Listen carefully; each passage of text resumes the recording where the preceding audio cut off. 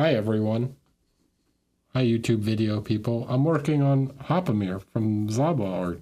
If you want to get this figure, the link's in the description. But yeah, I've just started to base coat his... I've been working on it a little bit while I've had time. I've been traveling and stuff. Adepticon and Warhammer Maastricht has kept me busy, but been getting some work done on this guy. So right now I'm just base coating his collar thing with a light tone so that we can build up there. Shabato, thanks for the tier 1, 13 months. Appreciate you.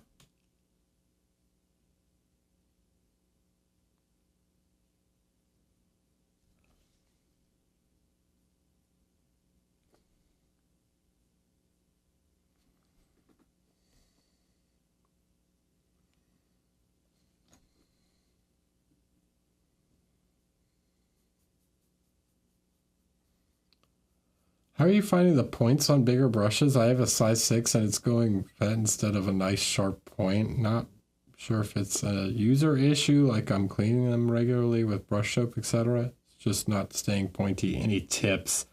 A size 6, you're definitely getting to the point. Like, yeah, my sweet spot is like a 3 for staying pointy.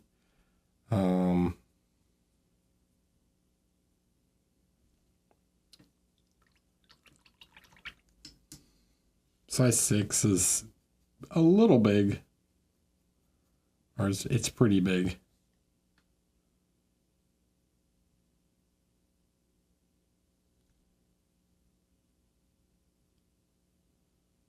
Yeah, I mean, you just have more volume, so it's naturally going, I think, gonna want to spread out a little bit.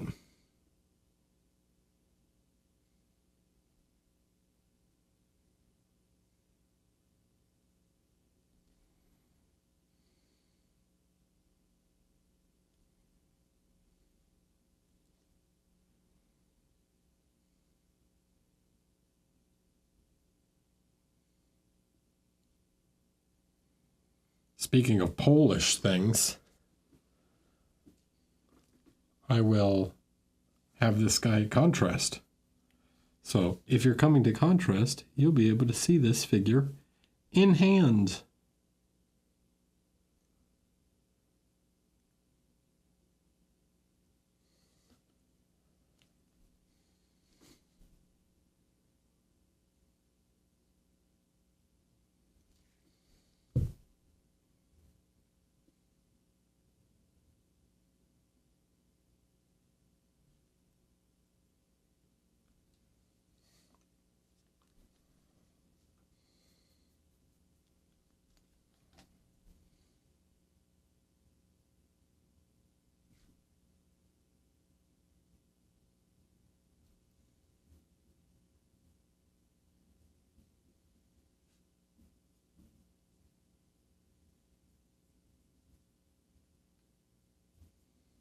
Okay, so am I excited for Screaming Gun? Yeah. Yeah, dude. Been staring out the window, waiting for the postman to show up with Screaming Gun. It's not true, but...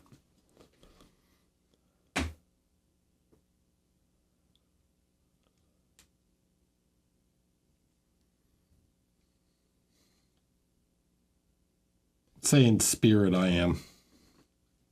So, right, so see here as we push that light brighter on this, should give a nice contrast to the darker fur and leather tones, help separate those things. While we have it, let's just do the part of the sleeve.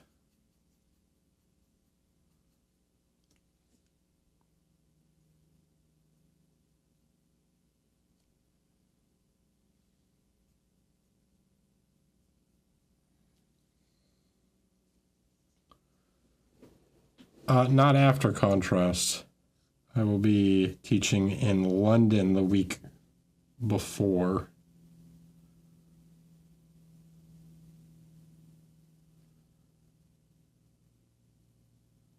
I literally just taught in the Netherlands. I just got back from the Netherlands. By the way, I'm also going to be teaching in, not Newcastle, but what is it called? Oh, geez. It's Warhammer. Come back to Barcelona? Okay. How about after Essen?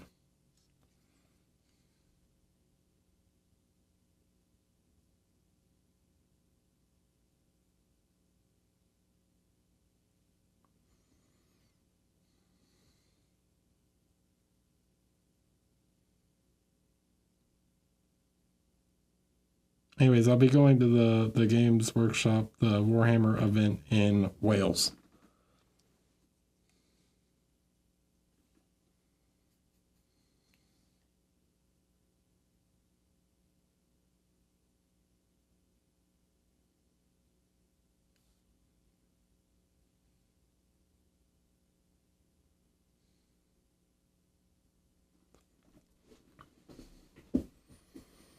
How goes the workouts? I just last 2 weeks, dude, I'm down 4.4 pounds.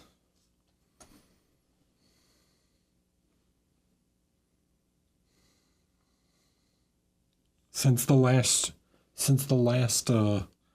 Wednesday stream when we were painting Slender Man.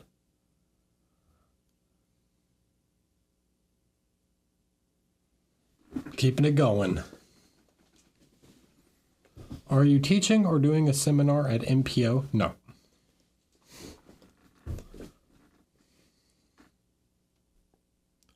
Yeah, I'm definitely withering away into nothing. I weigh 207 pounds. I'm not quite light heavyweight. Give me another week. Next week on stream, I'll be light heavyweight.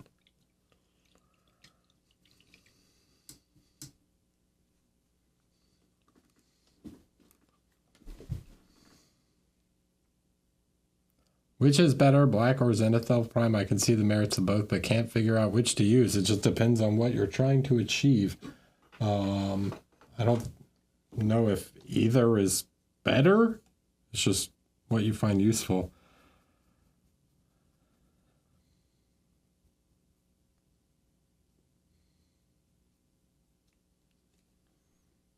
Nah, Pahea went up to heavyweight, dude.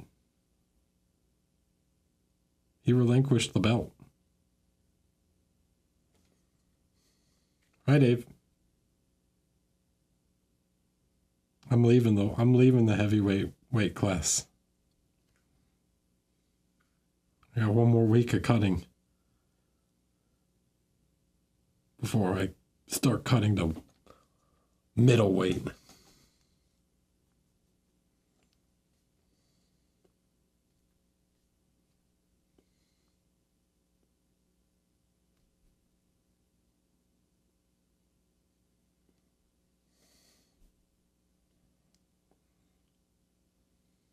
I watched this movie on the airplane called The Cut, starring Orlando Bloom.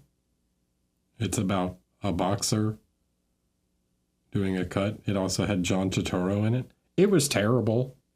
The most insane, unrealistic thing I've ever seen.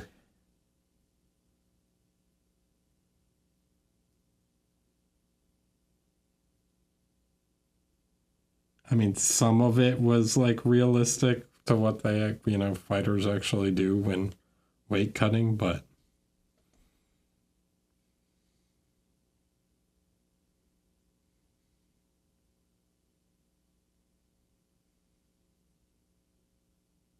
it was definitely dramatized to an extreme.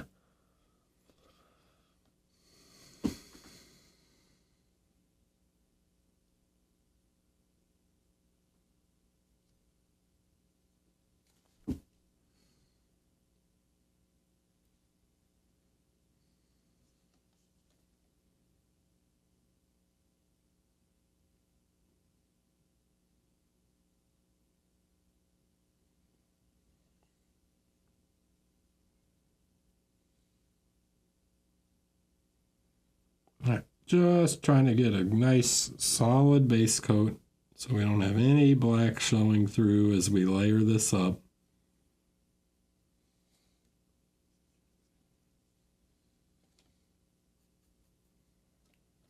How was my trip? It was good. Not too exciting. Just went and taught some classes. My buddy Carlos absolutely crushed the Kill Team tournament with Angels of Death. They're broken, guys. Better nerf them. One of the best players in the world won a tournament with Space Marines. Better nerf them.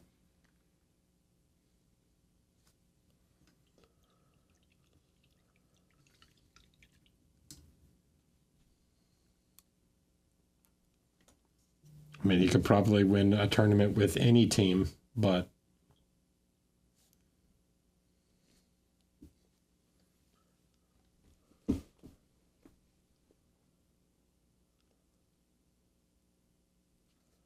you're probably painting in too thin of layers. I'm painting quite a thick layer here, and you should notice that I don't have visible paint buildup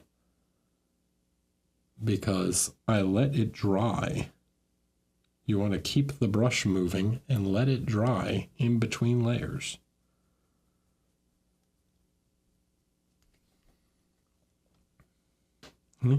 Thick boy. Just nice thick layer.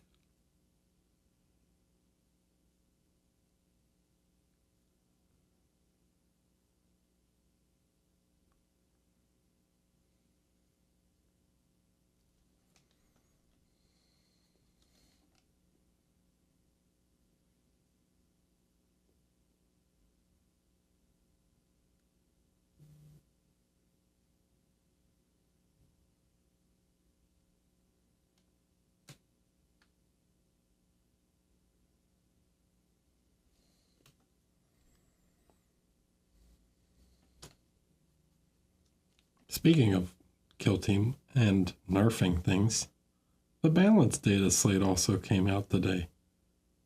And they nerfed the heck out of Wolf Scouts, so maybe I'll consider making that team now.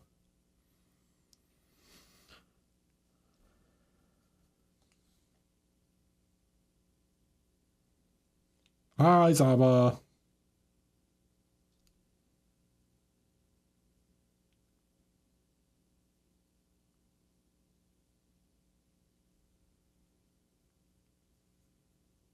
Time to convert a bunch of Phobos Wolf Scouts to Death Watch models.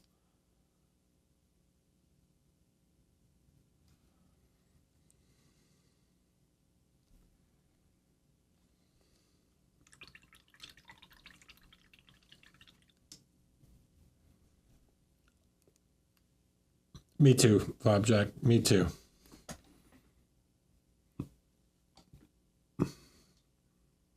I'm good. Trip was good. The Netherlands was fine. I had plenty of stewed beef and French fries and mayonnaise. I actually didn't eat that much French fries and mayonnaise, but I'm just joking on Netherlands cuisine.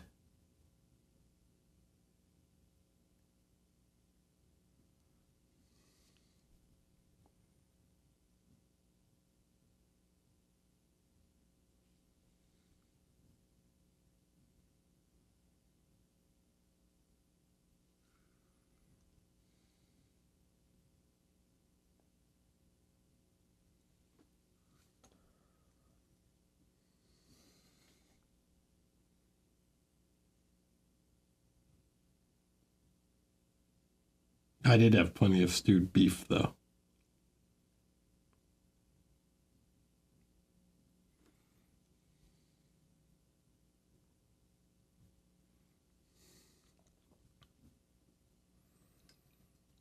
Is Kill Team pretty balanced then? I would say for 90 some percent of 97% or more of the player base, yes, it's quite balanced.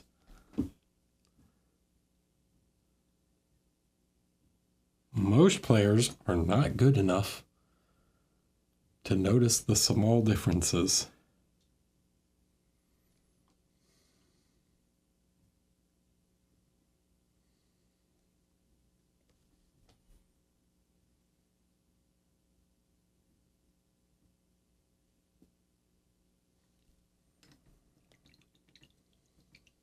They buff scouts, though. Woo, they're fixed now. They're not. But maybe they're okay. I'll give them a shot again. Dr. Flink. Thanks for the sub. Thanks for the prime. Appreciate it. All right. So that's feeling pretty good.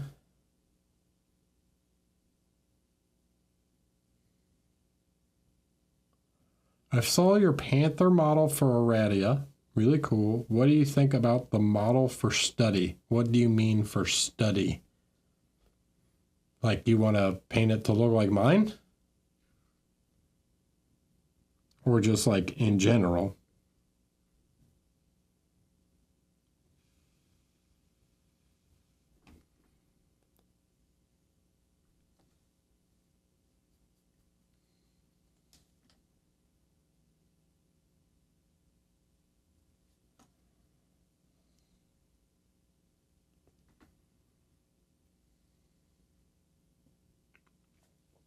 All right, let's start layering on top now. So that's a good start. I'm going to go with a light source, kind of like here. Let's do this. For study in general, I mean, it's a cool model. It's got plenty of space to like do some freehand fur and stuff. So if I turn this off, yeah. So I'm thinking something along, the light is supposed to be like kind of shining through his ears. So it's like something along these lines. This is supposed to be sort of how the light is positioned, but I might like bring it over a little bit. It's not like perfect or anything, but basically the light will be, because it's supposed to be like the subsurface scattering of the light passing through the ears. Right, so you can see all the veins. So I'm going to emphasize the light on the right side. Hi Eric, I was watching a Feedback Friday video and I feel like I see people refer to themselves as beginners or novices when their work is definitely much better than that. Why do you think people do that? I don't know. Maybe to protect their ego.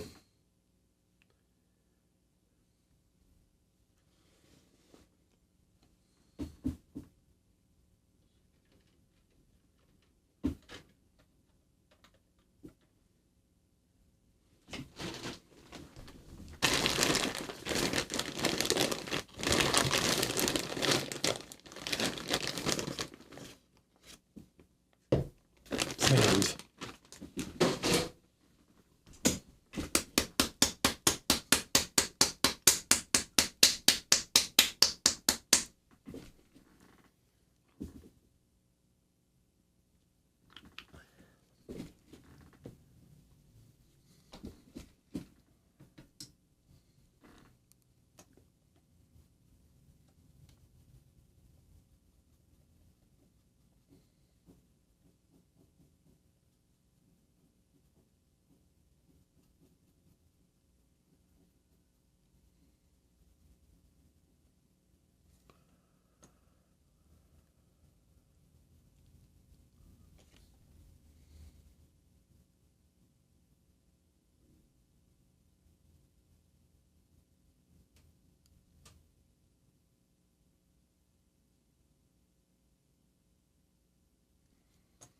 So yeah, that's sort of the color I want to go for. Just sort of a canvasy kind of tone.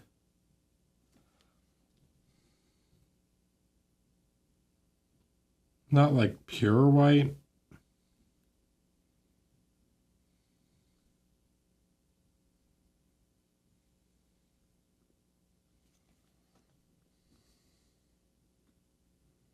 I might also cheat some light onto the front, even though the light of the ears doesn't exactly match that, just because I think it will look cooler to have some light sort of hitting the front of the hood thing here. Not hood, but collar.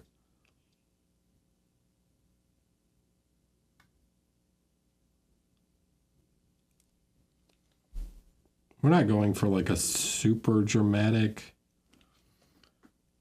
light scheme anyways, like not going for like crazy cast shadows or anything like that. Just a general sort of light. The ears thing was just from like a picture of a jackrabbit I saw that I was like, that's very cool. And I want to do it.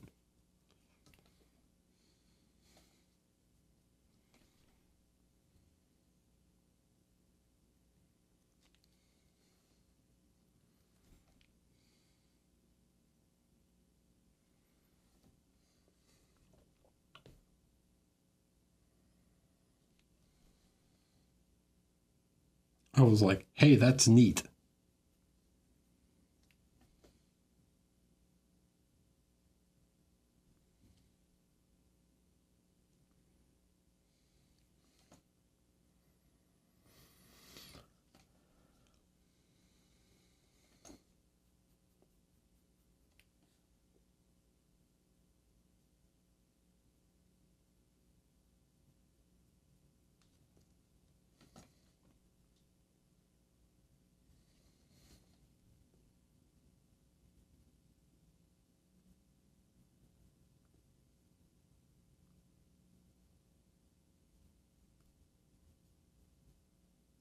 Sometimes I paint things just because it's neat.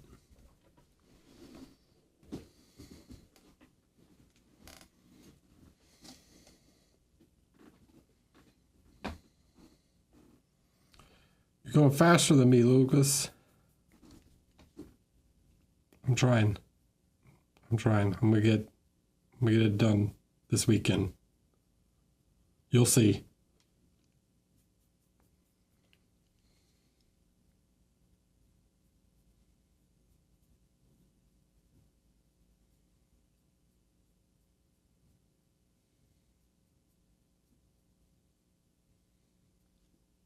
I made a mess. Oops. I'll fix it. It's fine.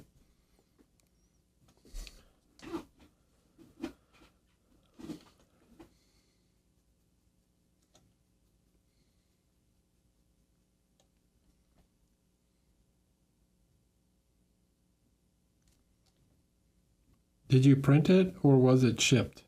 It was shipped. Lucas does the casting himself.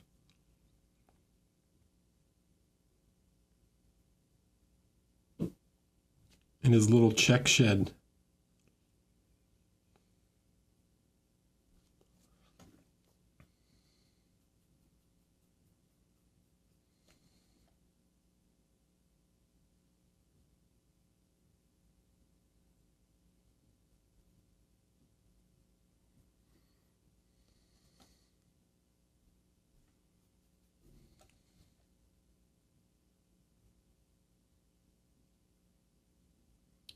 Good morning, Verno. How are you?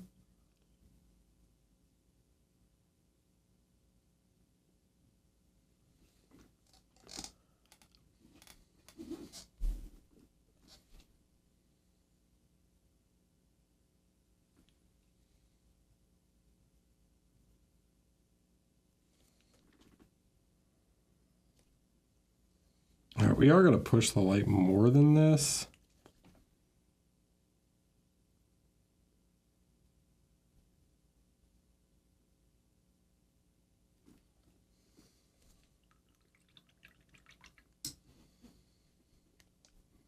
Thanks.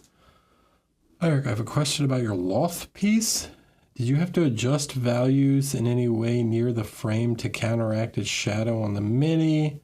I'm working on something similar and I'm worried about the top part of the frame will interfere with the composition a little bit, but not as much as you might think.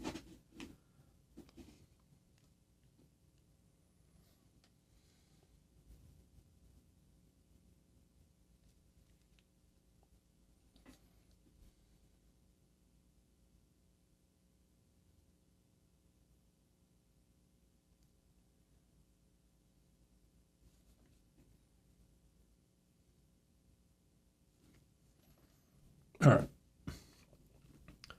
So that's the start. Then we're going to go even brighter. So I don't want it to get too yellow. That's quite yellow. So I'm going to add some like off-white sort of tone here. I'm going to go with this like light green gray.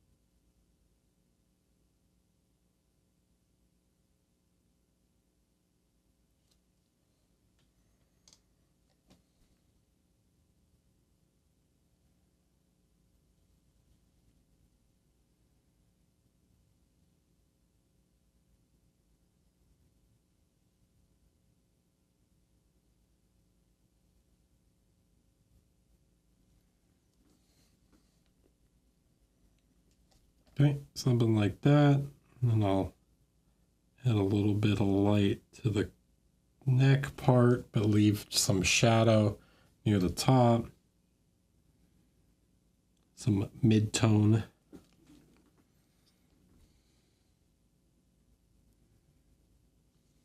And then as it wraps around the back, we can push the light a little bit more to create, because he's leaning over, there might be a bit more light on his back.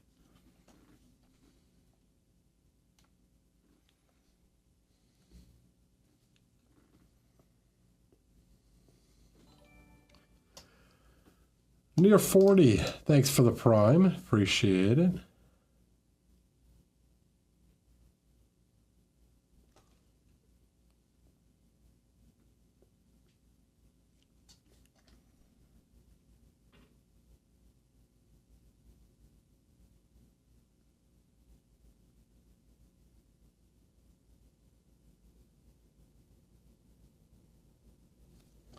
Okay, so this should match sort of the look we're going for there. And we can start to blend it a little bit.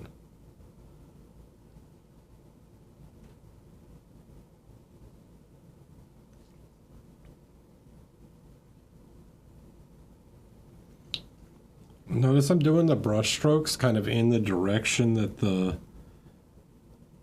cloth folds are facing or flowing. This gives allows me to use the brush strokes as a way to build some additional volume into the sculpt that's or enhance the volumes that are already there. A lot of times fabric will have these smaller micro volumes in it.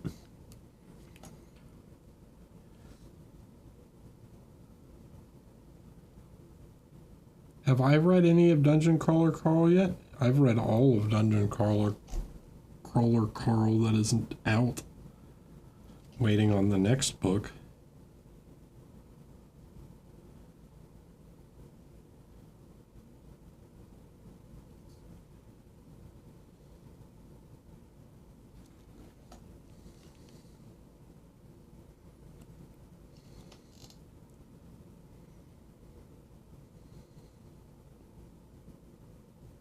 Eric, I just finished the Heroes. Will the Weirin bust ever be available again, or is that a one-time thing?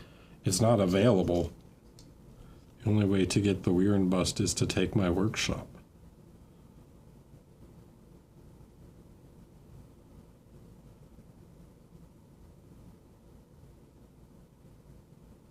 Or I graciously give you a copy of my bust for taking the workshop.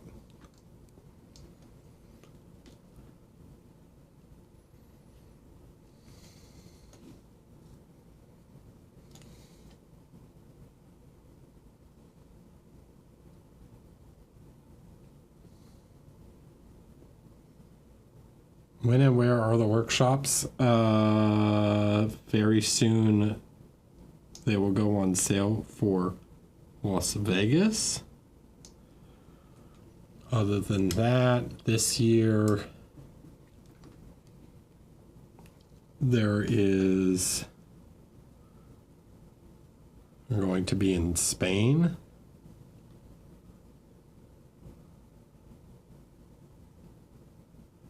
The audiobook narrator feels like he is trying to do a Patrick Warburton impression.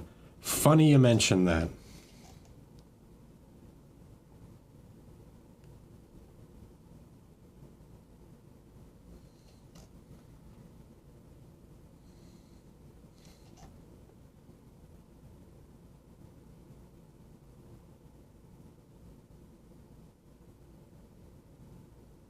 No spoilers, chat.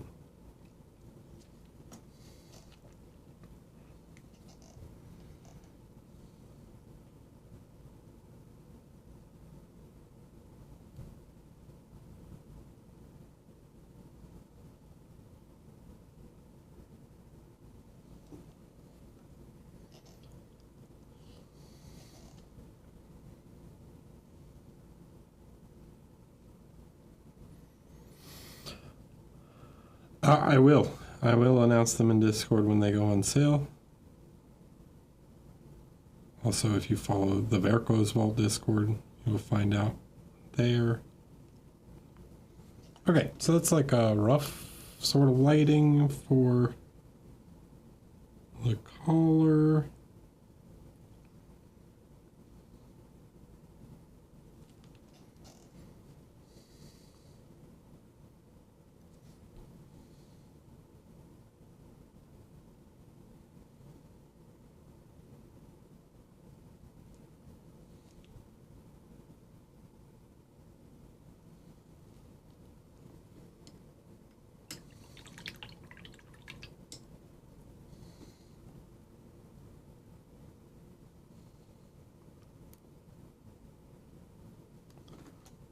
Hi, Treximal.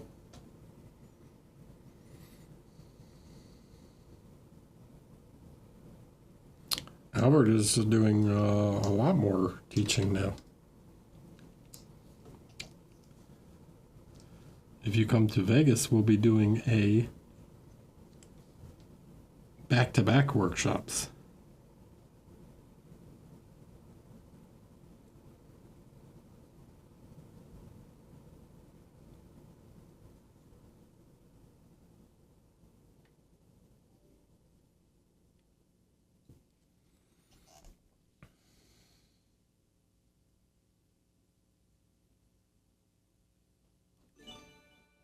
Who's that? Thanks for the gifted tier 1, Treximal.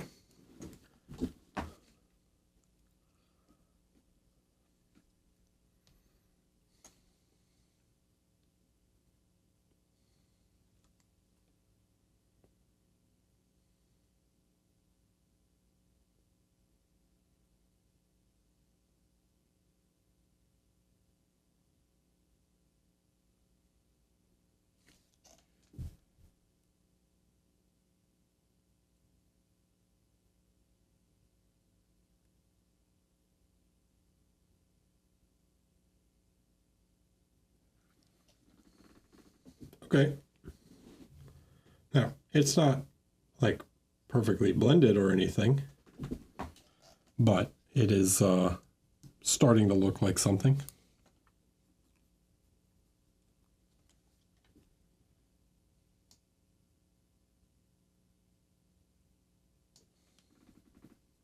I think I need to have the light wrap around the back some more.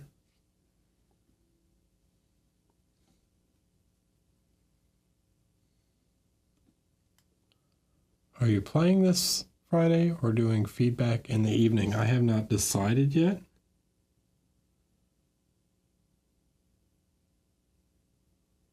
We'll see how I feel.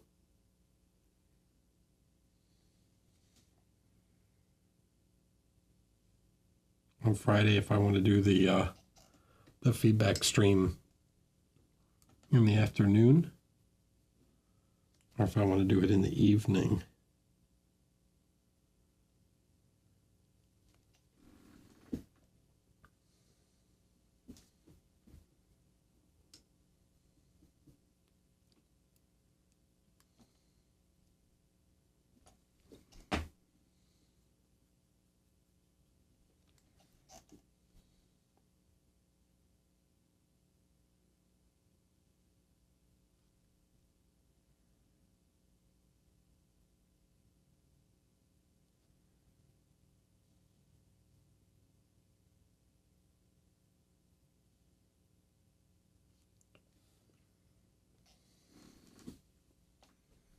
Oh, this is a humanoid rabbit. Yeah.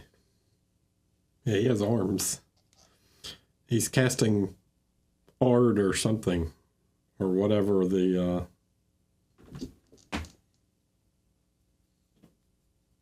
non-copyrighted version of art is.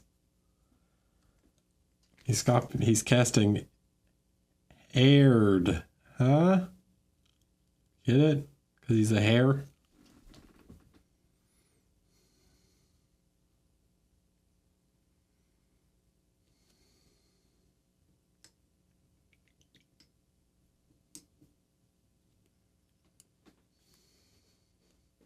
What style of brush is that called with the pinched metal? A filbert?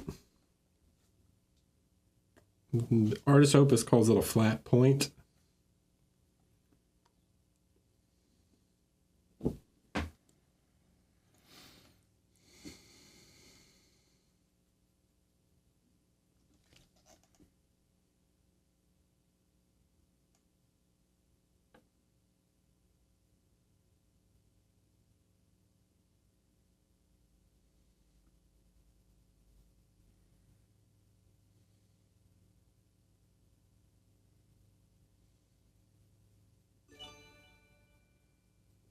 Who's that?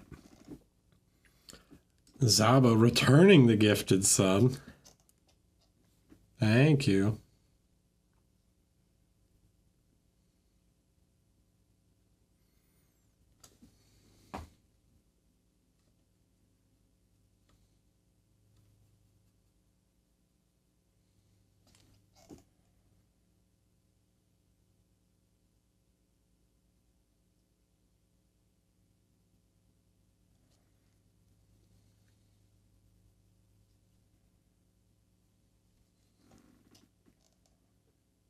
Yeah, it's almost right.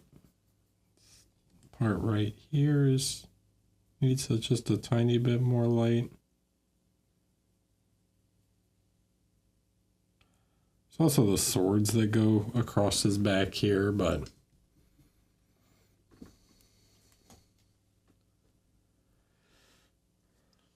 yeah, make sure you check out the figures. They're cool.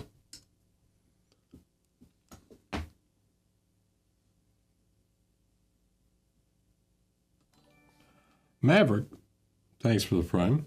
Appreciate it.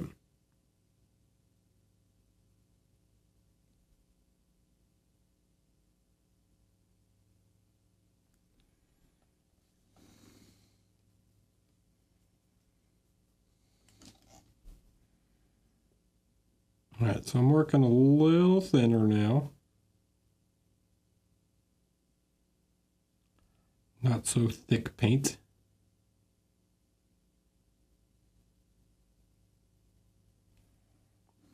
In order to build up the layers a little more gradually.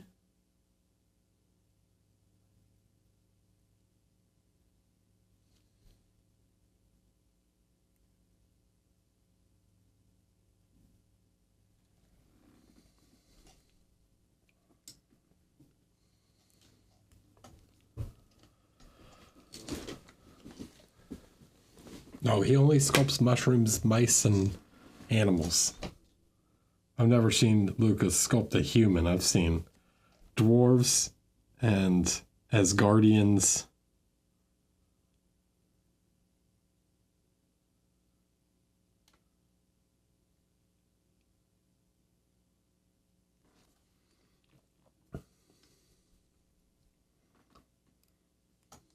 and candles and trolls and orcs and crabs and octopus, octopi,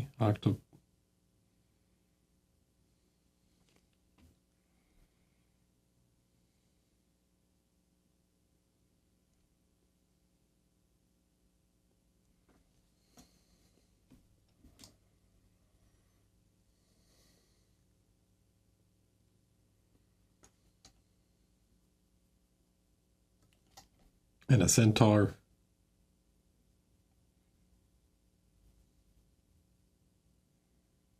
Who was it that got, Lucas, who was it that got mad at you at World Model Expo for putting the giant centaur right in front of their figure and it smoked? Like, that was so funny. Someone was not happy about Lucas covering their figure with his gigantic backdrop.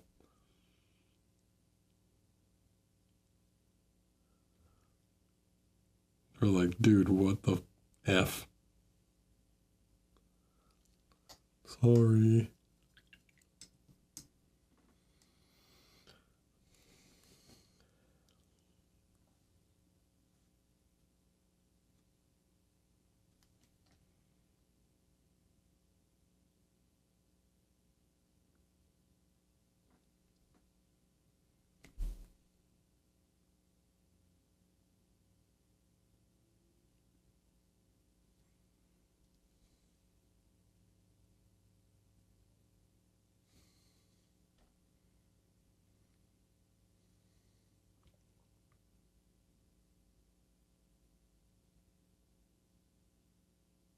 This was in the Netherlands, the first one back.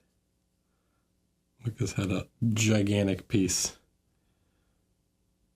And there was like no table space, so he found like the one spot he could, and it just like put it in front of this other guy's model, and it just completely obscured it so you couldn't see it at all.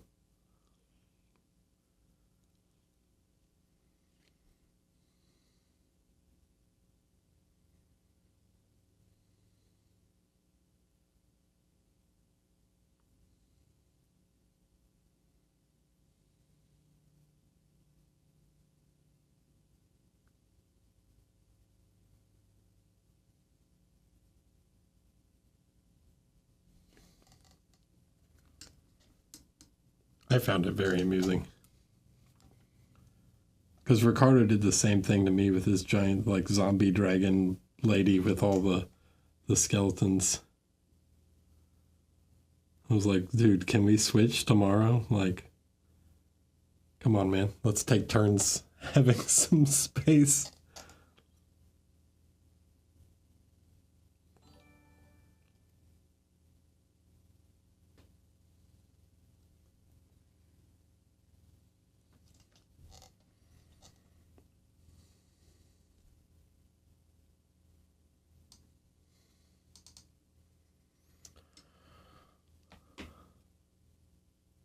F. Joe Pran.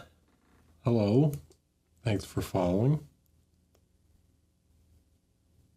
Okay, I'm feeling okay about this. It still needs some more work and some additional shadows here and there, but it is getting there in terms of light.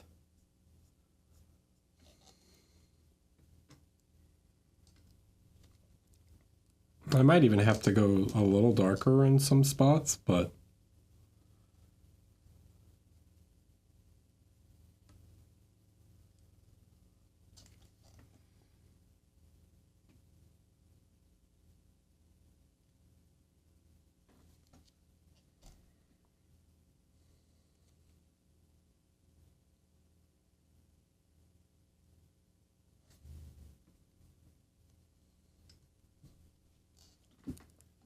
I feel okay about that value.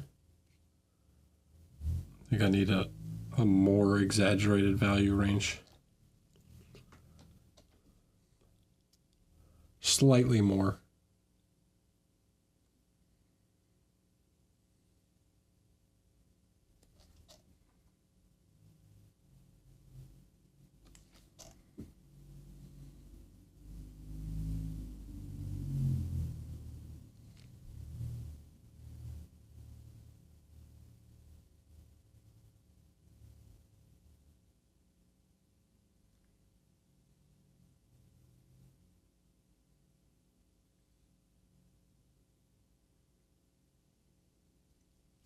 Yeah, my Mephiston got completely covered by Ricardo's piece.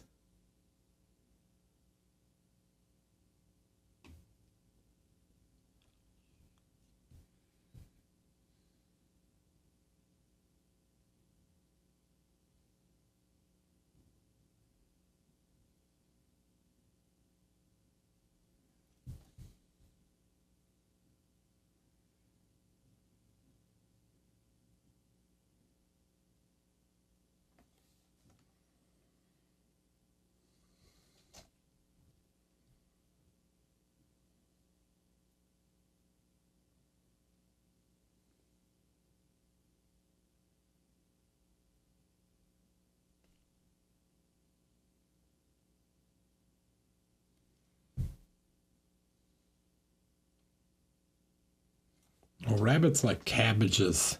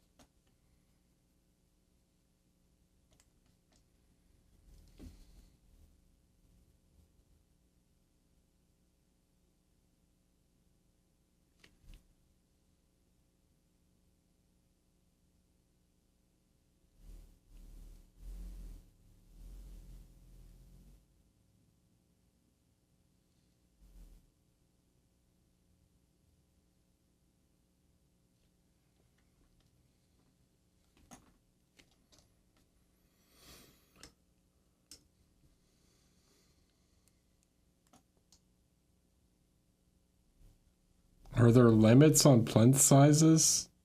I mean, in some contests, yeah.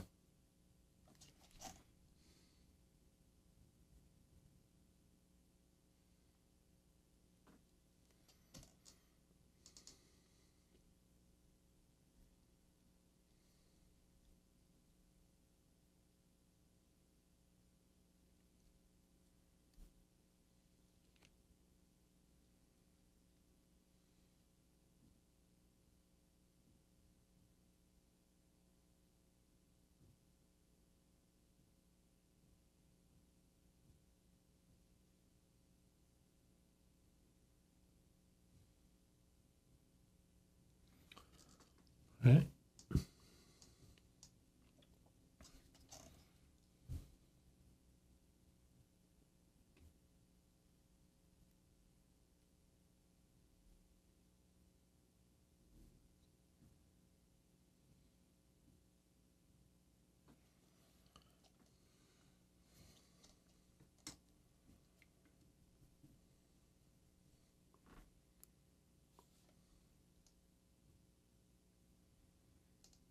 And decide if this should be a little darker or not. Feels okay.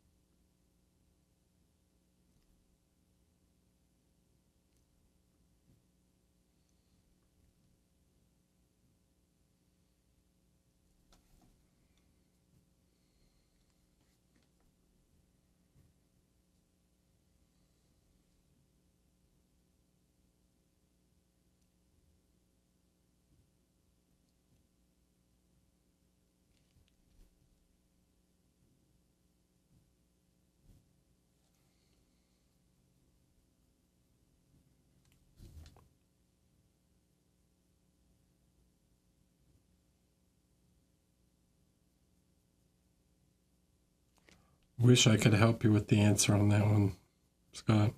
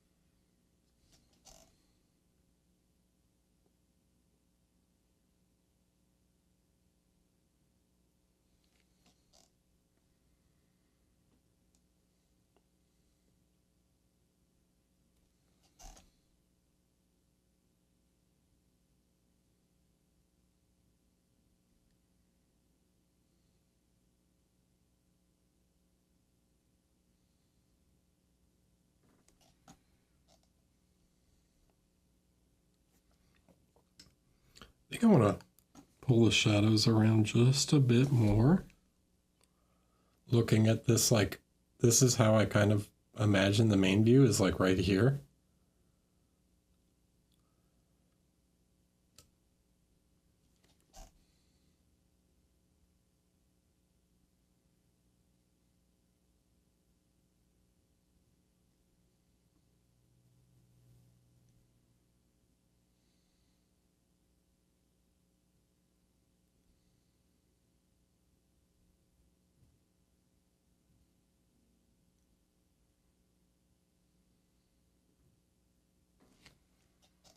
Something just like that.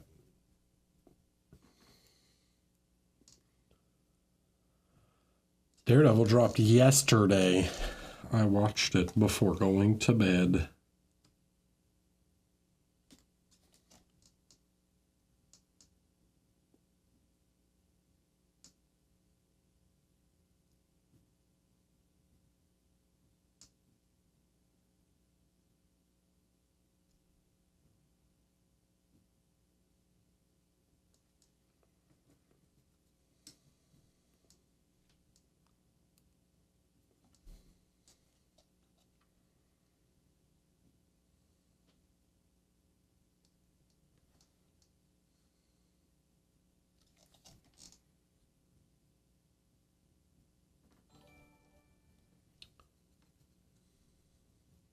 Yeah.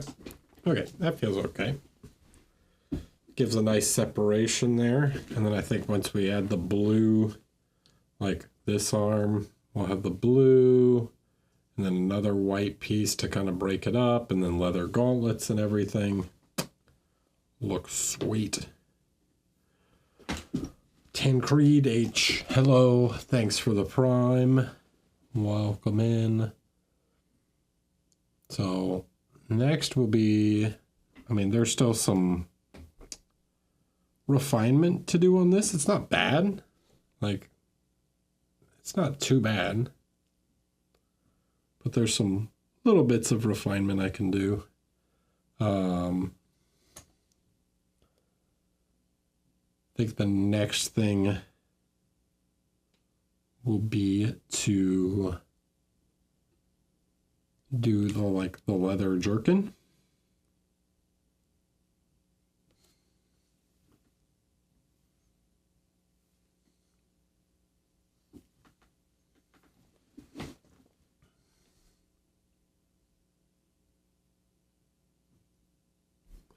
Can you ask how I did the fur? I would go watch. If you want to see how I do fur, I would watch. Well, there's a Chimera video that I did where I paint a horse for Asteria. That one has shorter fur like this. Or you could watch the Spira orc, where I do the headdress, like the boar headdress.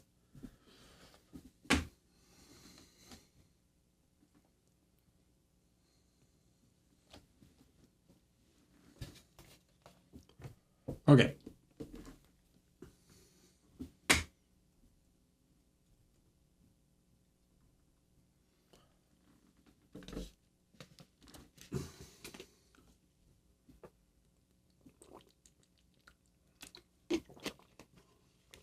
All right, I'm going to take a quick break. I'll be right back, and we will continue on with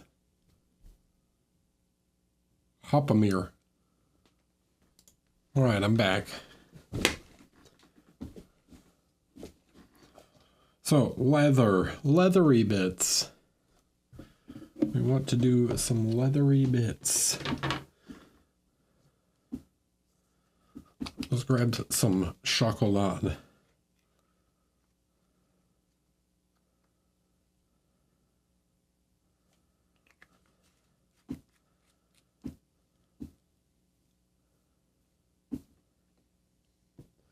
And then we'll grab some elf blue to desaturate and add some value. Now the leathery parts are going to mostly be dark here. I might even need some. This is a really dark brown, by the way.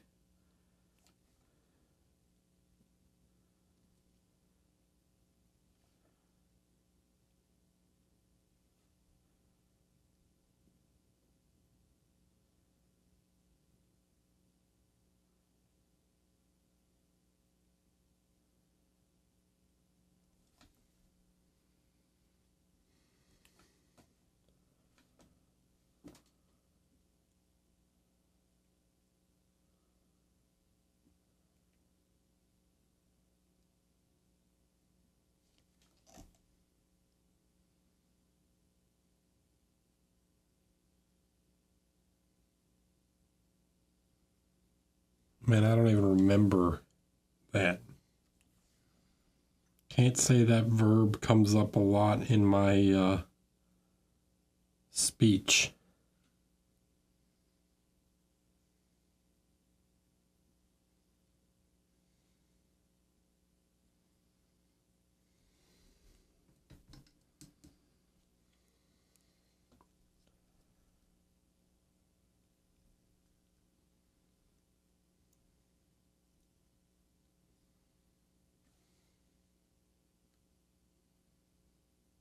So there's two ways that I can do this, but I'm going to focus the front more with this bluish tone. See, like it turns kind of gray where this sort of highlight is. We're going to create this sort of purplish highlight to the leather jerkin here.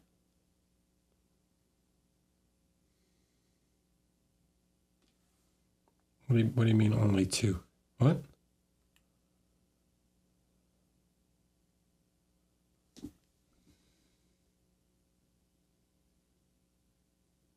Huh?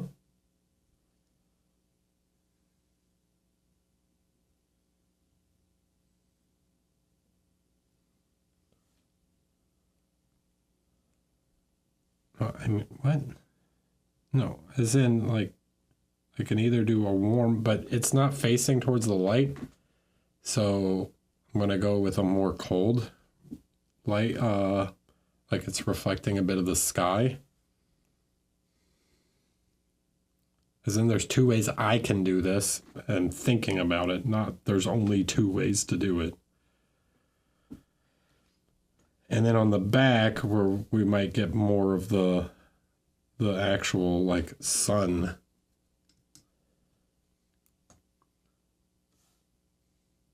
We can mix more with a slightly more warm tone.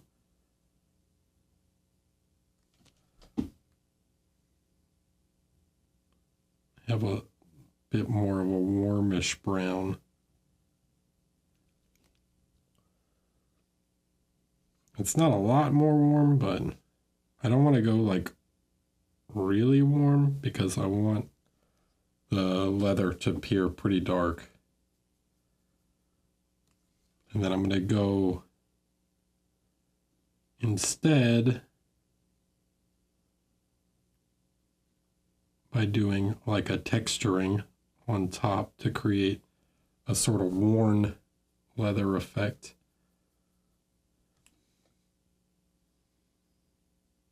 Kind of like I did down here.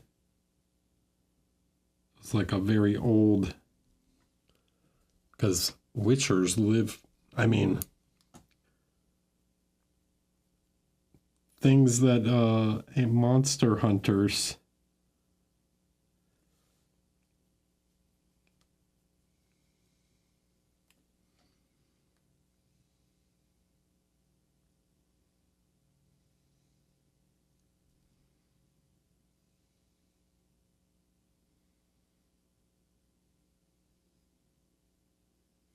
they live for a long time, and he's probably been wearing this armor for quite some time.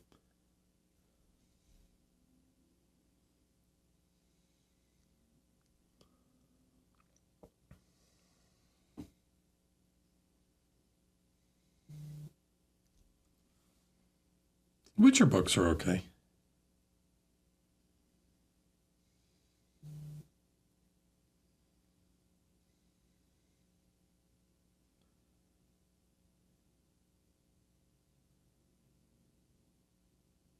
I like the short stories a little more. I didn't love the newest one. Felt like Andrei Sapkowski was like, I need money.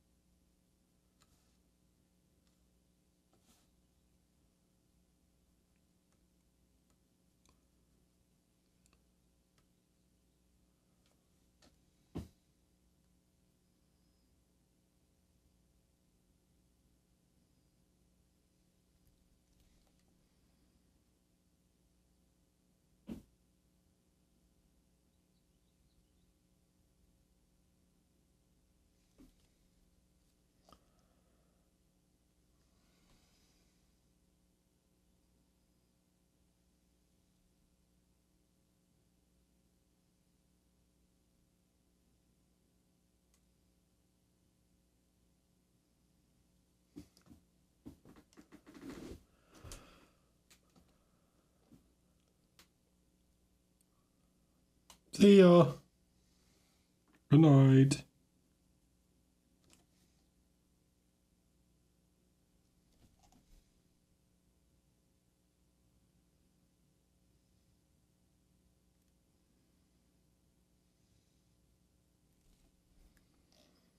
Andre's also a totally salty bitch about the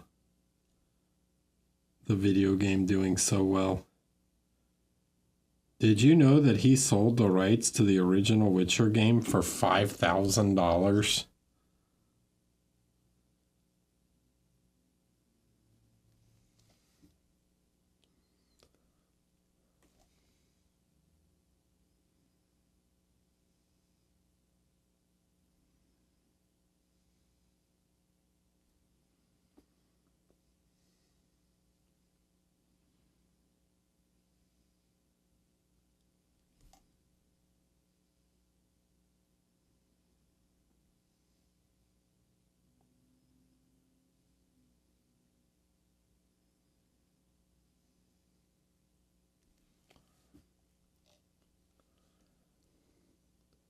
And he was like, yeah, well, here's the thing that's funny.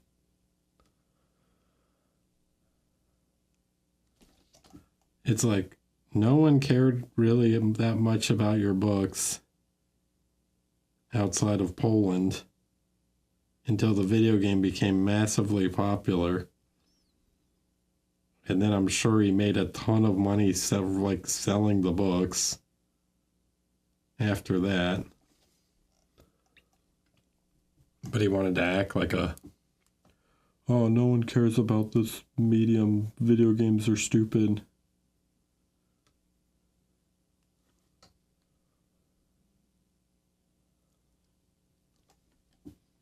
Like, the video game is the only reason your book sold, idiot.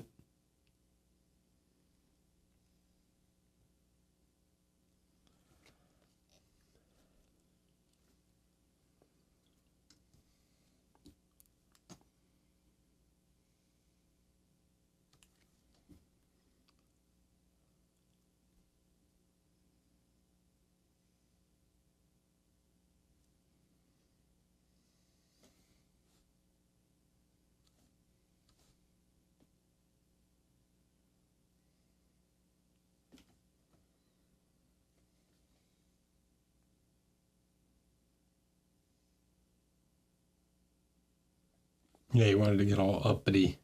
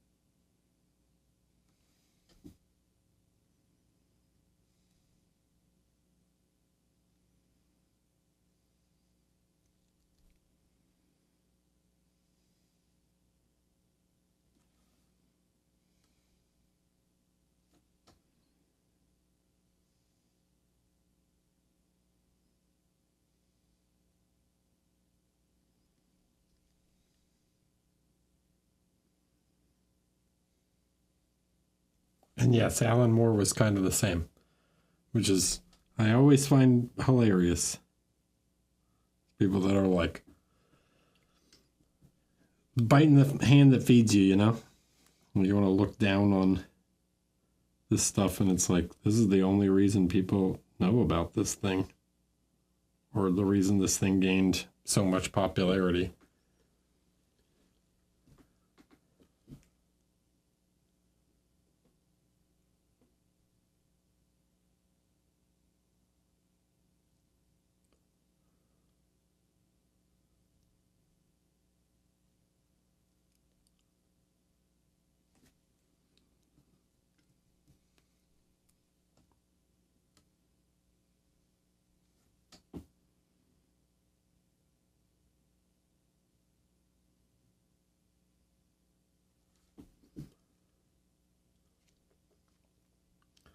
So that's the kind of dark leather we're looking for.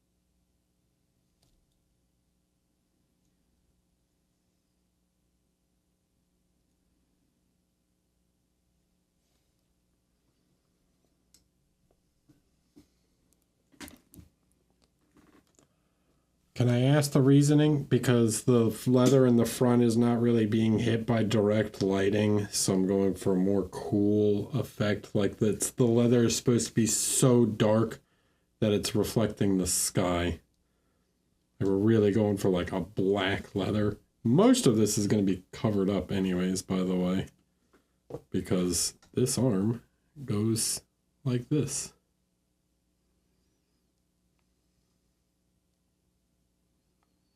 Somehow.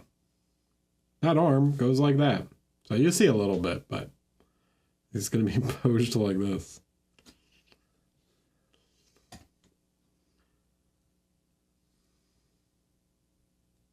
Yeah, he's hunched over, right? So it's like that. In fact, I might make it a little even darker now, seeing it with the arm on there. And stick to doing mostly just the texturing.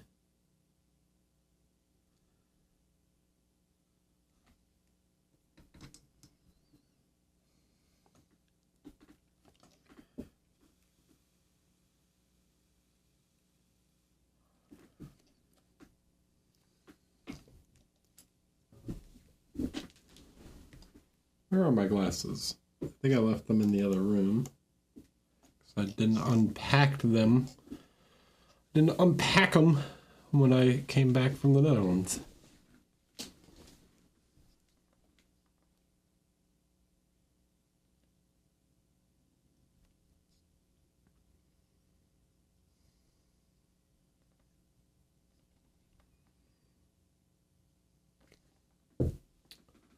Need leather colors.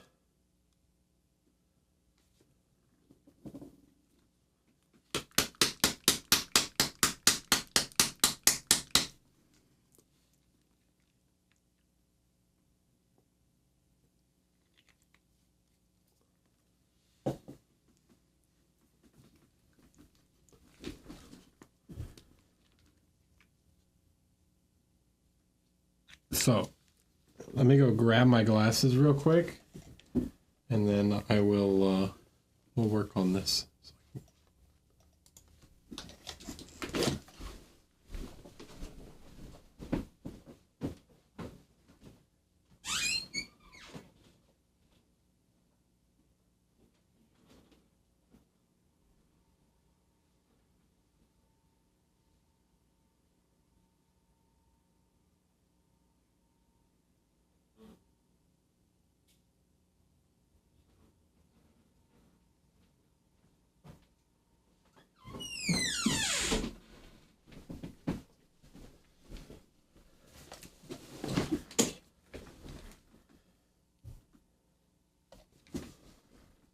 All right, here we go. So the idea is going to be a similar texture to what we sort of did down here, but because the belt bends in a cylinder around the waist, the cracks tend to be more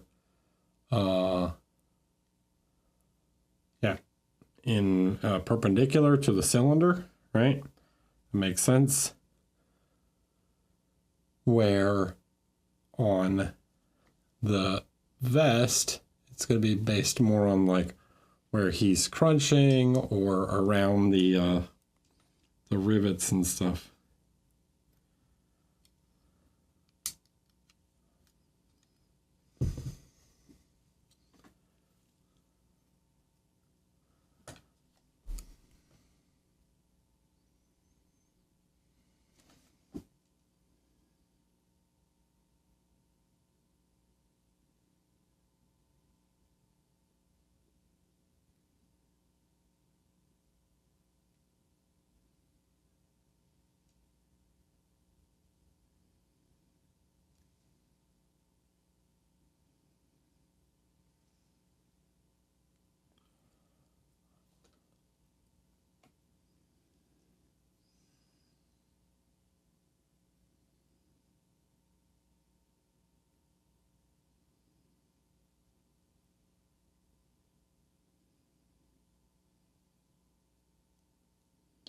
So we're going to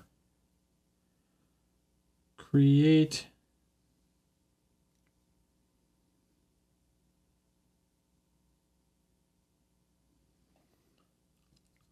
some cracking in his leather. And I'm going to start by using the dark brown to get some of the larger cracks.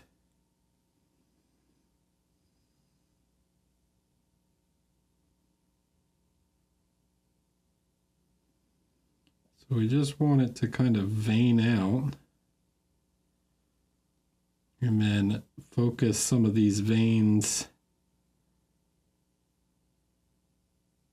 around these edges, but we're going to go, yeah, it's not going to be quite so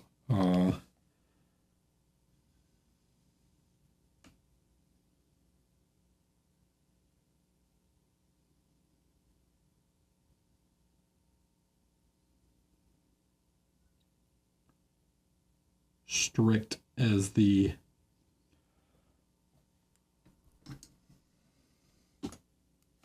belt.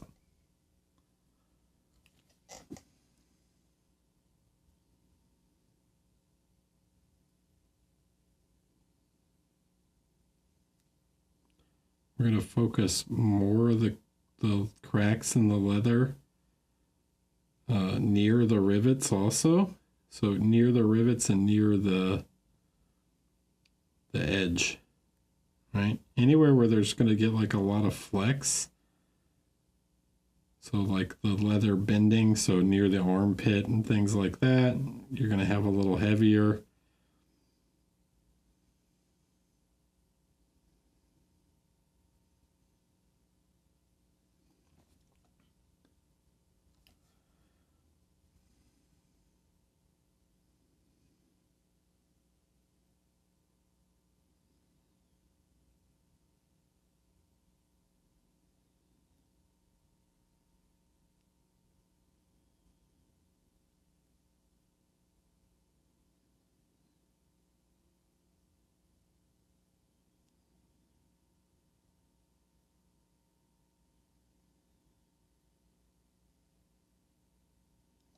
But yeah, leather is skin, right?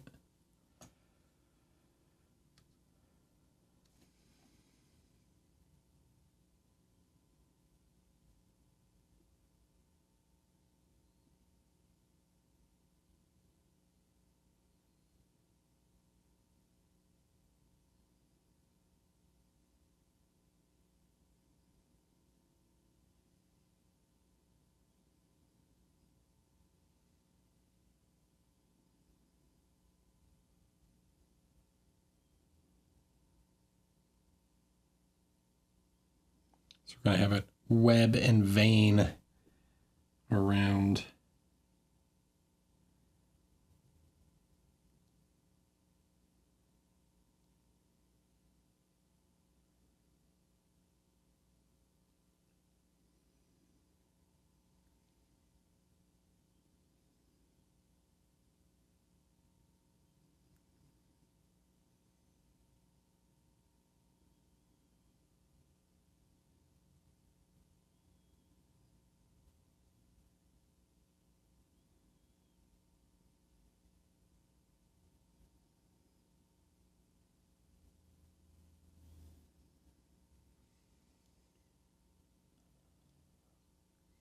Right?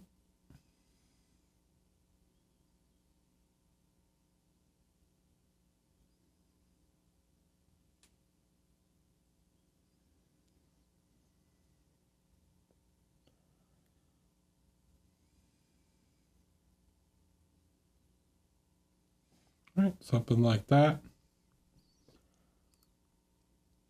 Okay, so that'll get us sort of the dark crags, and then we're going to take some of these guys. Add just a little bit of this just to lighten it up some. It's got a little more opacity.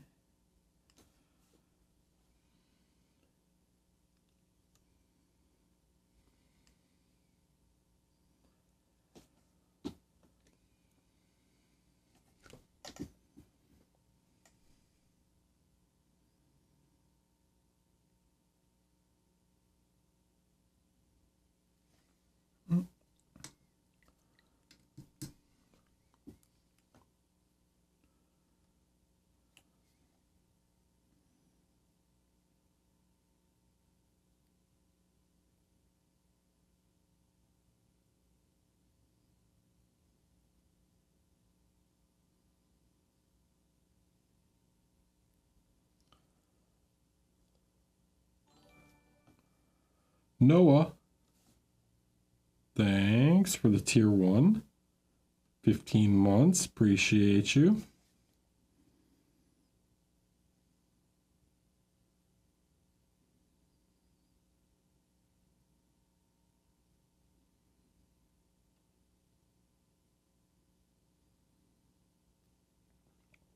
Okay, so we're just going to go around and sort of follow these cracks that we've created.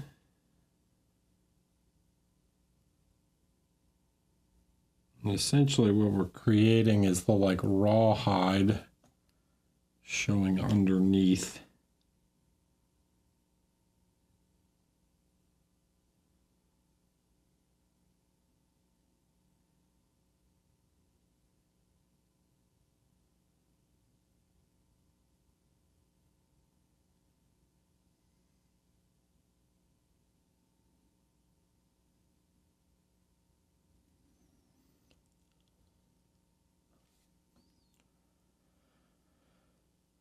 Speedmark, hello, I'm good, how are you?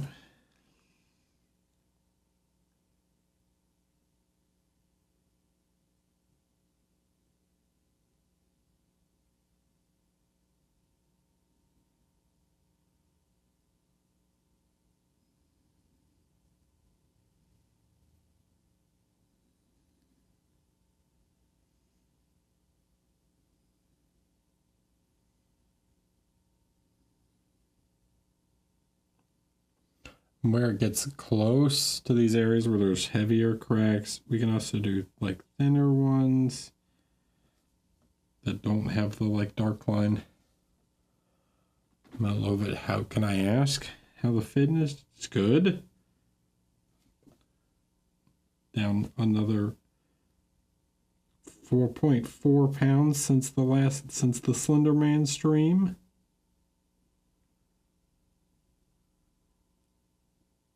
And in the last few weeks, my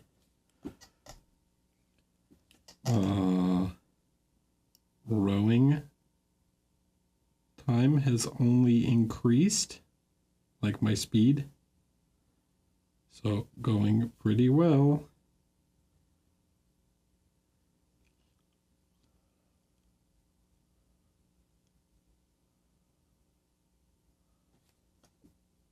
You see me eat the paint? No, I don't eat paint.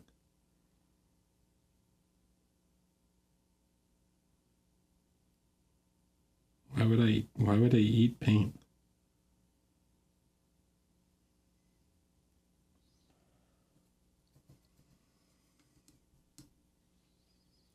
You mean when I do that? The brush is clean when I do that. I'm just shaping the tip.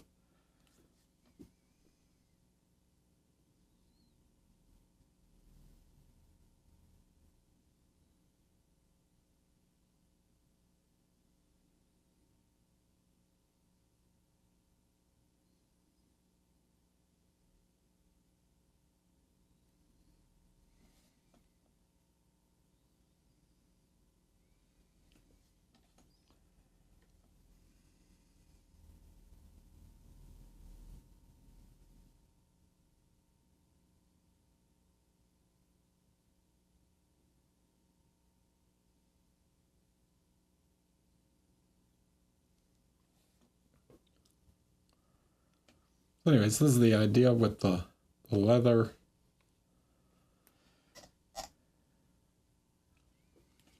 And then as we get to some of the edges and stuff, I know I did like this shiny edge here. I'm gonna start doing like dots and maybe thicker lines.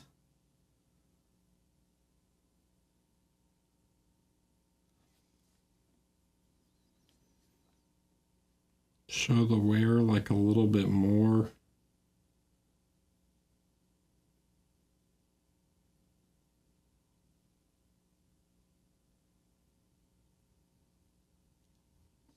The cracks are heavier towards the outside, you know.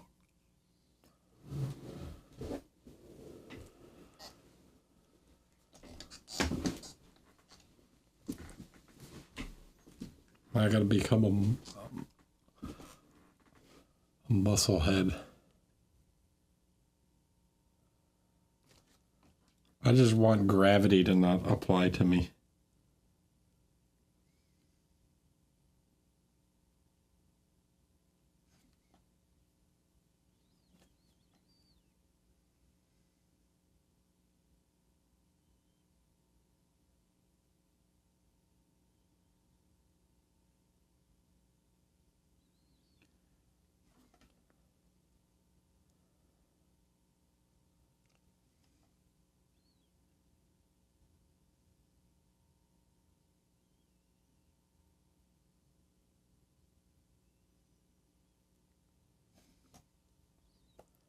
Not trying to get huge.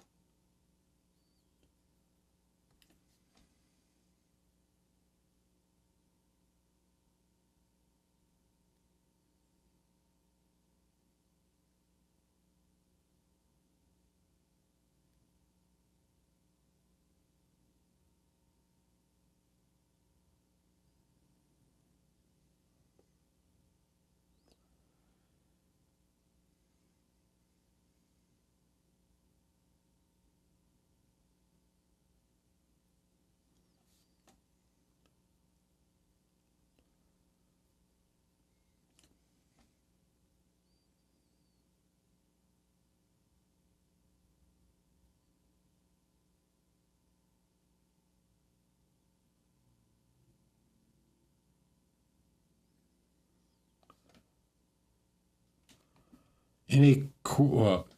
I don't know if I would call it cool, but apparently I've lost some weight on my butt, and the flight to and from the Netherlands was really uncomfortable. Turns out you have padding on your butt.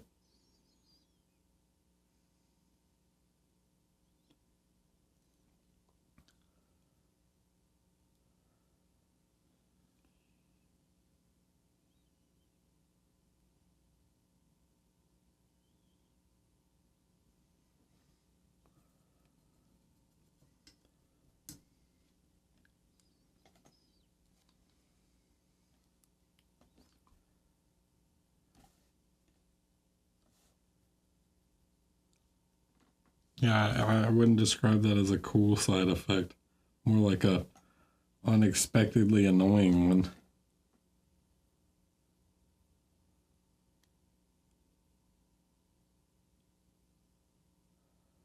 I started painting my first mini the other day, but this is pro level painting, god dang.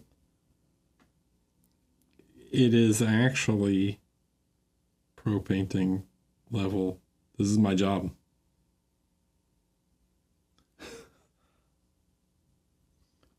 No, I was teaching. I went to the Warhammer Open in the Netherlands to teach painting classes.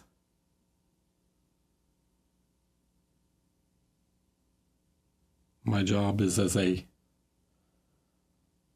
miniature painting teacher and professional box art painter.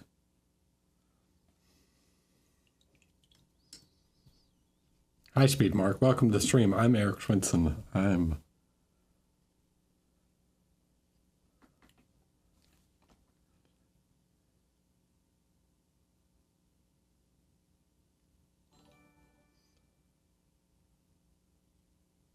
maybe all except for Golden Demon. Pretty much.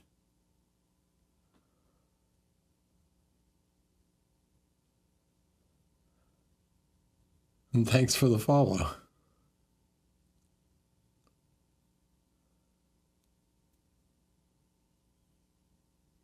I did say yet. Maybe I can't do it this year. Kind of busy judging it this year.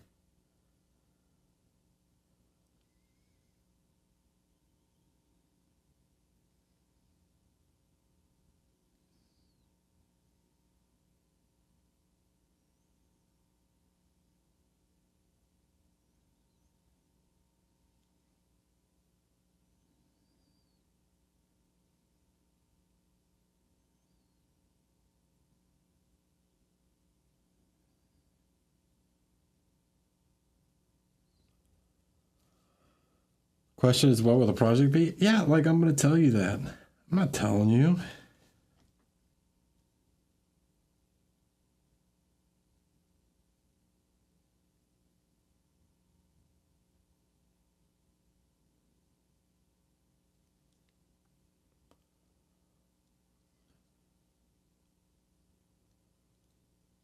I was in Maastricht. Maastricht. I don't know how to say it. Maastricht?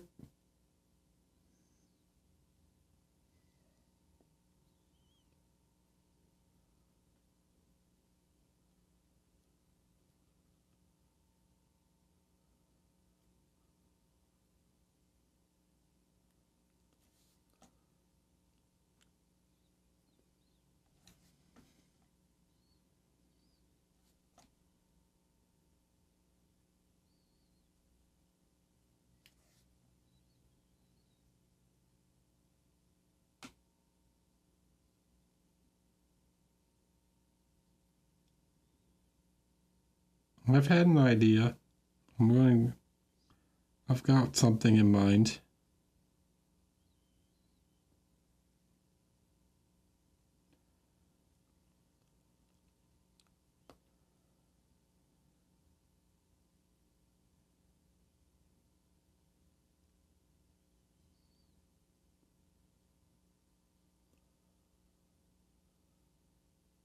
Was the What event, or was it no, it was at the Warhammer Open at the convention center.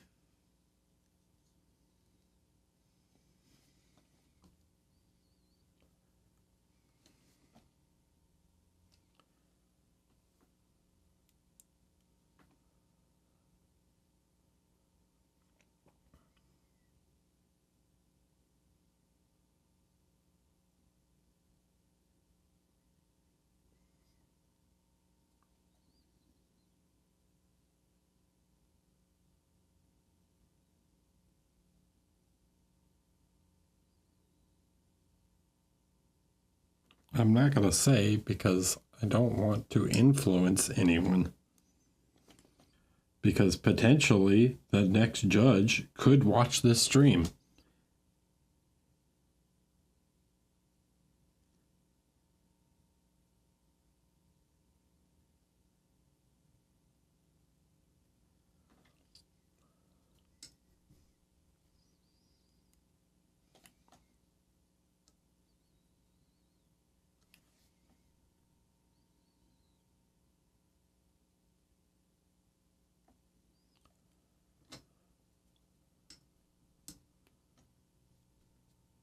Who can say who the next judge will even be? Games Workshop, they can say.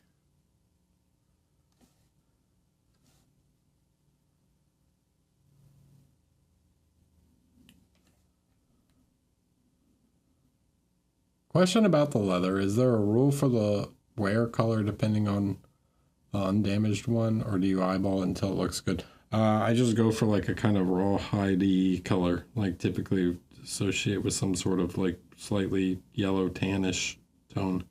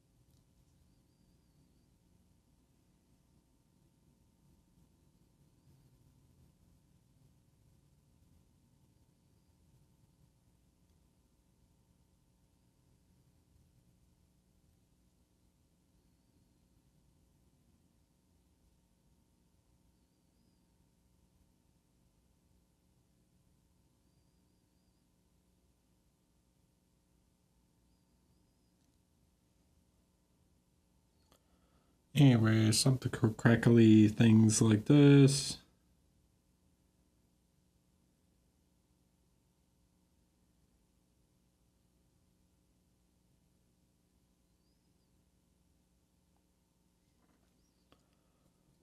Looks like leather, I guess.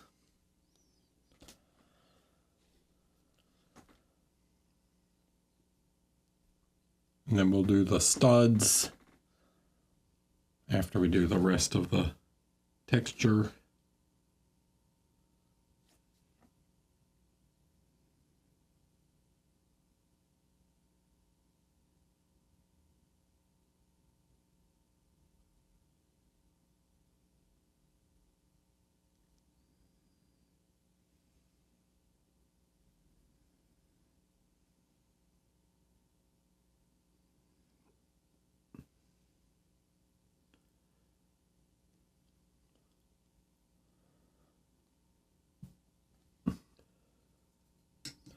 Now, I do want to push it a little bit in some spots to show where the like cracks and stuff are catching light a bit more.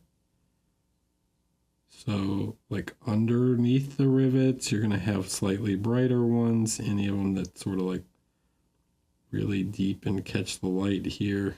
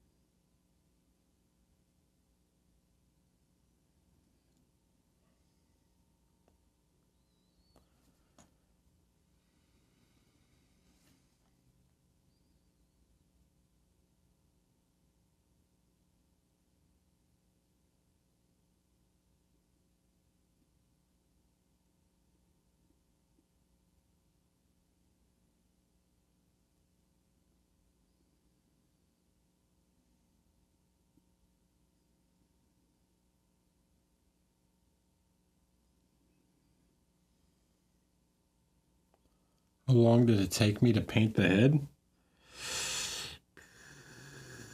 2 evenings, I think. Not that long.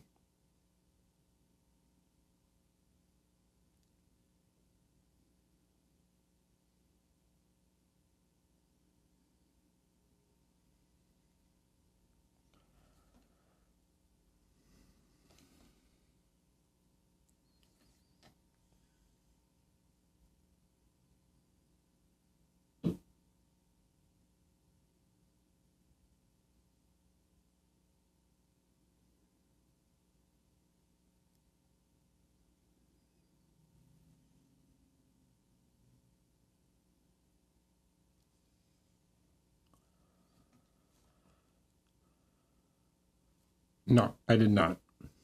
I did it before the figure was announced. I was hoping to have it done before the figure was announced, but I got a little busy with travel. So now we're working on it on stream a little.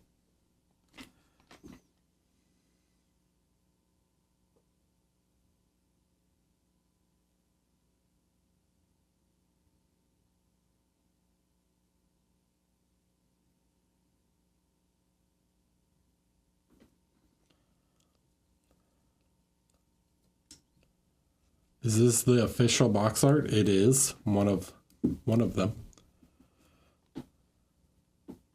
What's been your favorite orc to paint? Probably Thrall. I would say definitely Thrall. I really liked the Black Crow one also by Max Dunbar. Not the one on the boar. The boar was a bit much.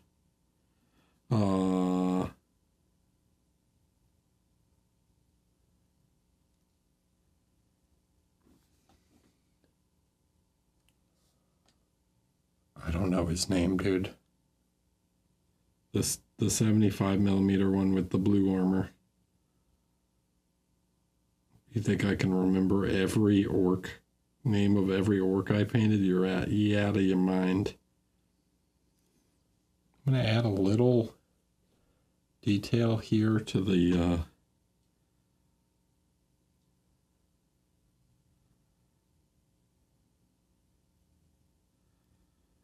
neck thing.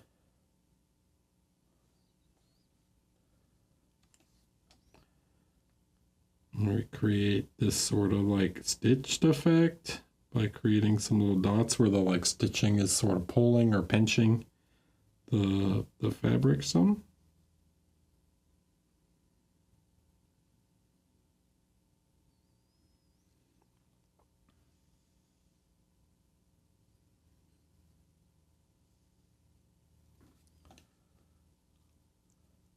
I can't remember the name of the figure I painted last week. I'm not going to remember.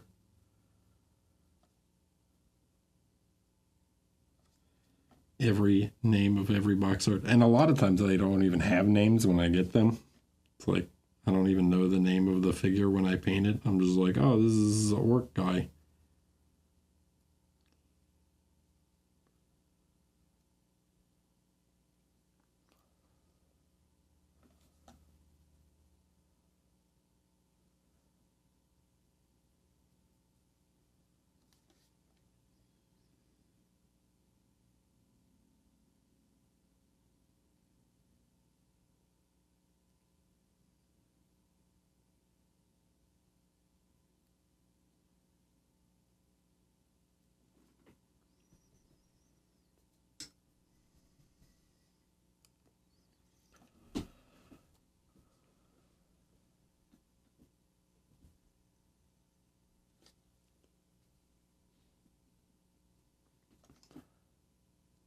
So we can use that to create a little extra detail to the fabric here, and you can play around with the like length of these to sort of show, create some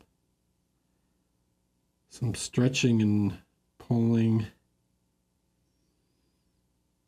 We can even do a little bit of shadow work.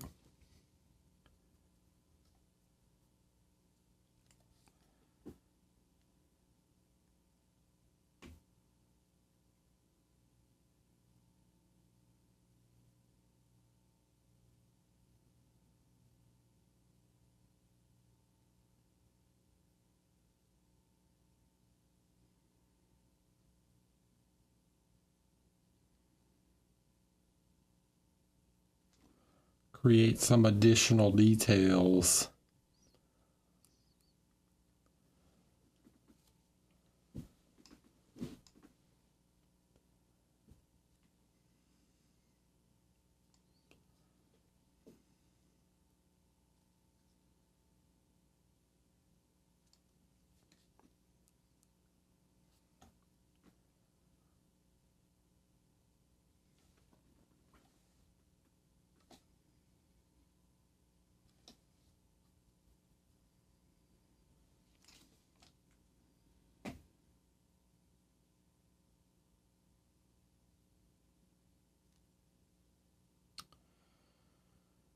I'm worried that's going to be too bright, so I might do these like the more yellowish leather color instead.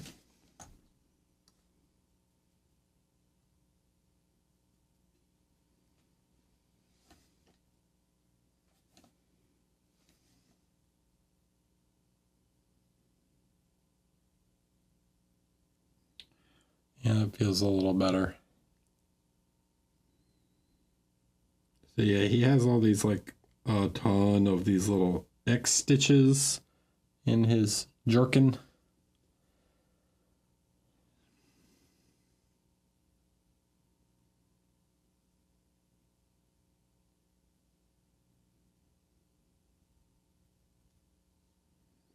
And I'm just trying to figure out what tone I want to paint them. They're a small detail, but they're there. So I gotta make them stand out a little bit, but I don't want them to be like absurdly overpowering.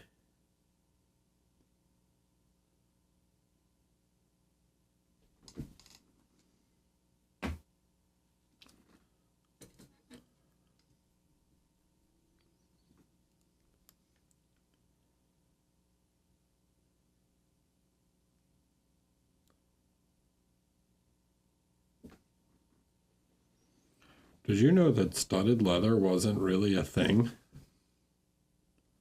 Fantasy trope.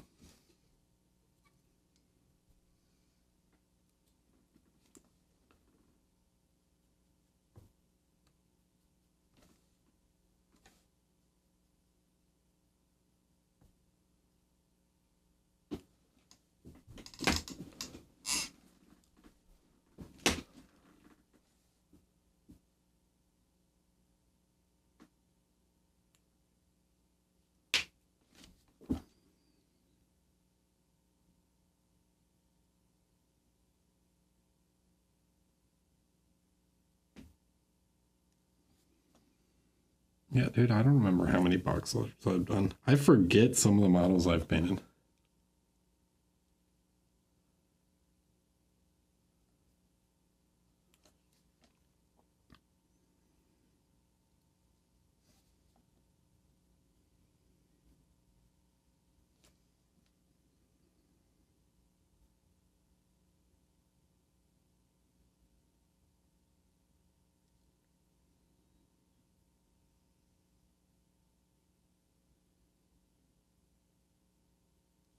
Someone left a comment on the Harrow werewolf, the Max Dunbar werewolf with the moon backdrop that I did, and I was like, oh yeah, I forgot I painted that. Our feedback Fridays just open to any subs plus Discord. Yeah, you have to be to submit. Obviously, anyone can watch, but to submit, you must be a sub on Twitch, and then yeah, you gotta join the Discord and link your Discord to your Twitch account.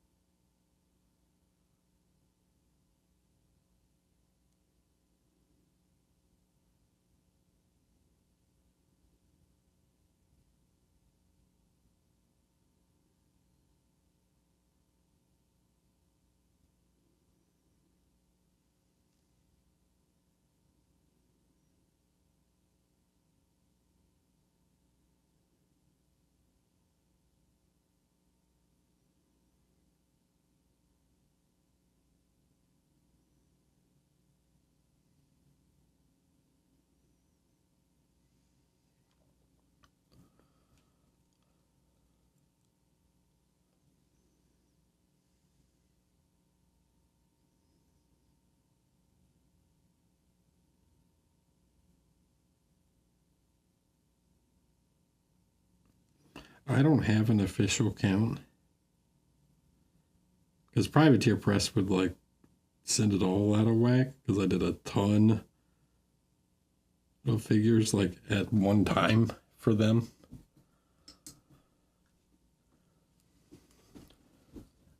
No, I did not do the bust. That was Mark Mosklin's.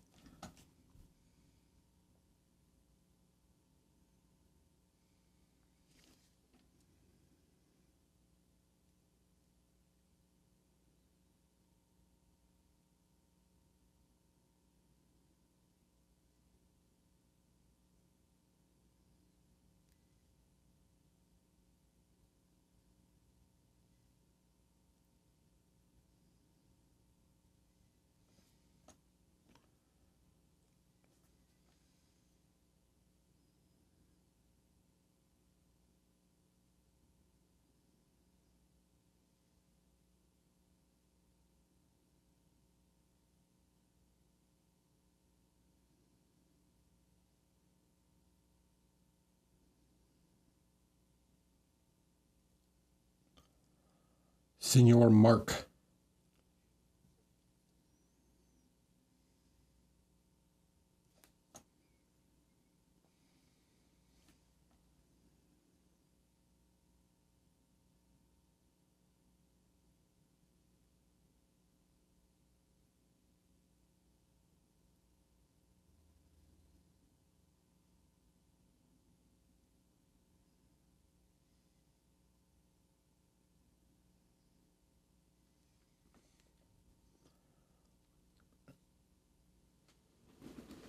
No.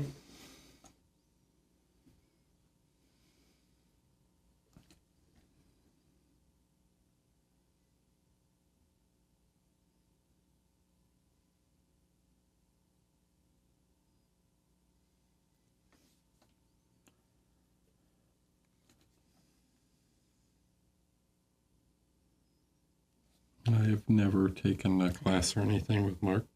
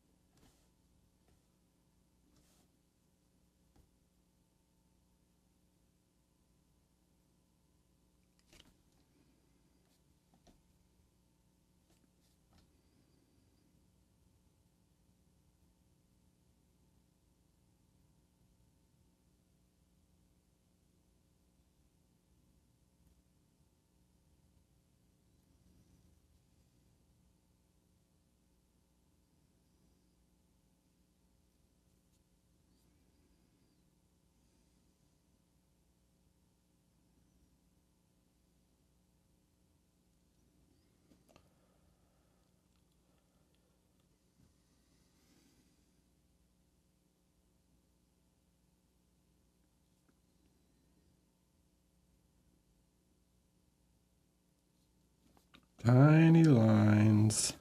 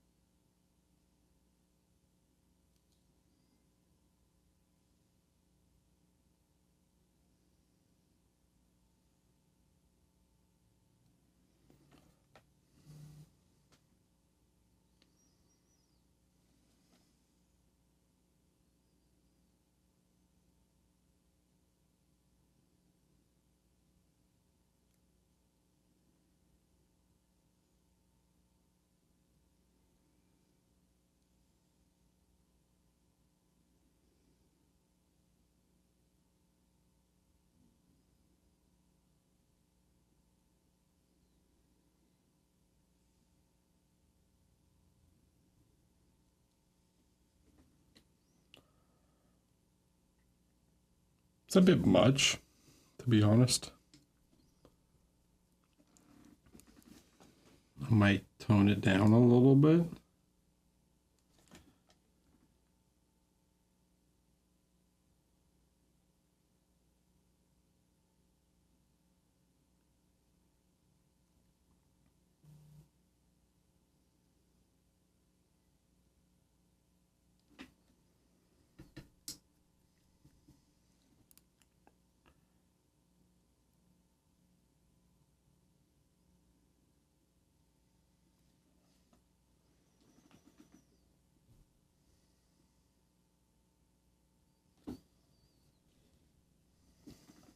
I want it to be an effect, but not like so strong that you can see it from too far. I want it to be more thing you see when you look like up close.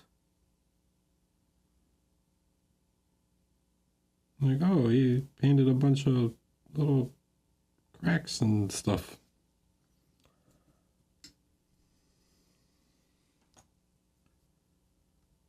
Wow, we're on the Belta. Yeah, I want it to be a little more noticeable.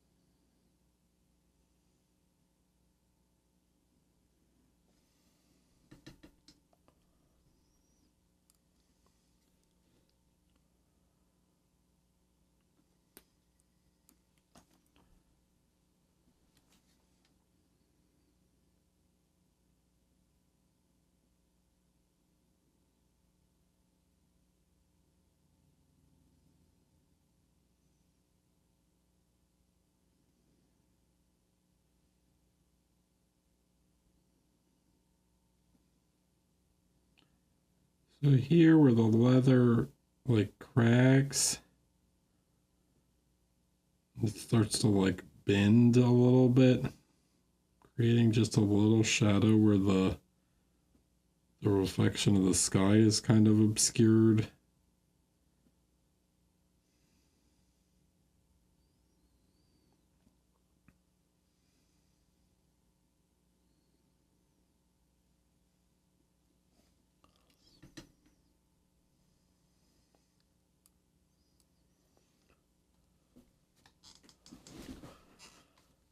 Hi, Brushmaster. Thanks.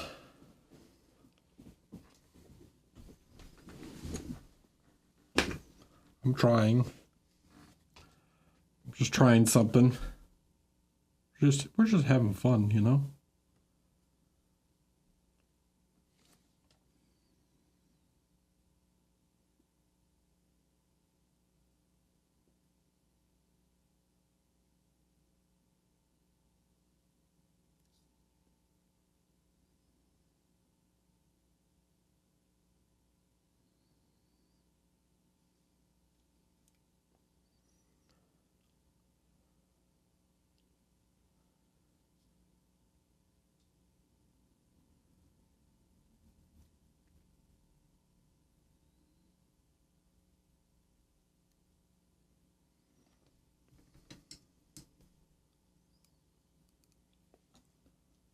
No, I did the fur off stream. The fur was painted before.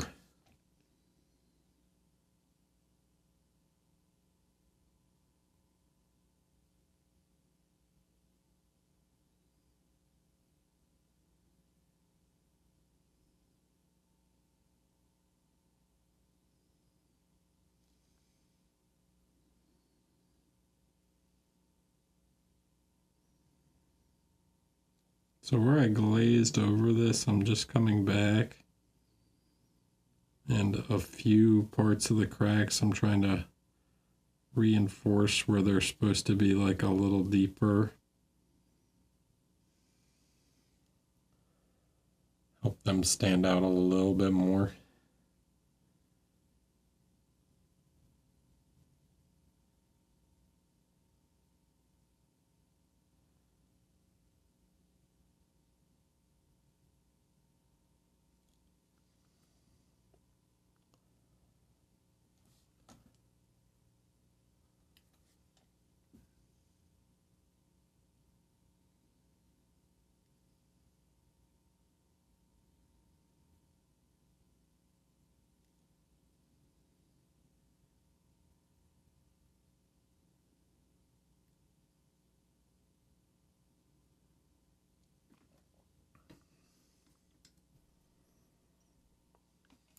Okay, so just like I did to the other side,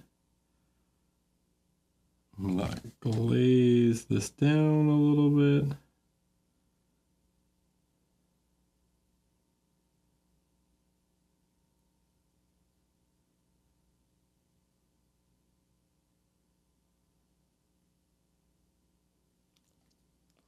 Tone it back.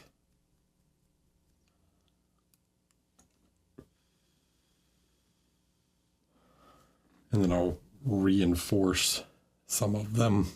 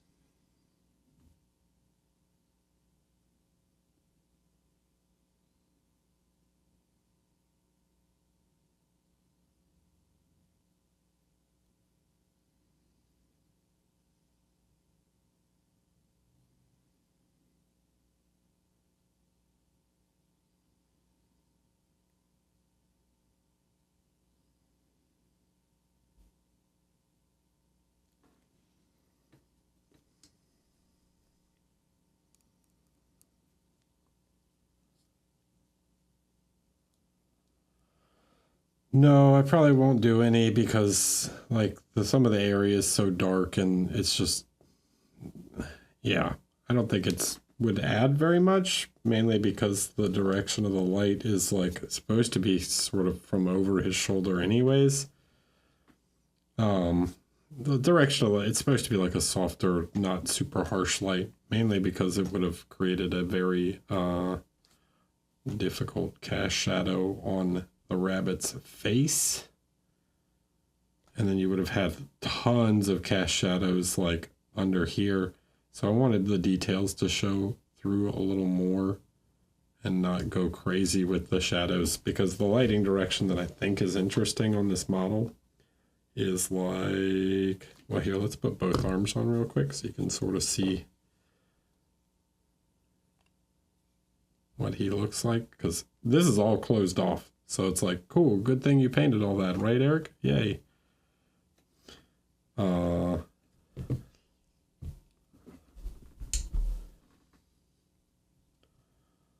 Like I would imagine that the light would be something like this.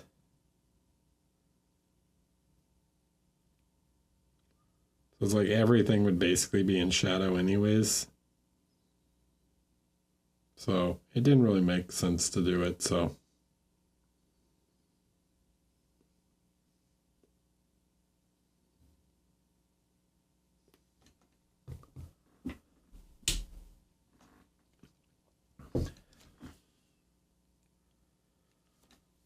Not every figure needs crazy cast shadows and stuff.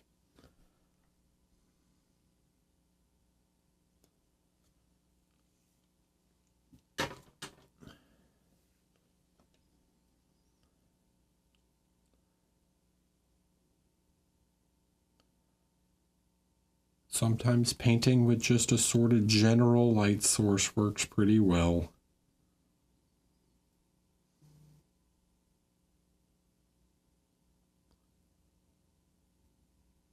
Depends on what you're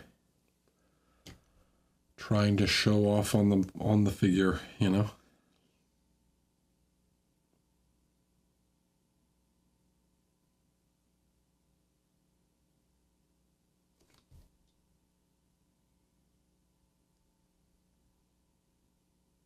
So I'm trying to showcase more texturing and stuff on this piece. That's why all the stuff in the ears and the fancy leather and the blah blah blah. Then we'll do a very fancy sword, because he's got his sword that goes like this, and then he has his other sword that goes on his back and the scabbard. So that'll go like that. I can paint a cool reflection in the sword.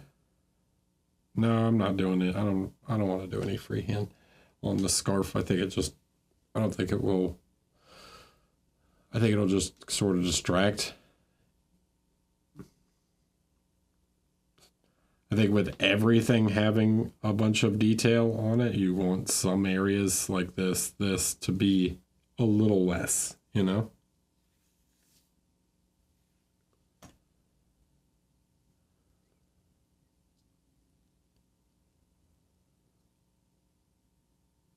Sometimes you need some areas that are just kind of plain to create contrast. Because I got to do texturing on the gloves, like leather on the gloves that are showing right in the wrists and stuff where it's been bending. So you'll have more cracking in the wrists and the knuckles and things like that.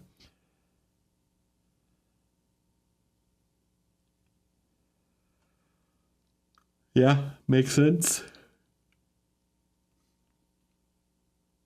Time is it? 8:30. All right. Well, instead of showing more of the same, I've got to do the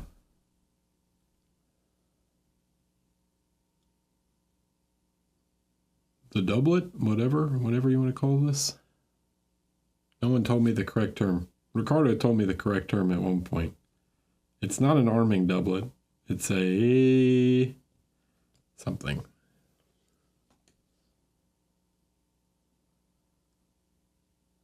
A Gambeson. That's the word I was looking for. It's a Gambeson.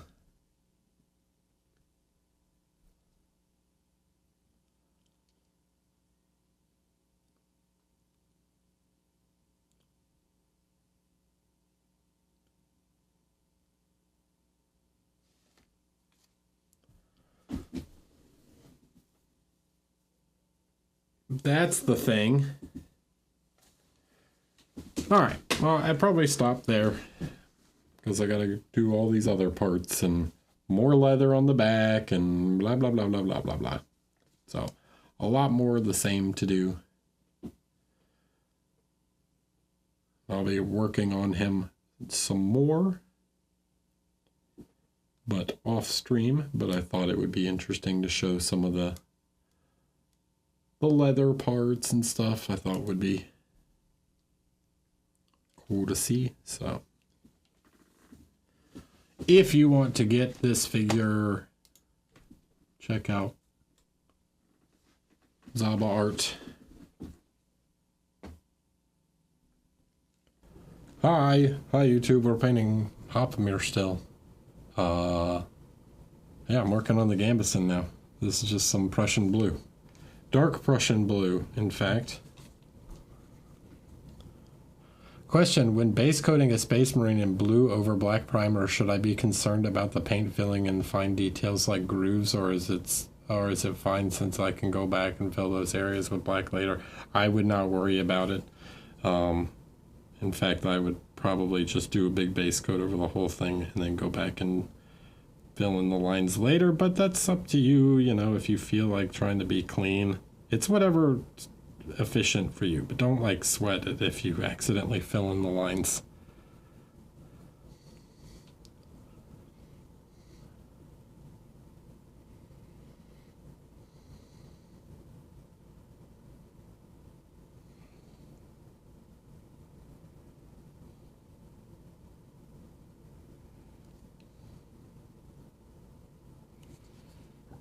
Hey, stop spinning.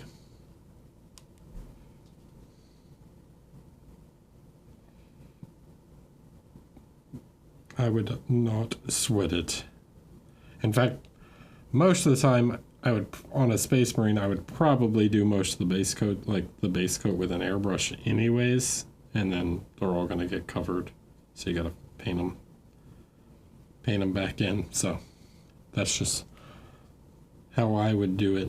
Save some time in the base coating step and just get the base coat done with an airbrush. But not everyone has an airbrush. I understand. Before you freak out and Reddit, okay? Chill out. I understand not everyone has an airbrush. It's fine.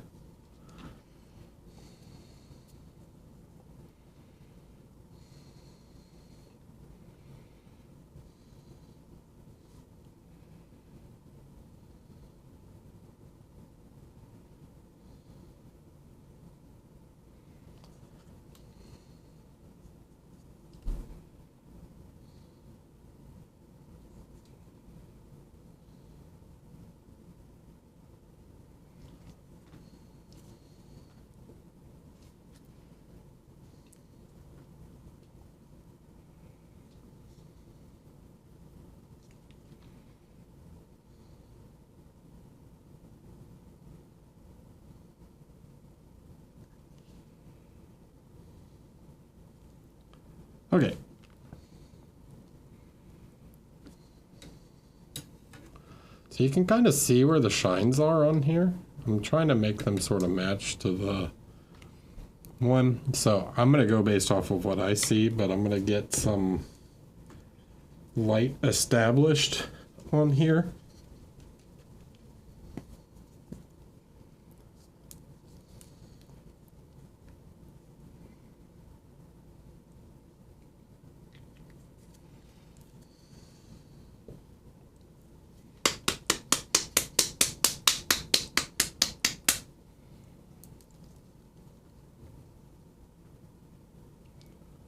The idea being I'm going to get some of the highlight position in, and then I will go back and create some midtones and stuff. But the you can see that the paint is kind of shiny, and you can see that there's actually some like shines in the recesses. So the goal here will be to just establish some of these lights. Let's switch to this brush.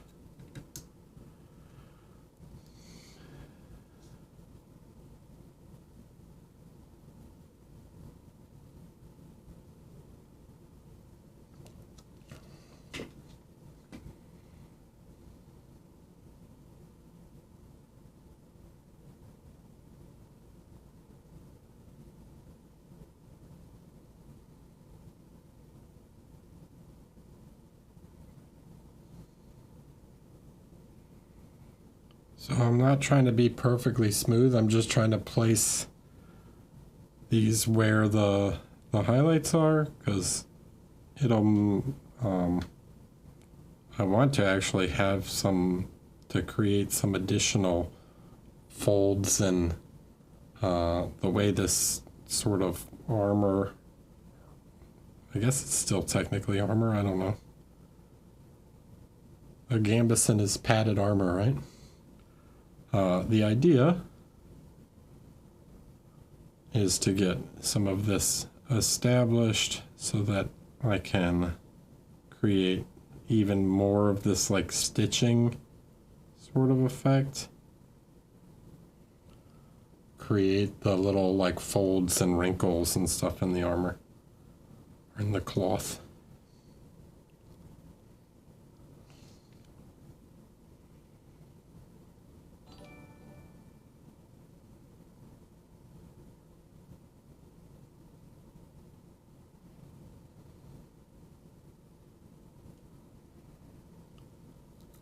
Hi, Nim. Thanks for the tier 1. 6 months. Appreciate you.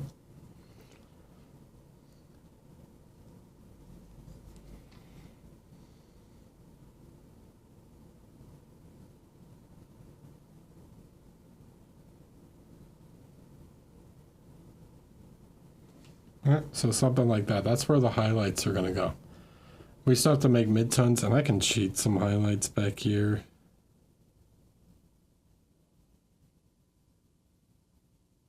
Just a little bit.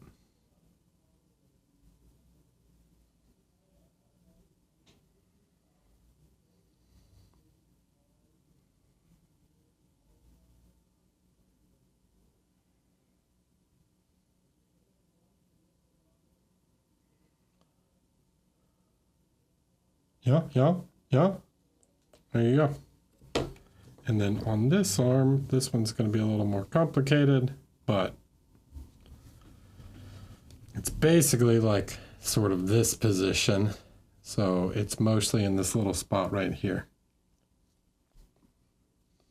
Yeah, they're very cool.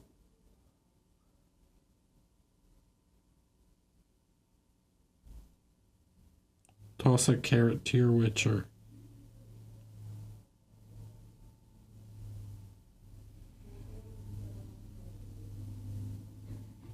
Or cabbage. I think they would. I think rabbits actually prefer cabbage, but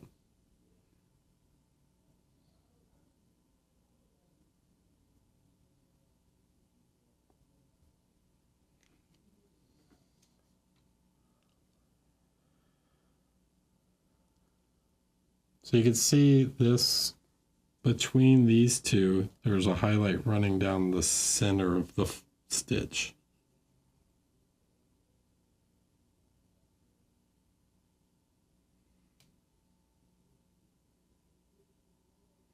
me add one to that one too, just because I think it looks cool. And then I'm going to give this one just a little bit.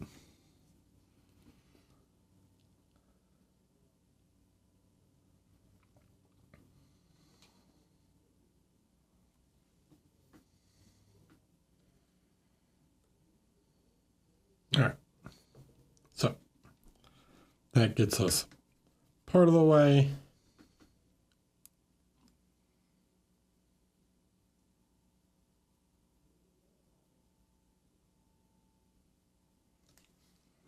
Now we can go back and start to add some intermediate tones.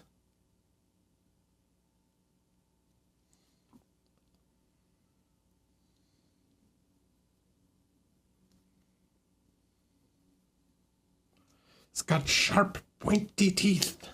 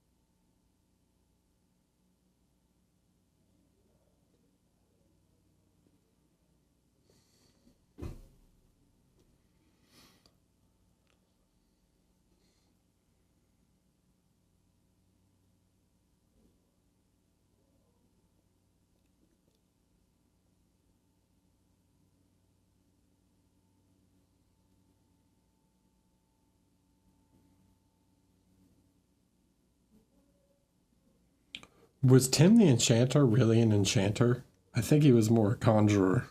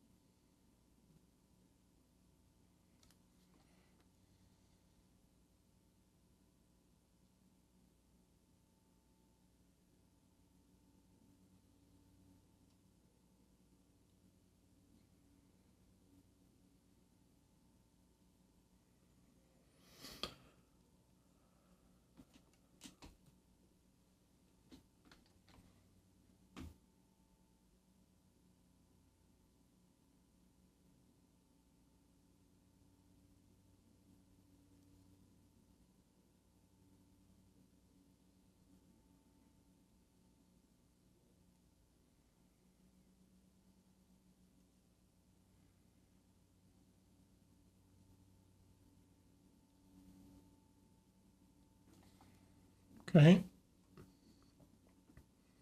See, we're starting to create some volume and highlights to the fabric here while leaving some gaps for shadows to create that padded look to it.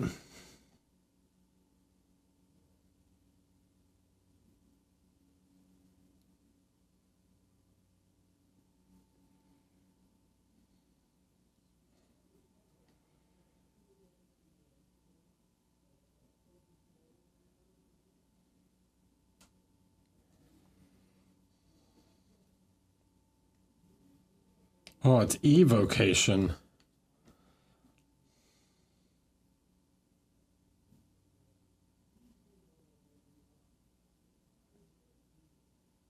Yeah, conjuration is like summon animals and stuff, right? It's like summoning.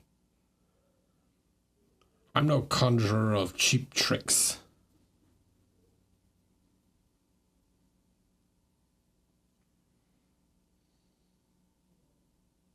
You're allowed to not have a sense of humor, dude. It's fine.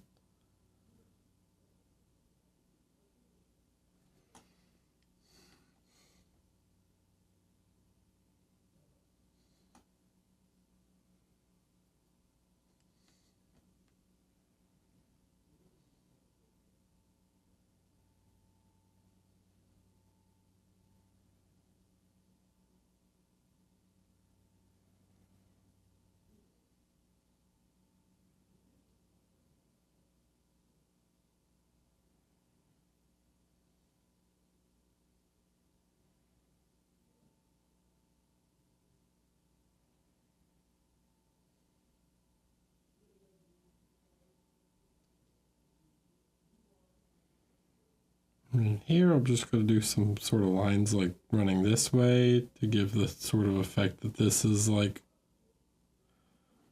padded the other direction.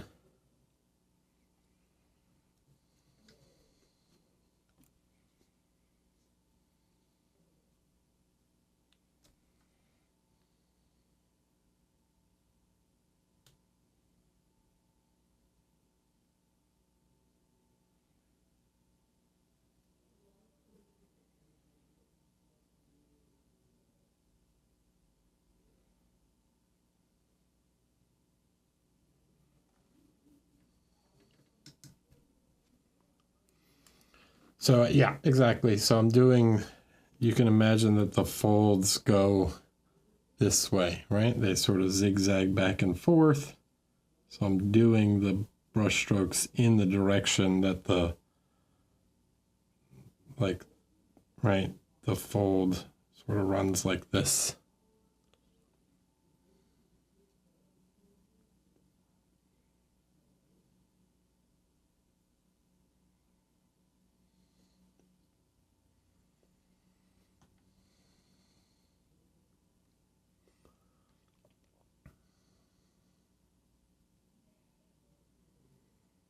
How do you safely use an airbrush when you have a beard?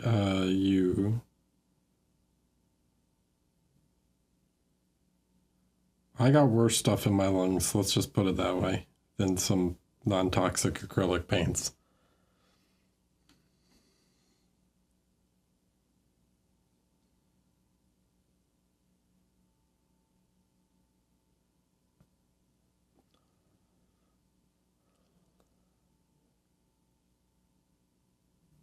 As I have a air filter and a pretty heavy fan that pulls most of the paint particles.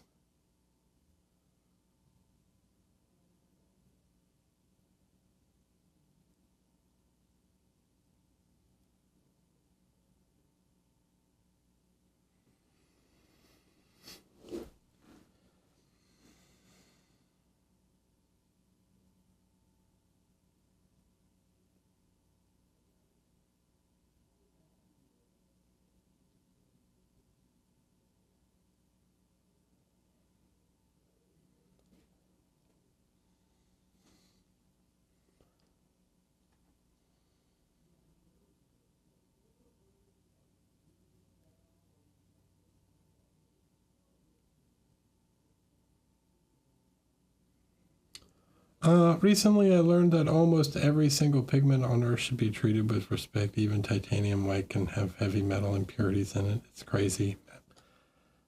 Yeah, probably.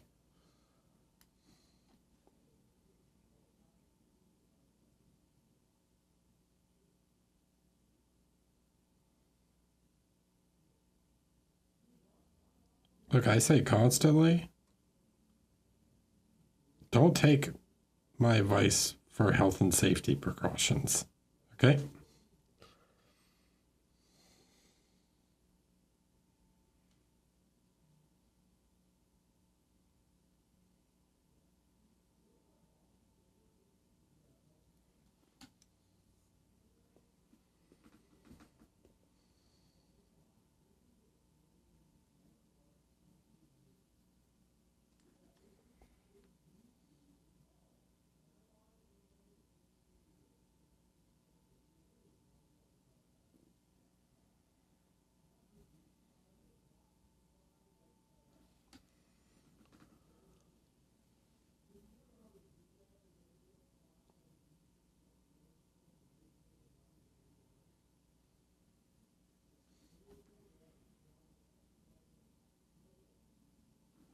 never claimed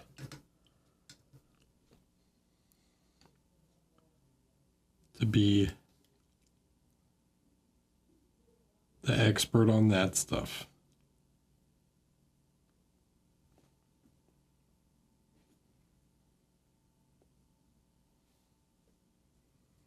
Hi, Nayland.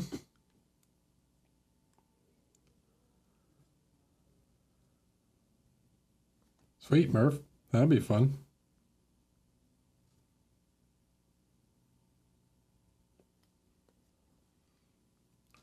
Questions: how do you get fur that detailed? Do you use a really fine brush and just stipple, or are you making really fine brush strokes? Really fine brush strokes. I'm having a hard time when it comes to furs or fur textures.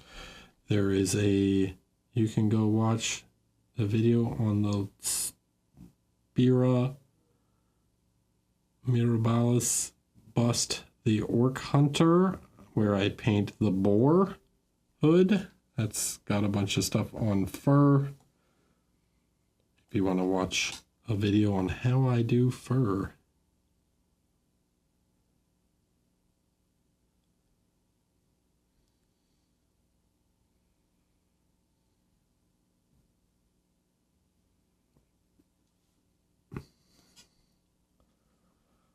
So now I'm not quite glazing. I guess it's sort of a glaze, but trying to do some thinner layers to build up to try and smooth this out some.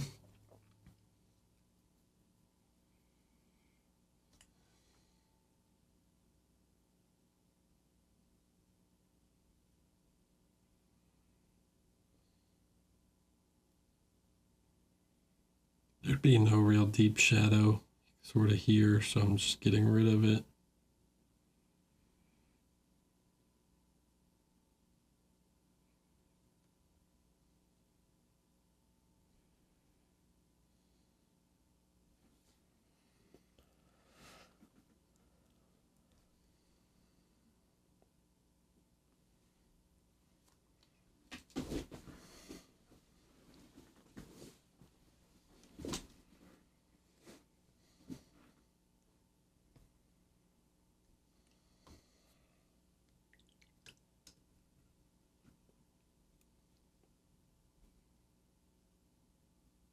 Okay.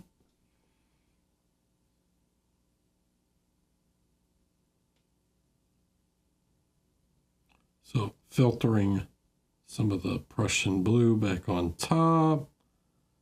Start to smooth some of this stuff out a little more.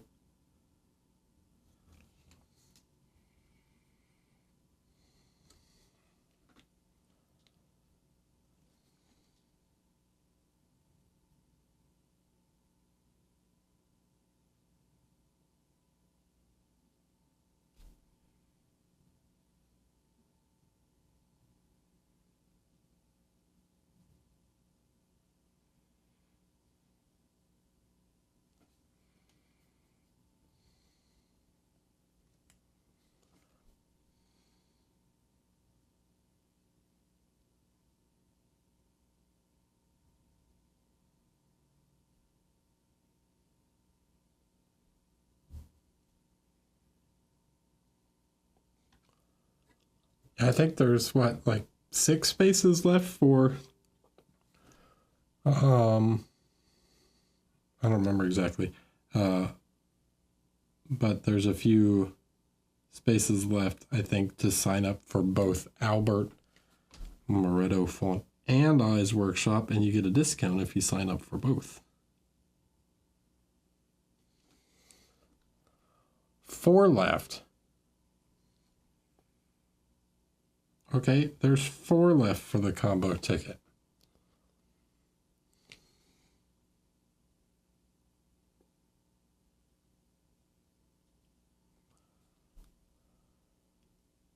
Am I participating in the workshop with Albert? No. I mean, maybe I'll sit in the corner or something and watch. Maybe I'll paint on something else while he's teaching, but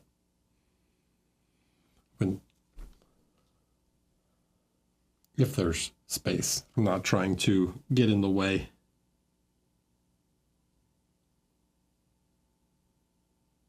Or if he wants me to help out, I can do that.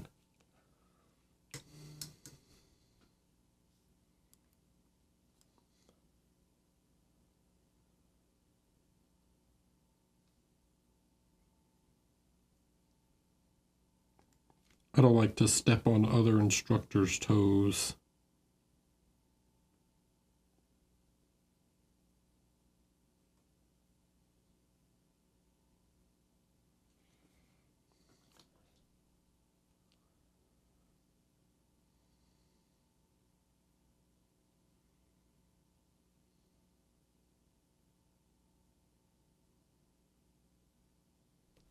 Nayland, are you entering standard at MPO?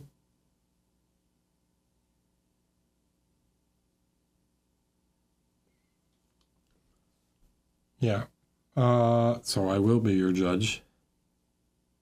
You can, but I will tell you, sometimes I judge the figures that I've already given feedback on more harshly because I'm now familiar with them.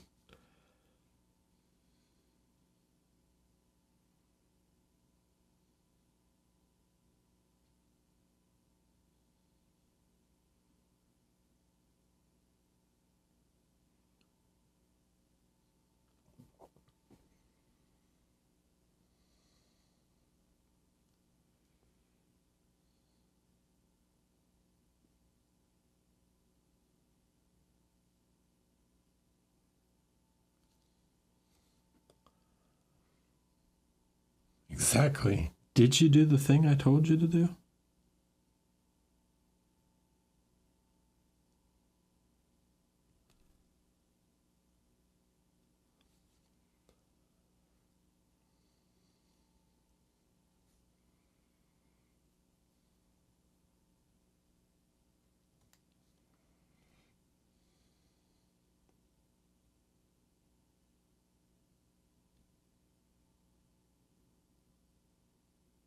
So I'm getting them steps in on the Stairmaster while watching the stream.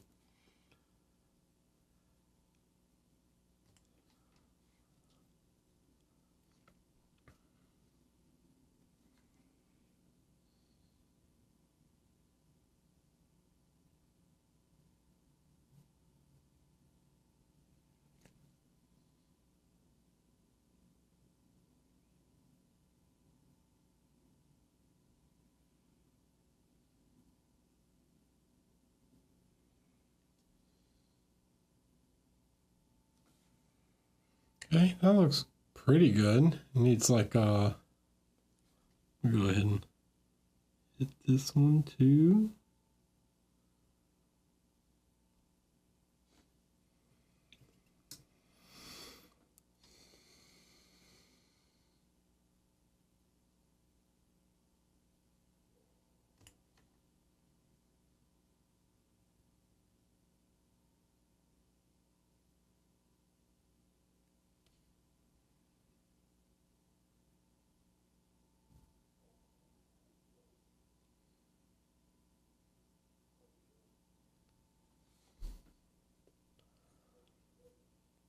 Not so bad.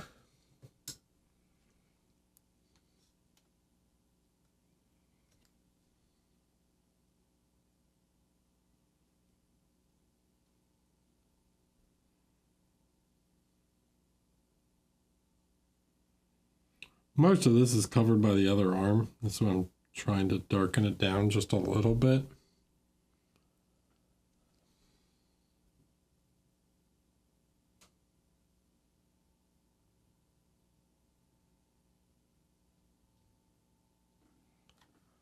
Here. Okay, so something like that.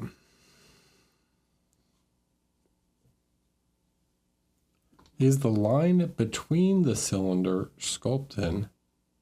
I mean, it's there. I choose to add it because reflections can often happen in recesses.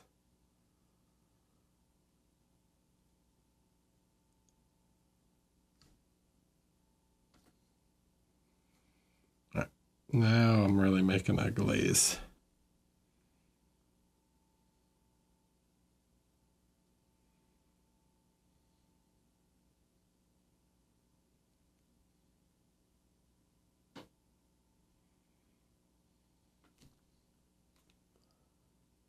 Okay, trying to soften this stuff out.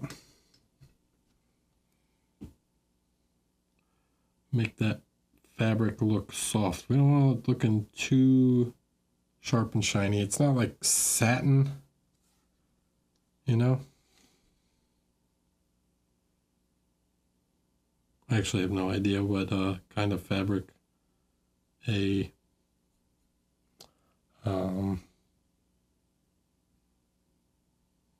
Gambeson would be made out of.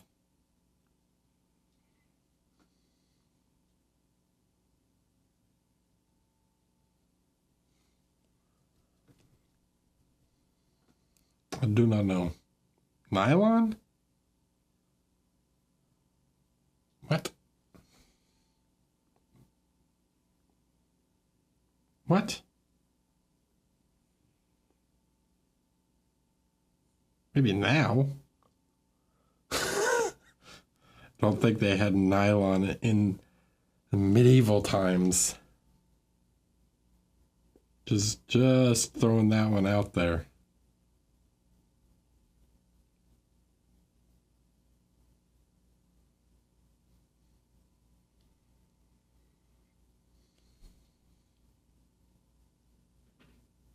Maybe it's full of straw.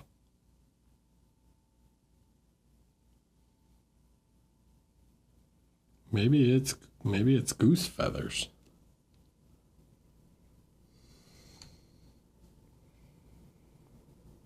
You think you think what we do to animals is bad?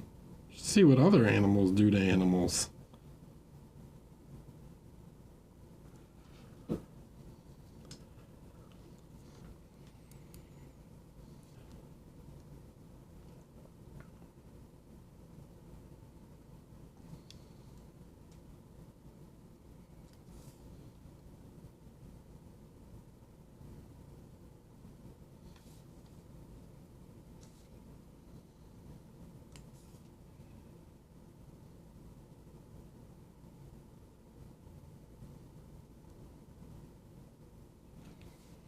Okay, I'm pretty happy with that effect. Maybe there needs to be like one more little shine on the lip of it, but I think that's pretty accurate to the look I'm going for.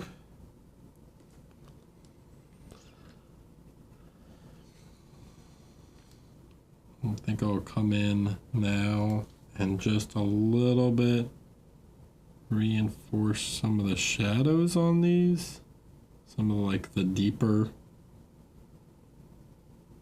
folds.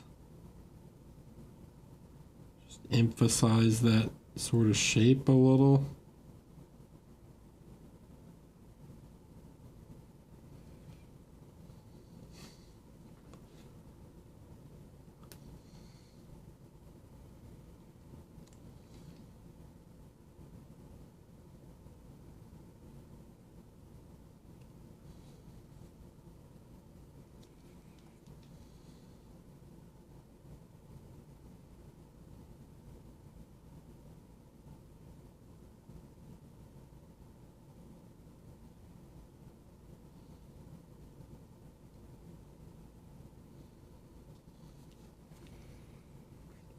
Yeah, something like that. Gambeson.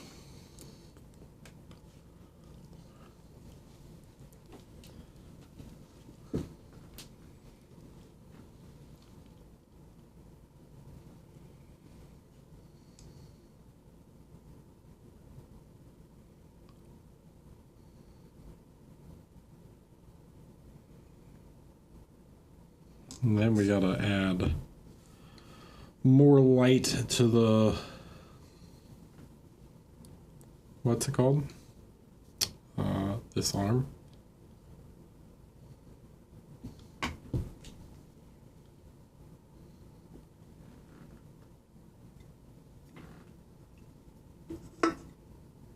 That drink's empty. So sad. The left? Yeah, I'm aware about the left arm. Sometimes.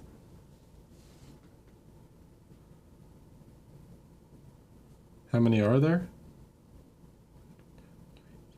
6.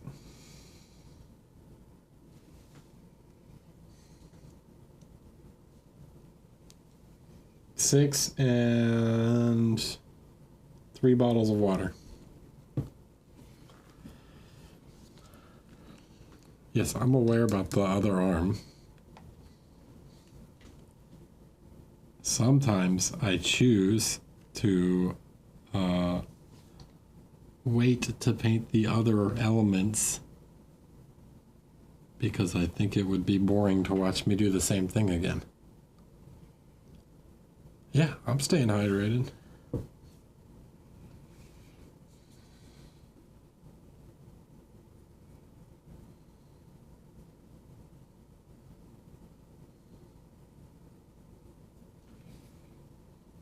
I don't need the channel redeem for staying hydrated. I do that on my own.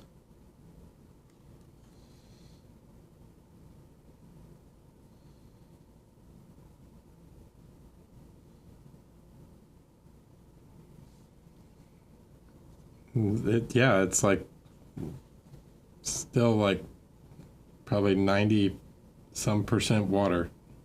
The number one ingredient is carbonated water.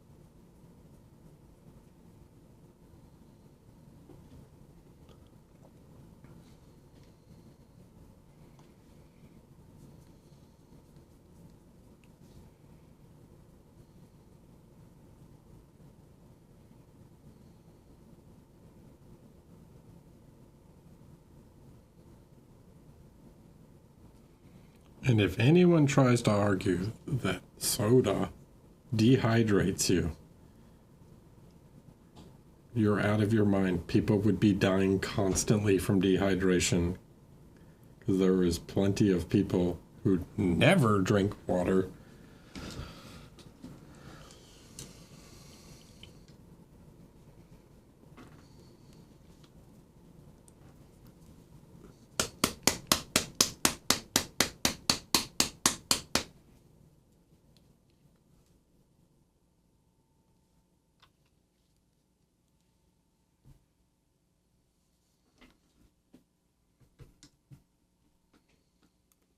How does it not hydrate you like water?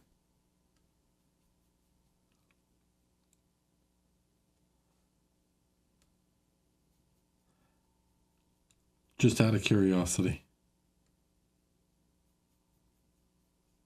Using paint colors, gloss varnish.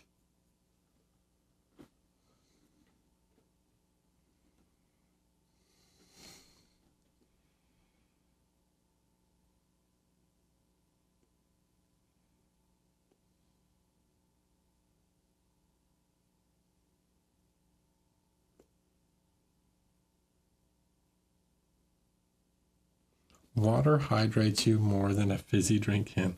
I mean, technically water has slightly more water content than a soda does. That is true.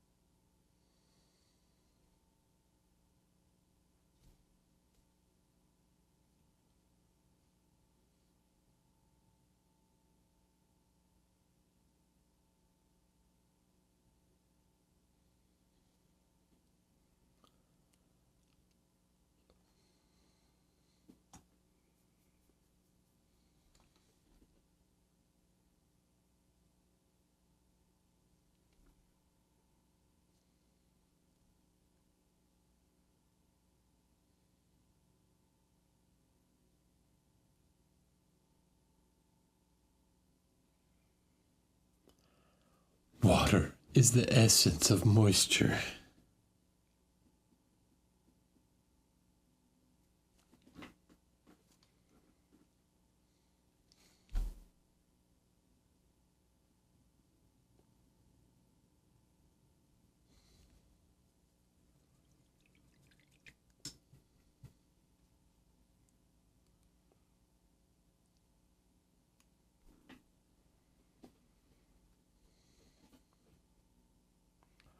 It's more that caffeine is a diuretic. Okay, so what if you're drinking I'm not specifically. But what if you're drinking uncaffeinated sodas, like Sprite?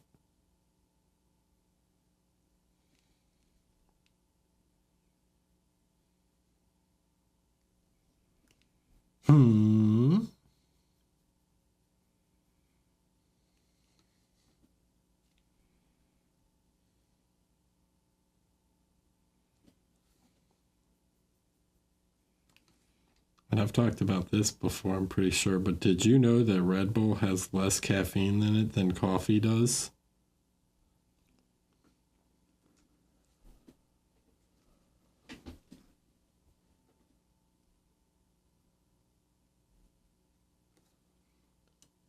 I think the minerals and artificial sweeteners might cause kidney stones. People say that, but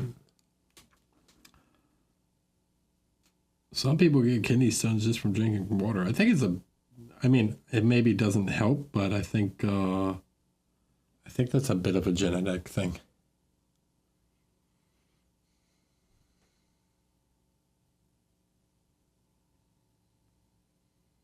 Yeah. I'm not saying this. That's why I drink sugar-free now.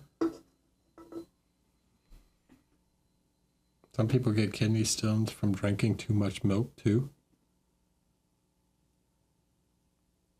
Oh, is that true about the caffeine thing? Yes, there is less caffeine in Red Bull. You can look that up. How many milligrams of caffeine is in Red Bull versus coffee?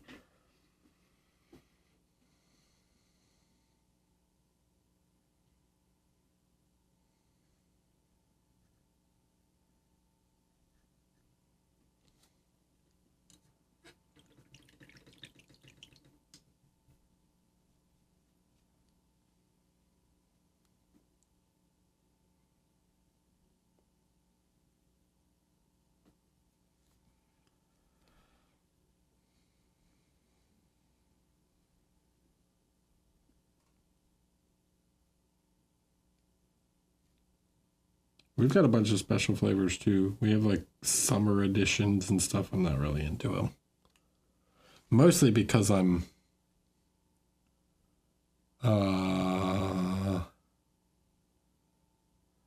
mostly because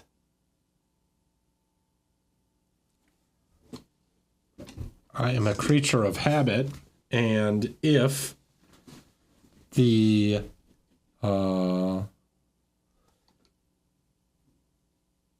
if I don't get the flavor I like, then I'll just be sad. So if it's like a seasonal thing, I'll just be sad about it going away. By the way, hi Bones. What are you playing tonight?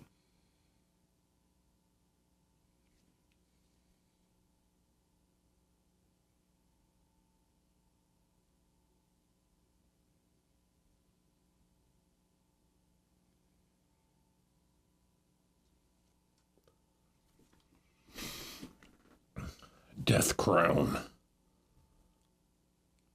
Sounds metal. Metal. Death Crown.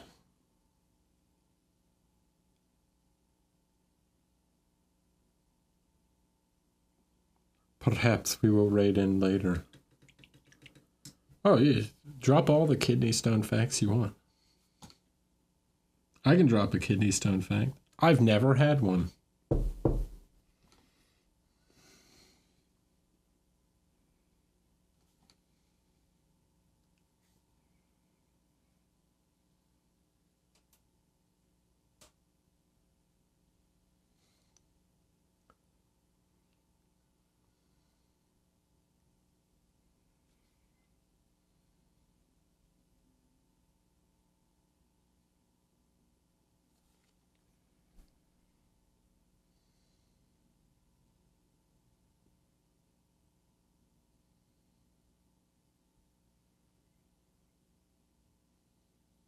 I've heard roller coasters are a good treatment for kidney stone. Hmm. Hmm.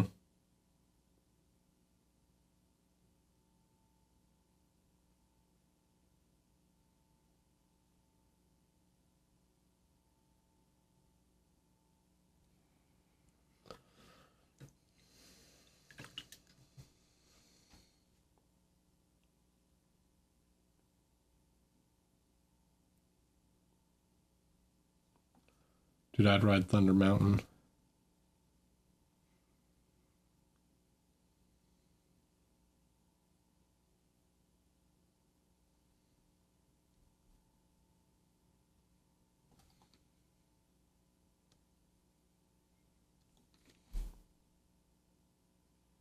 Who's the roller coaster company that like refurbishes like the wooden roller coasters and makes them super cool? Anybody know? I would like to ride one of their coasters, but we don't have any.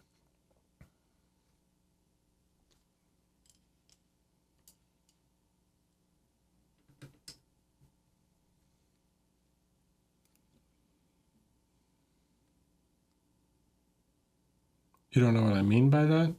So there's a company that when like wooden coasters get old, they change them into like hybrid metal coasters.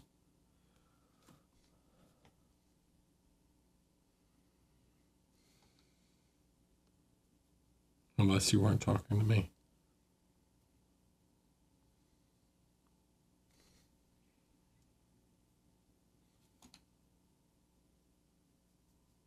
There's like a few companies. There's only like a few companies that really make roller coasters. Intamin, I think is one.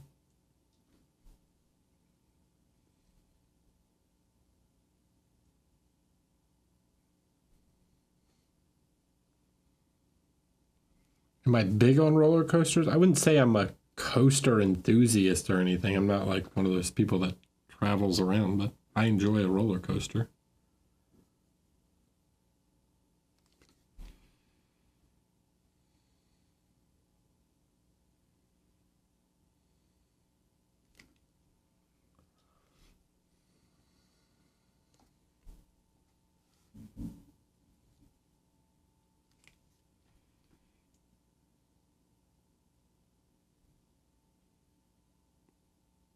I get down with a roller coaster, you know.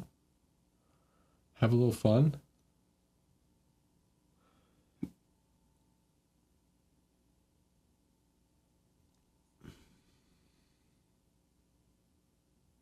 A little thrills. So Busch Gardens Williamsburg is the park closest to me, and King's Dominion outside of Richmond is not too far.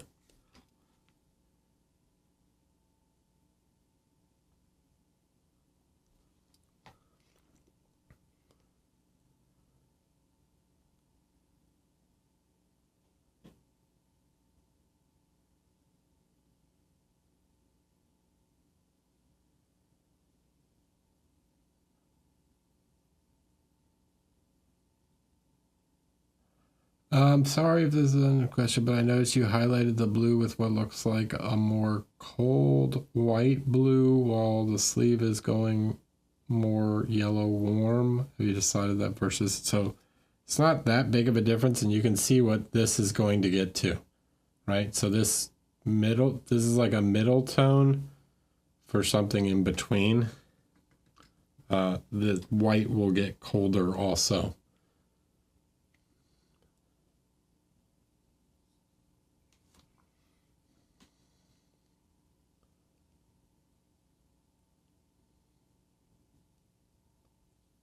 No, that's incorrect. Fun fact, Fabio the romance novel model got his nose destroyed by a goose on Apollo's chariot at Busch Gardens Williamsburg because when the ride opened up, I sat in the seat that he got his nose broken on.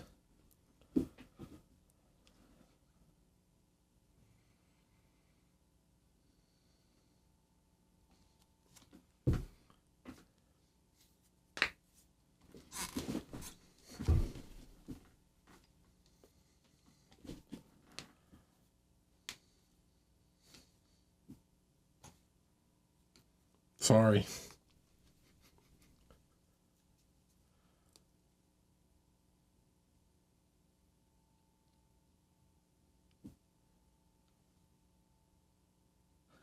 It's a reminder I'm drinking bourbon like Eric drinks Red Bull.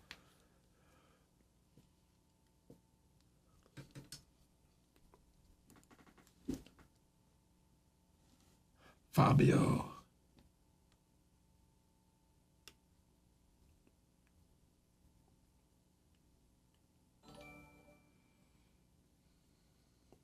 Studio Doggy. Hello.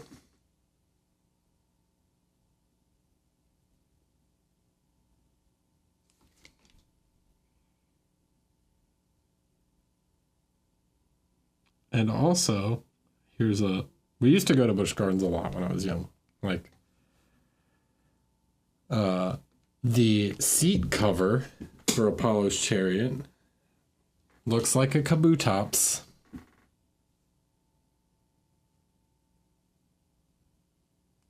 So every time we would ride the ride, and we'd lock our seats down, we'd have to pet the Kabutops. And if you don't know what a Kabutops is, then you haven't played Pokemon.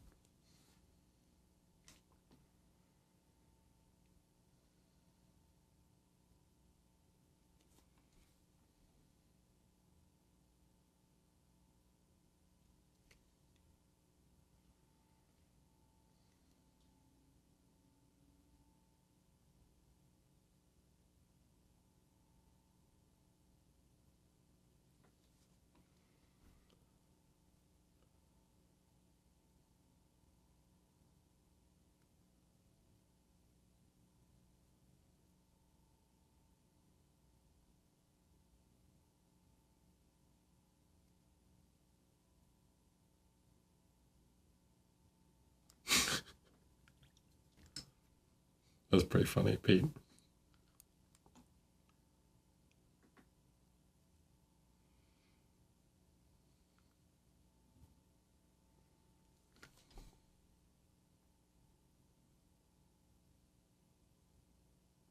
They had to put up like nets and stuff around the coaster because they keep the birds away.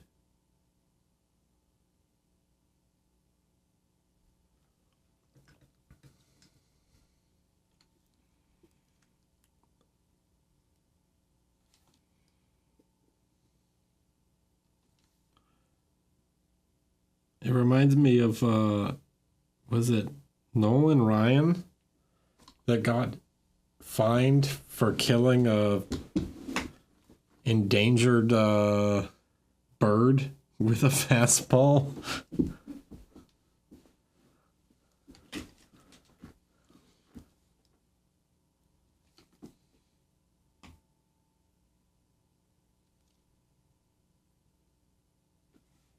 Randy Johnson. All right, yeah.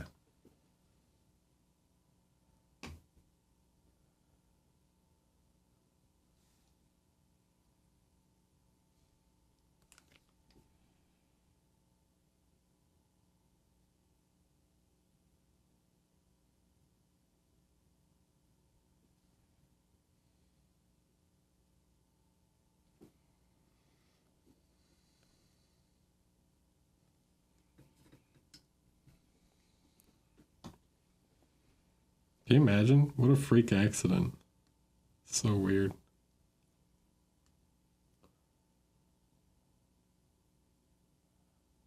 Yeah, I'm not going to watch the video of Randy Johnson absolutely obliterating this bird, but you guys can watch it.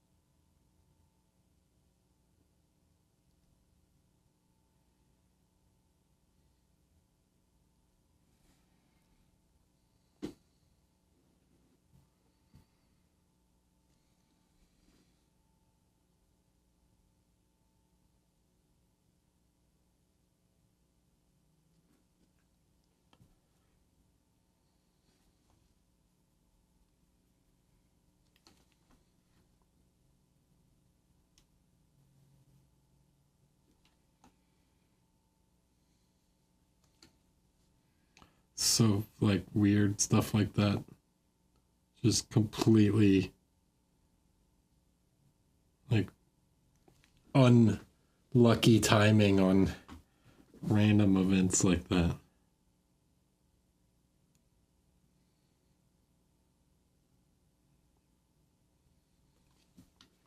I was walking in my neighborhood and a bird flew through my legs. Like, and I'll make the joke about Eric having long legs. Yes, I do. But it was just like walking next to a bush and the bird just took off and flew straight between my legs.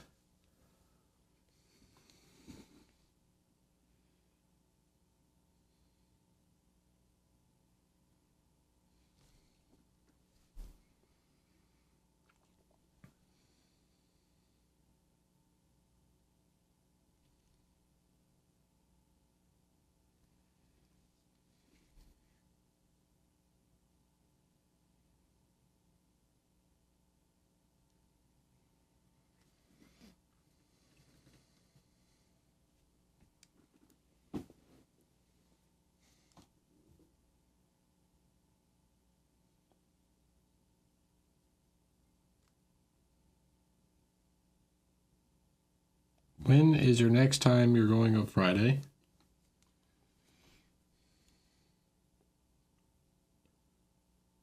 Feedback Friday. Even though the last one was on the Saturday. But I was busy on Friday.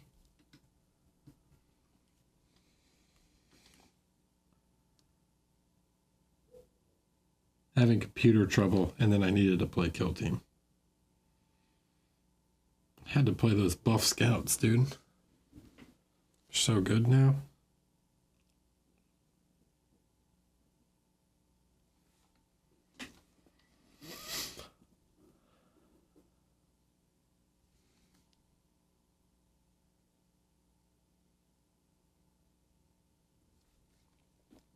You guys have no idea.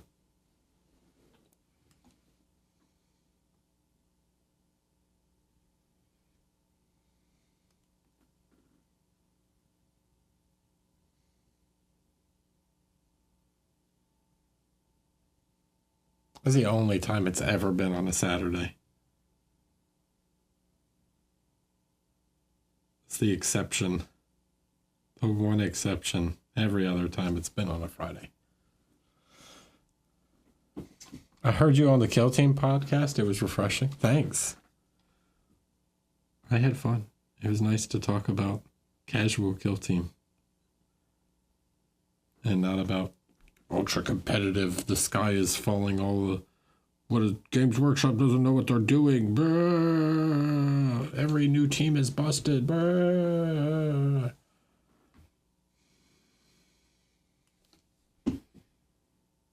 Like, guys, the game's pretty fun. Chill.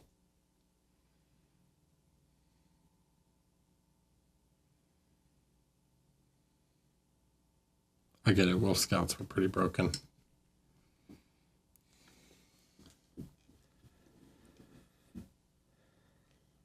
Brutal Burrito. Thanks for the tier 1. I mean, look at that arm. Look, we're getting somewhere. We're making progress.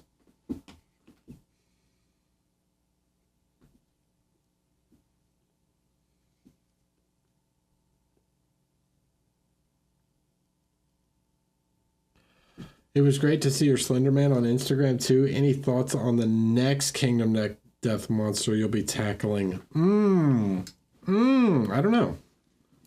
Depends on when Screaming God shows up. It's always one of those things when I go to like paint a kingdom, like one of the monsters, it's just like whatever strikes me is like, oh, this seems fun to paint right now. So I never really have like an answer. I've got a few that I want to do. I want to do the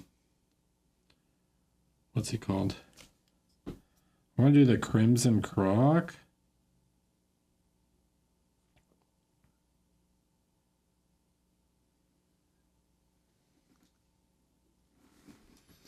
How many do I have left? A lot, dude. A lot more, like half. Maybe slightly less than half. I have so many. And some of them are very large and complicated. Actually, I've painted most of the big ones. Other than Screaming God, because he's not out yet.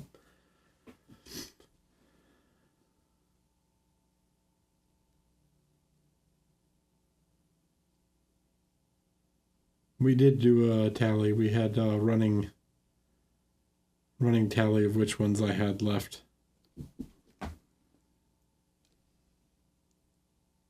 It's not too bad. How many like are to go?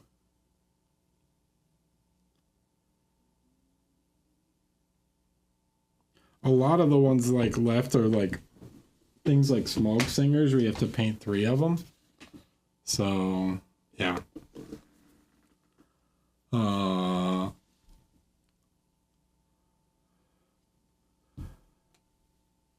Or,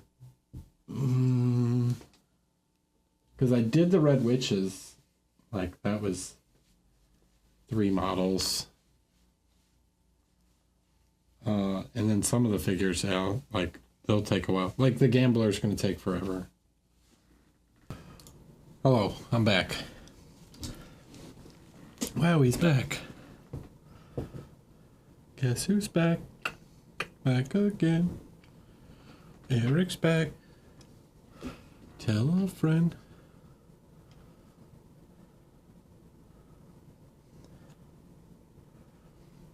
Alright, let's put this arm on so we can get the lighting direction right.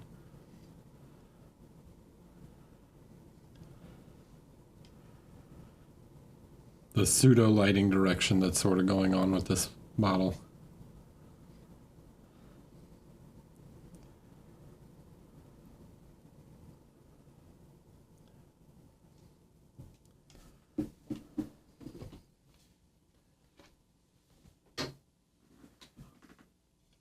Sippy sippy. Hydrate.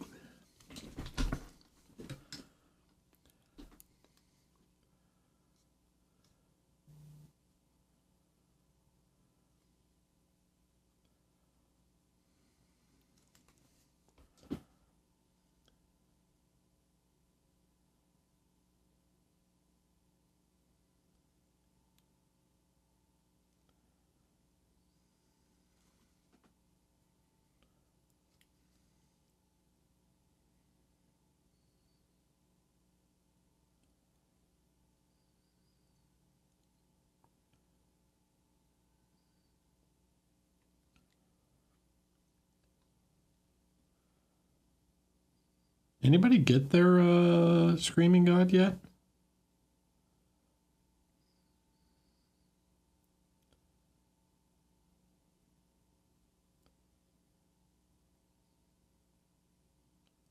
I feel like it's only Canadians at this point that I've seen that have gotten theirs.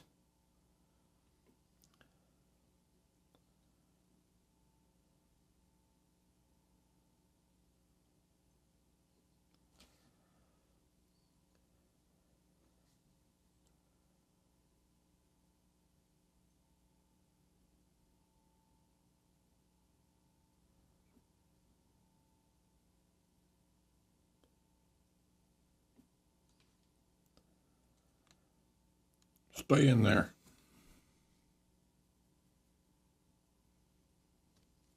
I'll take that as a no. No one has gotten there. Question, does KD send you minis as you're such a good advertisement for them, or do you still buy them?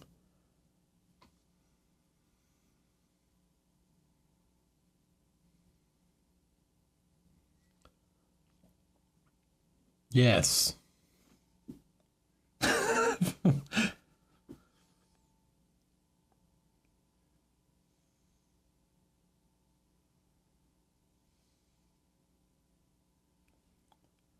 Yes, I still buy them. I still buy a lot.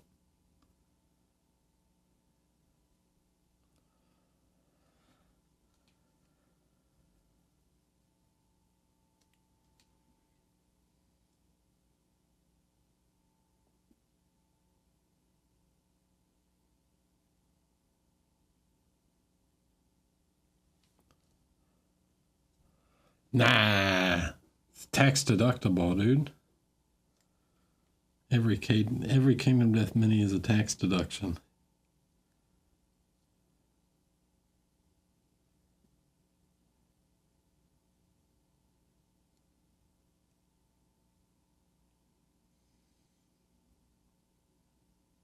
That's why I paint them on stream.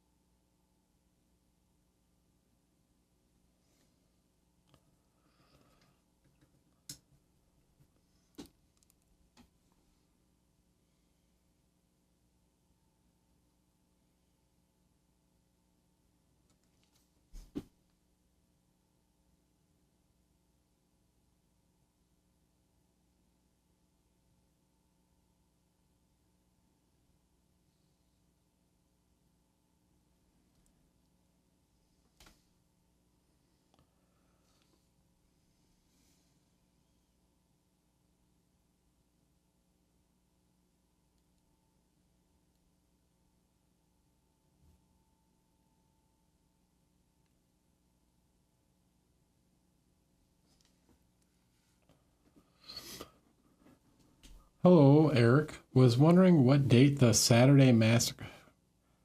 Yeah, I haven't posted, so Andy was busy. Okay. I see him next week for MPO. We will work out what day it is. I promise. He was busy with a thing that I can't talk about. Yes, I'm coming to MPO. Yeah, I'm a judge. I'll be there. Yeah, while we're touring Wells and I'm eating my cornetto.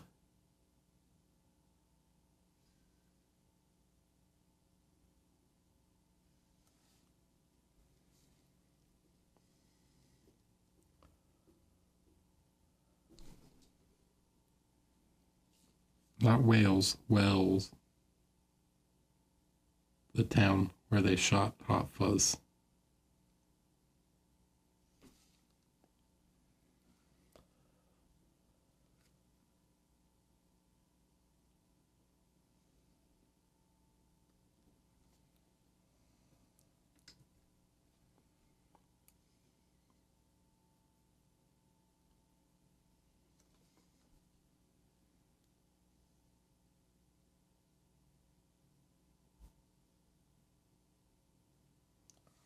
Little workout site. Yeah, man. I get swolled up, dude.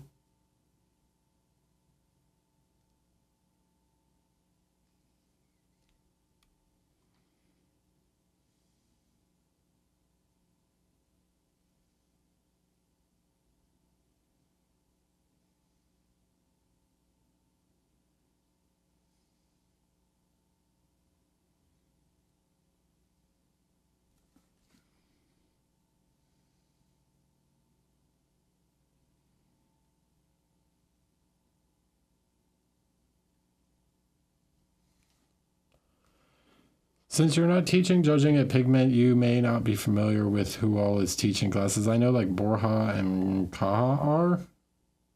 But if you are, any instructors, classes you'd suggest for someone who's still a relative beginner?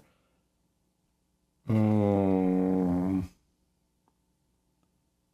mean, Borja and Kaha. I don't know everyone who's going, to be honest with you. So I can't answer that question fully. But we're friends of... Borja's a friend of the channel. So I would recommend.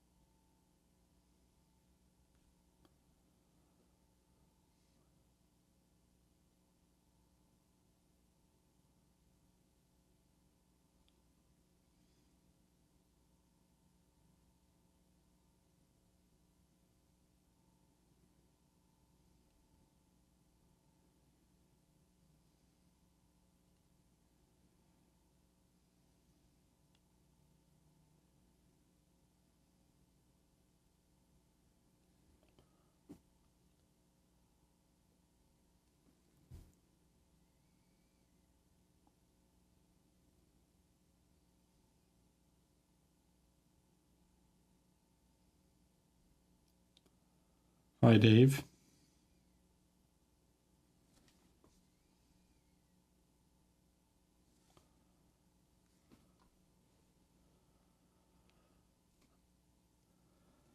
Yeah. Yeah, that's what I think about Pigment.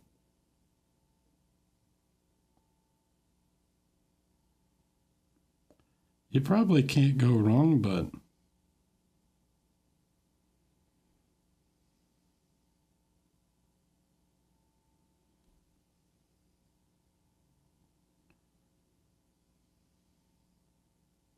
I don't think Ray would bring bad instructors.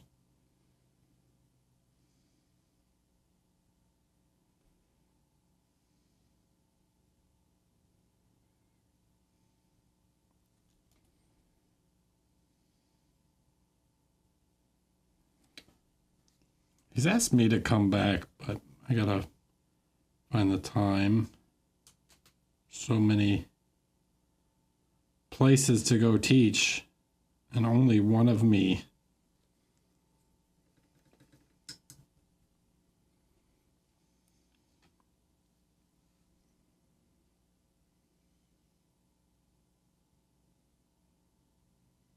Oh, it's fine. I'll be in Las Vegas in July instead. Definitely not hot there.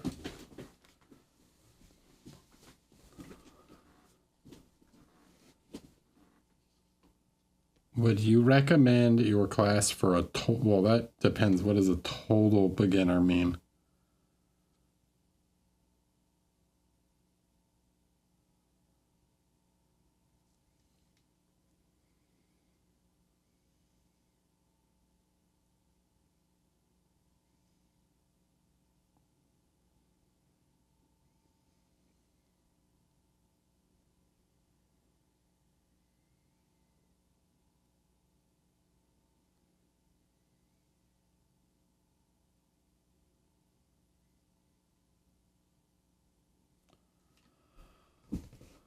Little experience painting. I mean, I've had what I would call more beginners take classes with me before.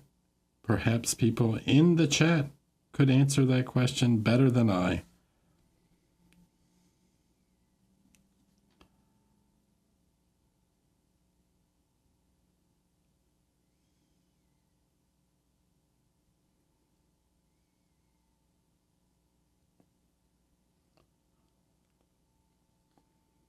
And you can be honest, chat.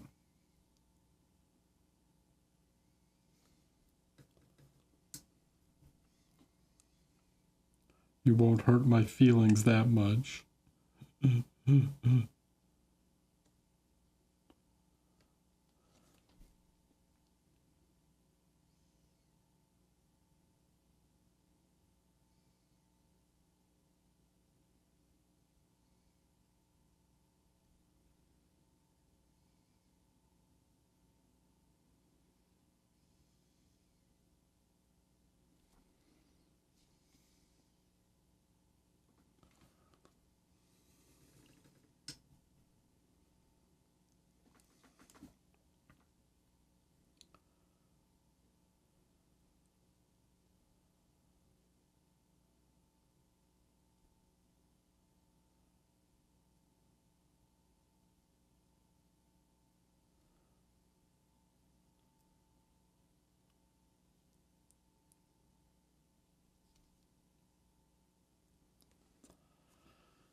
Is the sort of sketchy feel of how you're painting now because you're actually just sketching, or more intended to give the textured, ruffled feel? No, I'm going for the textured, ruffled feel. So you can see on like this fabric, I'm trying to be a little more smooth. So I block these in, and on the other fabric, I block it in bigger shapes.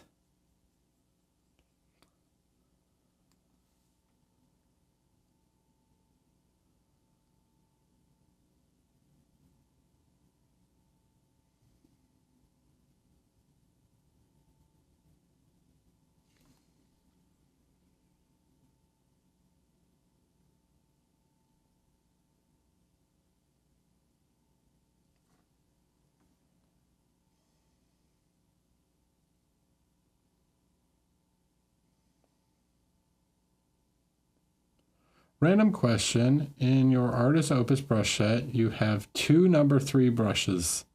Is that just because you use that one the most? Exactly. My poor hands.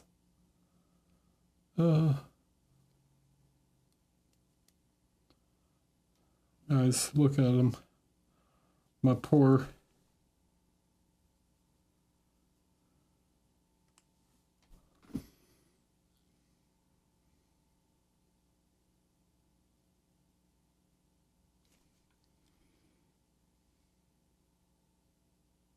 Building them pull-up calluses.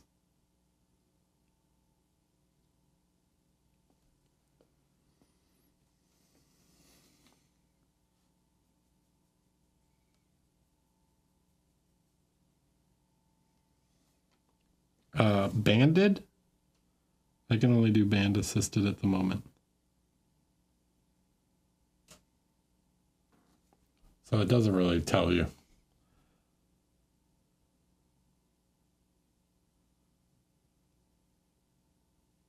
But I'm making progress. Getting stronger.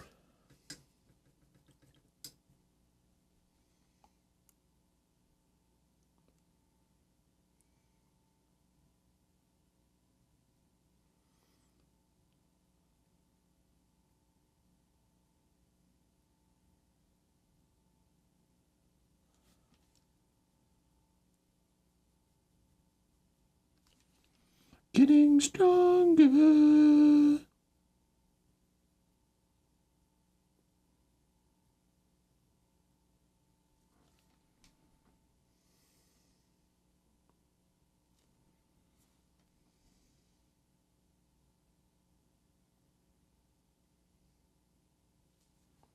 rocking those muscle ups before you know it.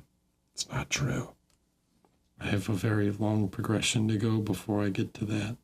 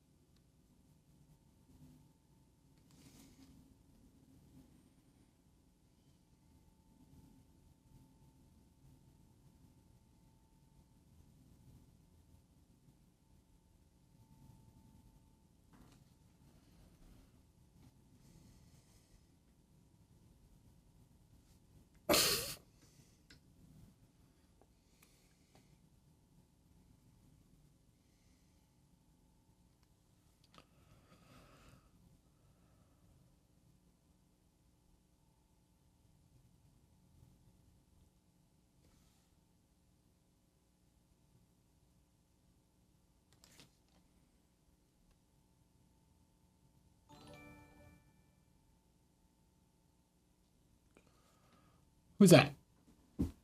Sans Glasson. Hello. Thanks for following. Welcome. All right. Rabbit is coming along. Pretty soon gotta do the gloves, huh? Gloves, back of the leather. Though the back of the leather's not that interesting.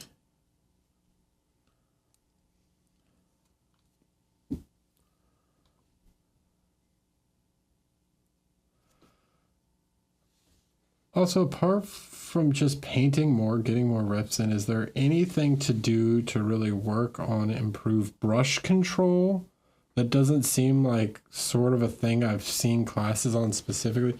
Andy Wardle apparently teaches a very good brush skills class, but if you want to learn brush skills, I would honestly try and I would recommend like trying to paint a heavy metal style like Space Marine or something.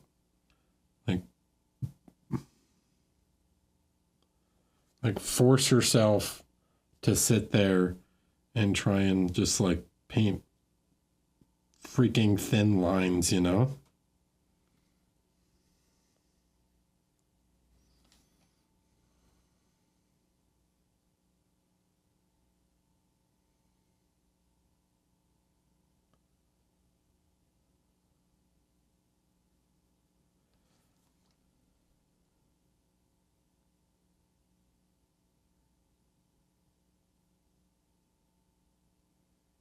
The style might not be for you, it might not be your favorite, but it's an effective way to practice.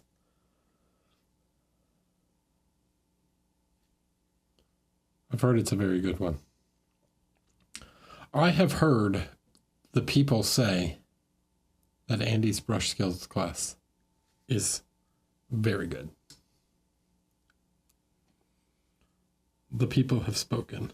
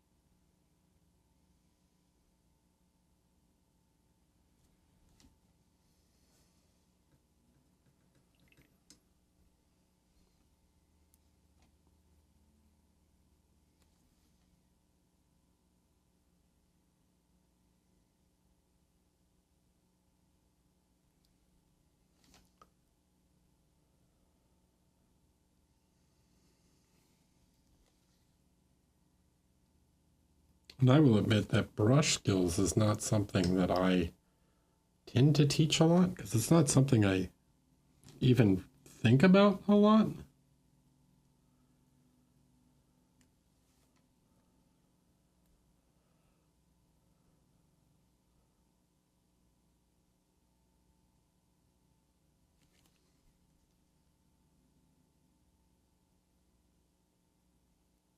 I mean, I do some, but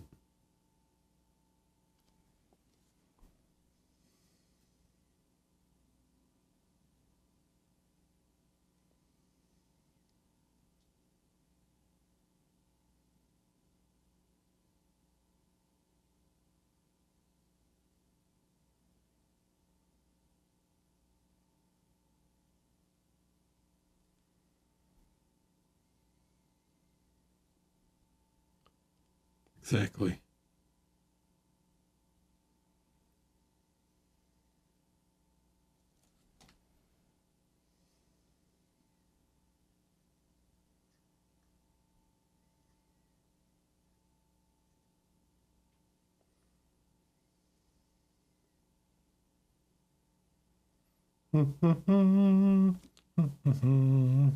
rabbit.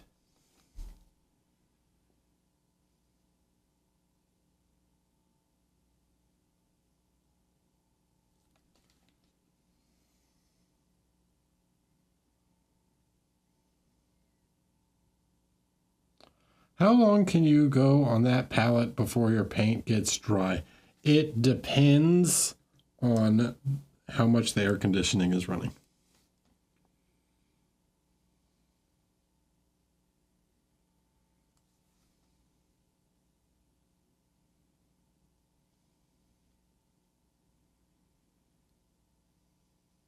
But normally it'll go quite a few hours.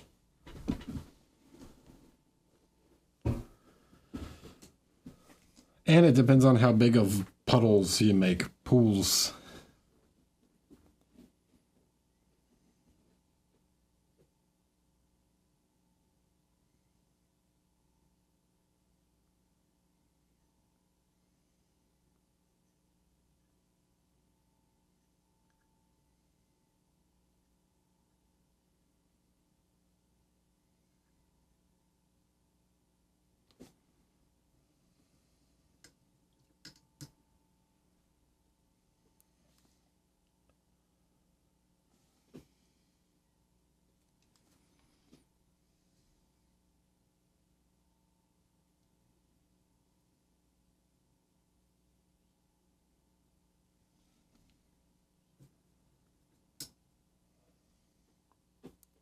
What mistakes do I see most often from people who are new to the hobby?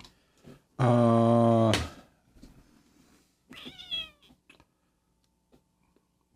if you go based off of Feedback Friday, I would say the two most common mistakes in general are people not defining their model enough. So like they're not dark lining or things like that, the things that create separation. And the second thing I see most often is people painting details too early.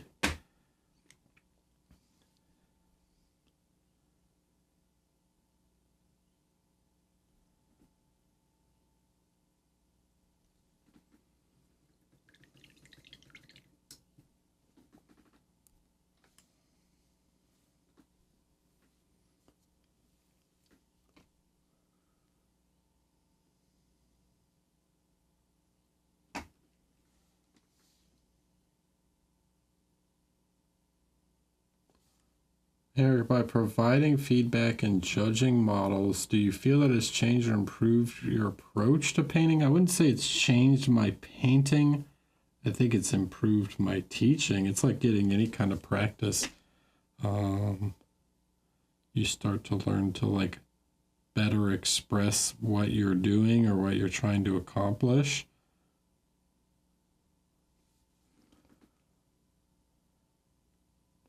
When should details be completed then? At the end? Yeah. Big to small, baby. Big to small.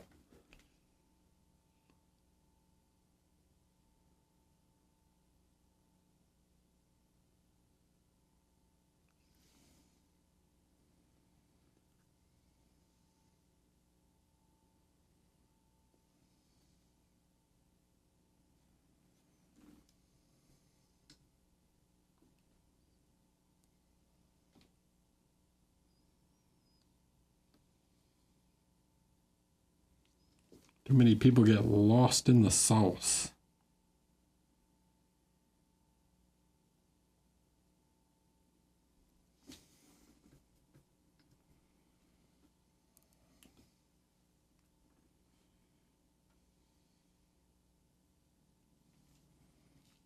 I know, the sauce is the fun part. It's the tasty fun part. But you gotta put down a good base for your sauce first, you know?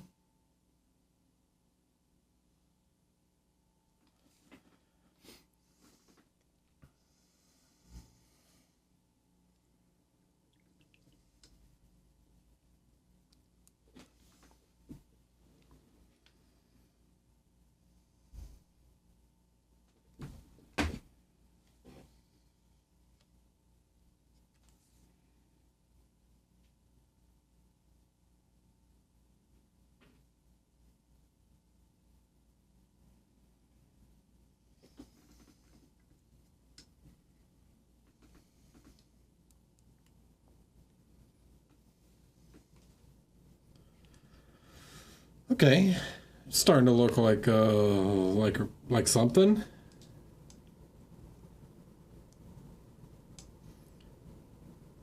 Gonna hit you with that ard.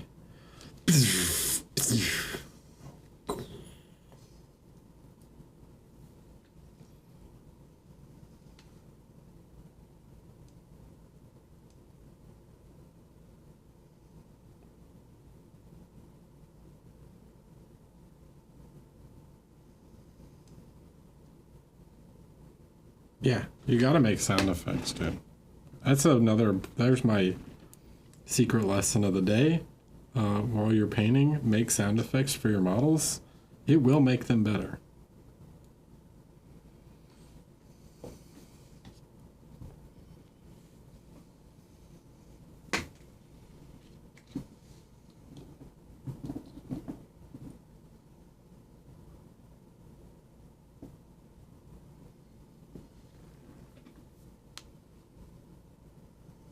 Nah, he doesn't have a lightsaber. He has a sword. He's got two swords, actually. He's got a sword here. And then he's got another sword that goes on his back. And I actually just realized this is the one figure that... This is interesting. I wonder why Zaba did it this way. He only comes with one scabbard. Some of the other models have two scabbards.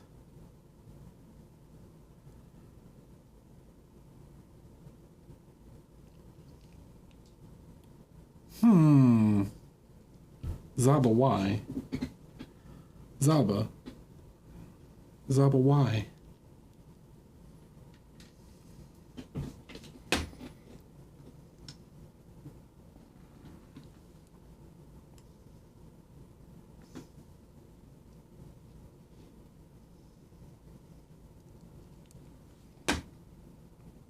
One for slaying men, the other for slaying monster.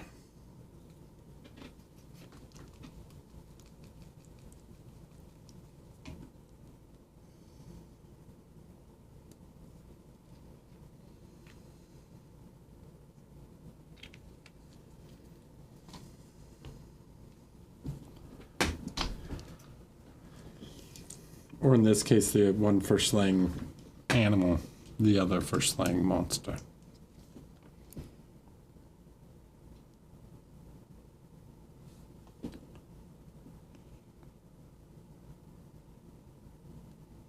Yeah, we all know that swords on the back are not practical.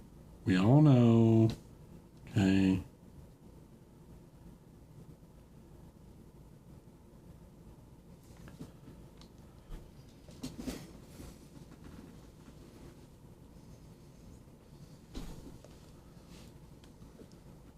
Especially if you got big floppy ears that might get in the way.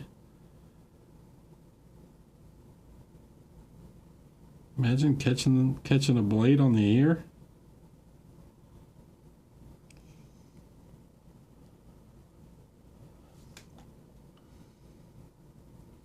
That would suck.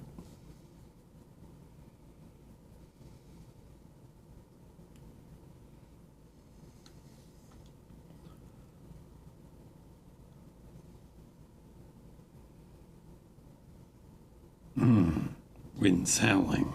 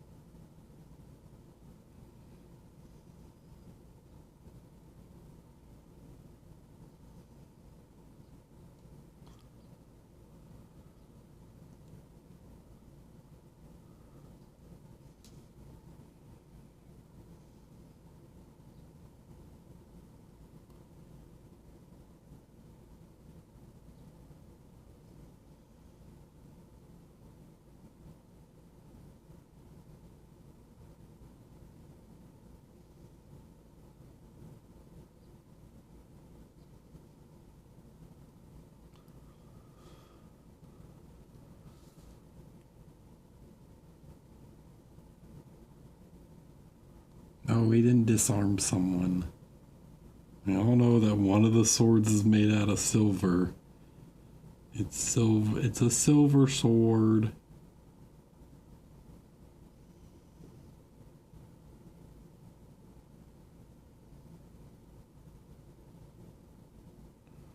One of steel and one of silver.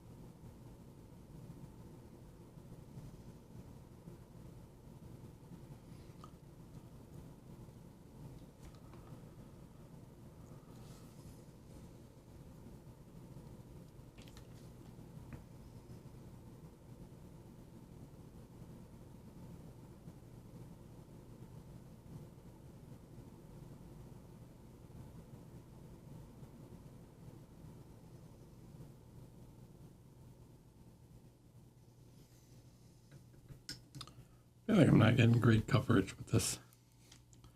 What color is that? Beastly brown. Beastly brown, you ain't doing it. You ain't doing it for me. Let's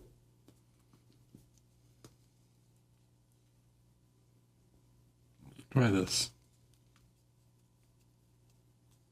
Eric, thank you for answering my questions. Helped a lot. Good night.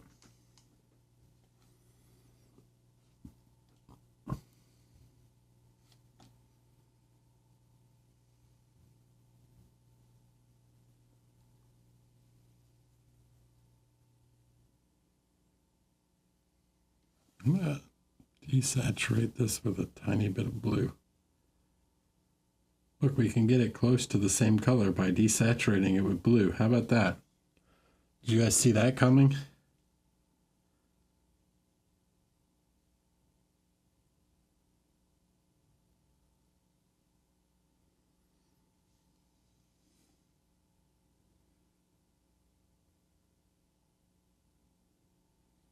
How does he do it?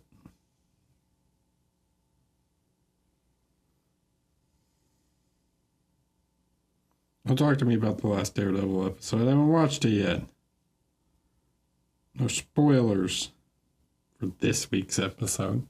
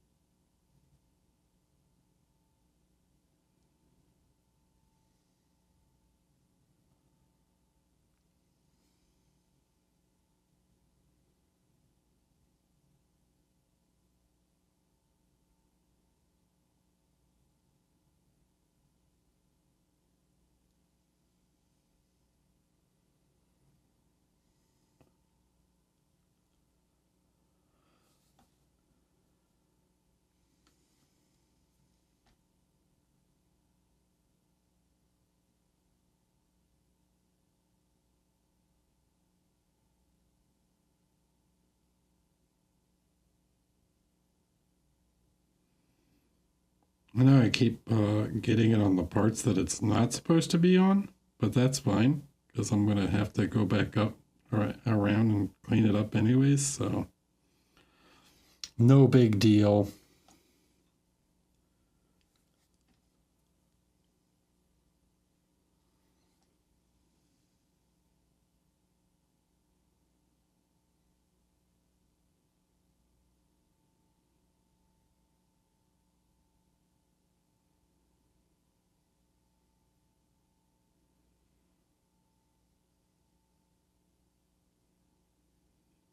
This is my least favorite kind of thing to paint.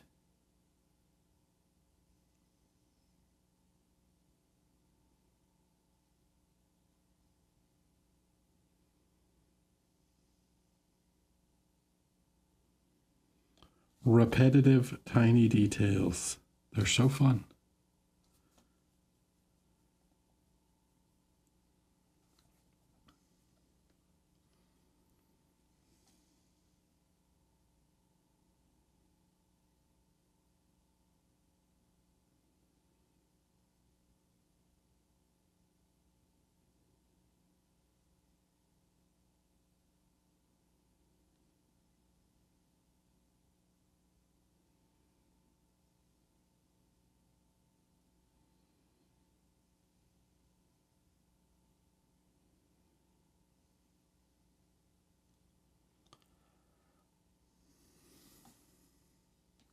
Exactly like the clue.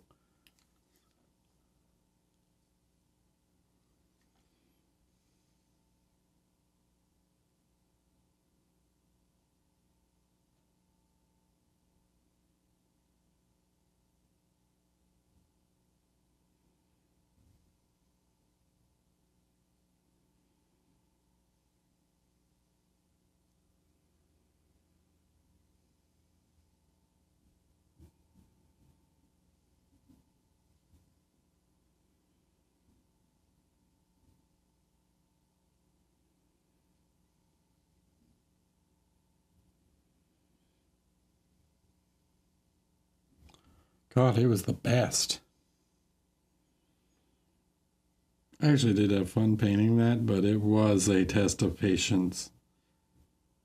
Ooh, boy, did that one. No MFCA this year? MFCA happened already. I was not able to go because I was in Maastricht.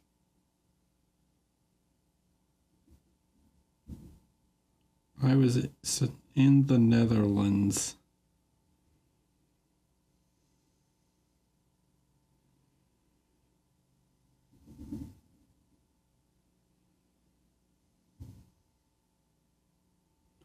But I'll go next year. Promise I'll be there next year. Unless there is some sort of wild circumstance.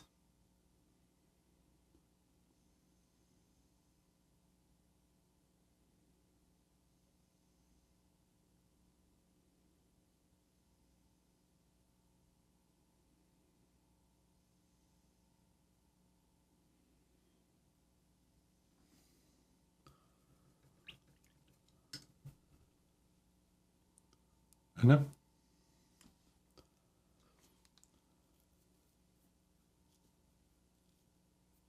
Did I use a measuring tool? No. No?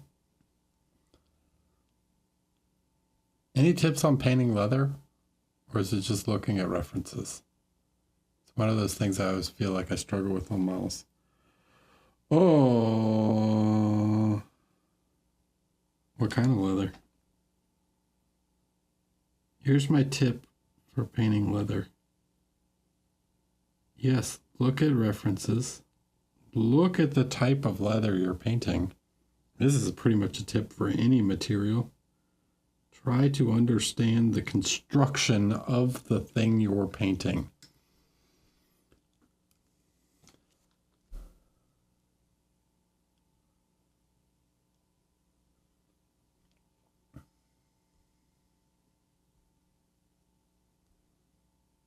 Any standout memories painting Mephiston? No. No. I painted that dude super fast.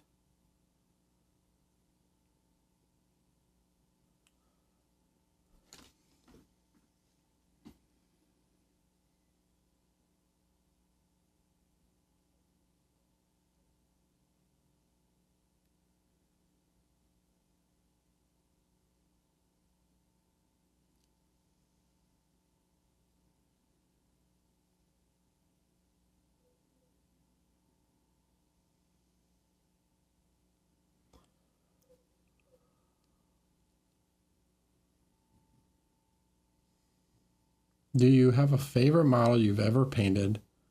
Whether you, because you enjoyed the model itself, or you're particularly proud of the work on it?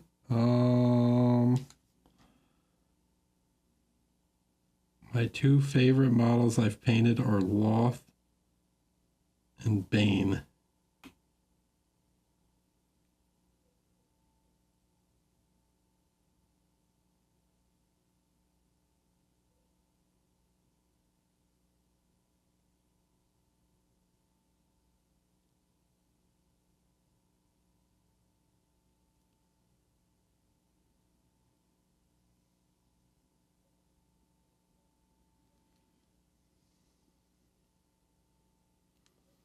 Hello. What am I doing? I'm painting. I'm painting a rabbit. What are you doing?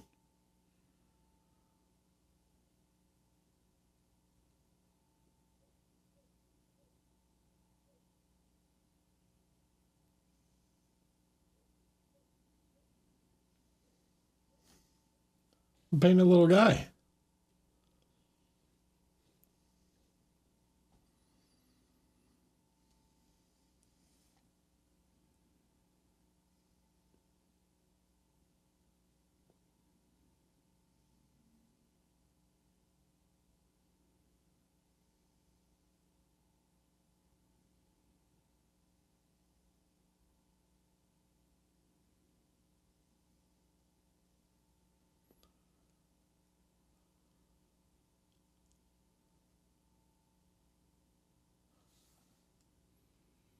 It's because the Black Knight is the coolest KDM model.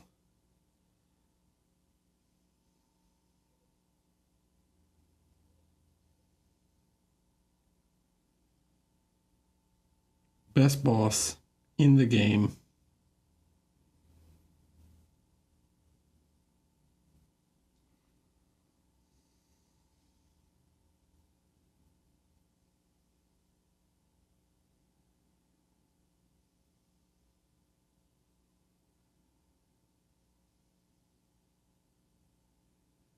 This fight's actually very cool too. He's a pinball wizard.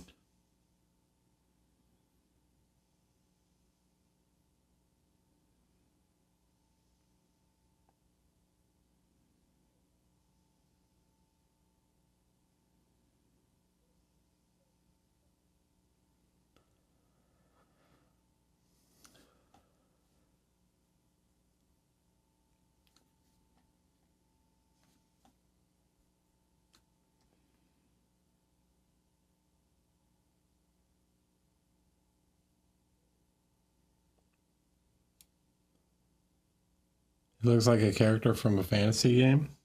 It's a rabbit that looks like a witcher. It would help if he had his arms and two swords, but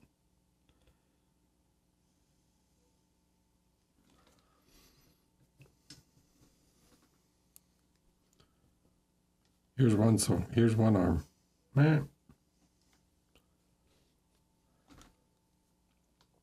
Here's the other.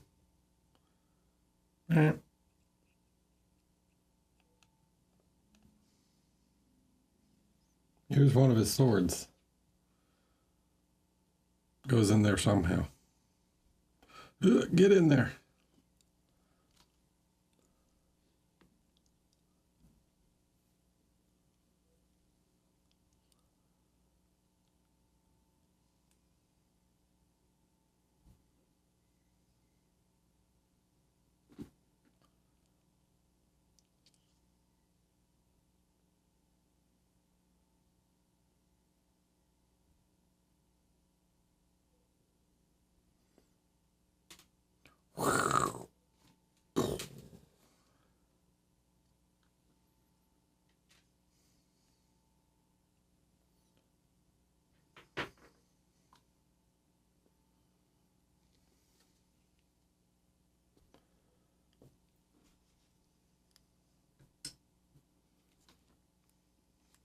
Rabbitses.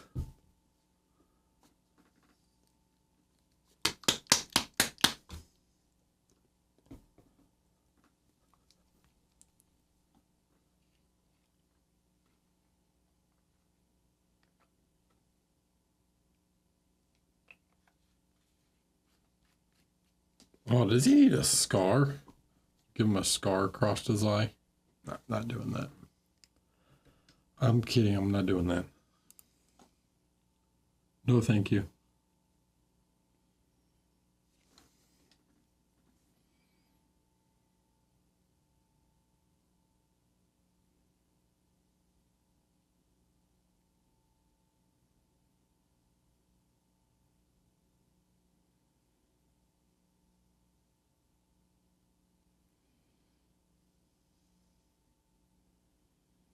So you could look more like Gerald.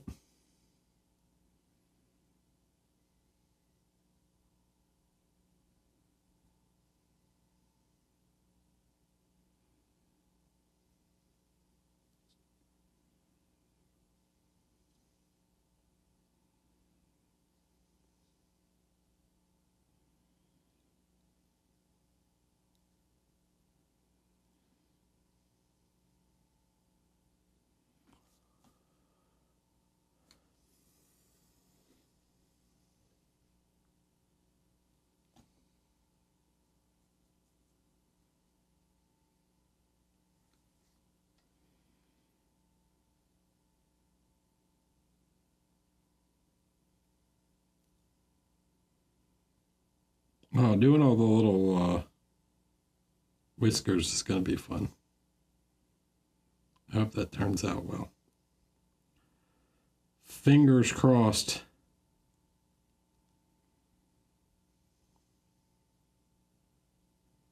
I'm going to give him little eyebrow whiskers and stuff too.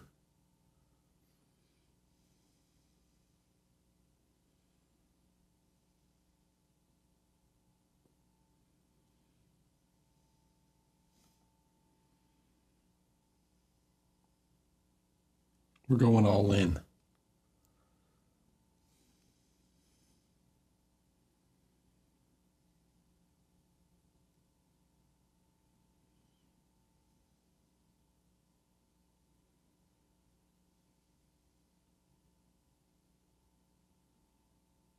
Yeah, I'm full committing to the whiskers.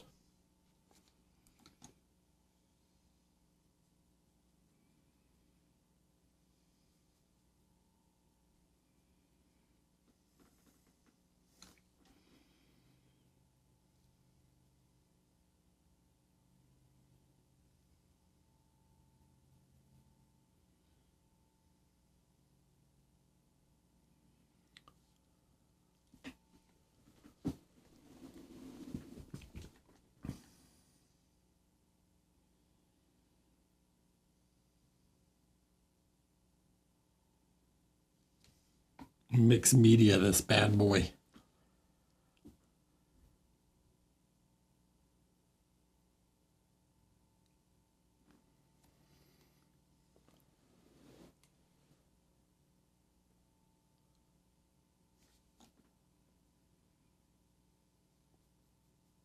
You can't be Logan because he doesn't have enough knives.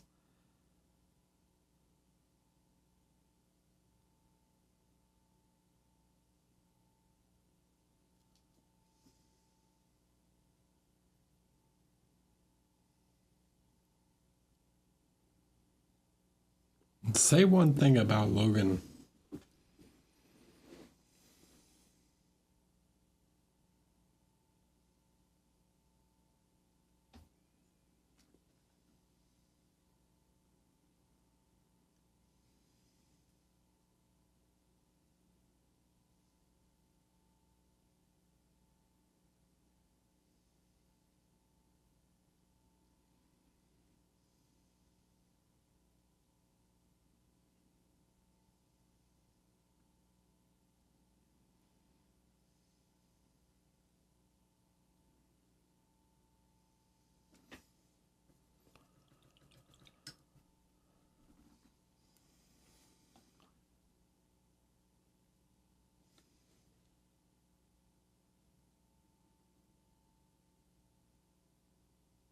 I want to do another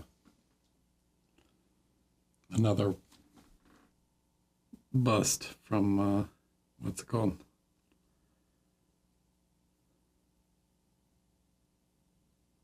The Blade itself, or that series, but I don't know who yet.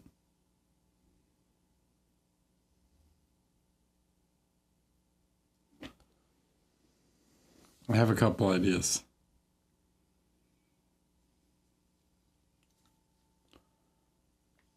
I ain't telling, dude.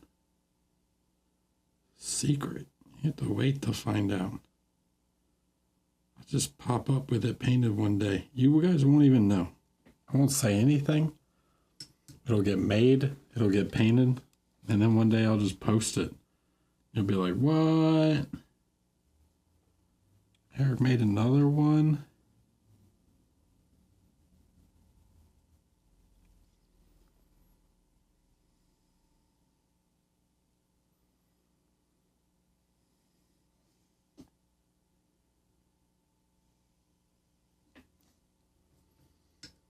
That's crazy.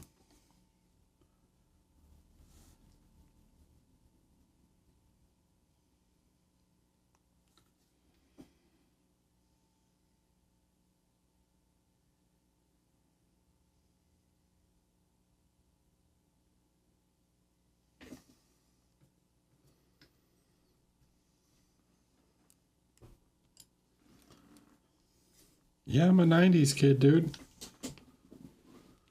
Deal with it.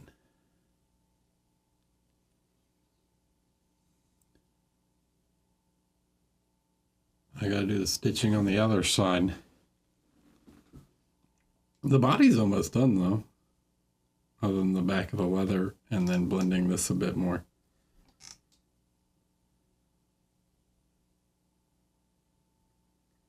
Would you ever work with someone to make First Law inspired model available to the public? Not enough models based on that universe. That would be up to Mr. Joe Abercrombie. Hello, Inferno.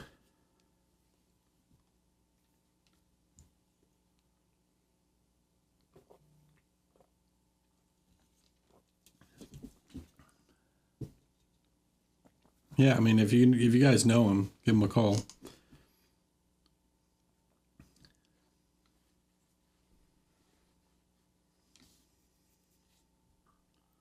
Thanks for the tier 1. 16 months.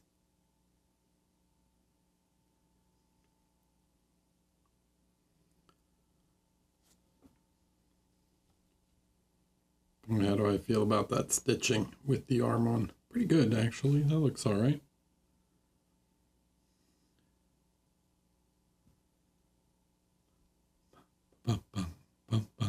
Rabbit.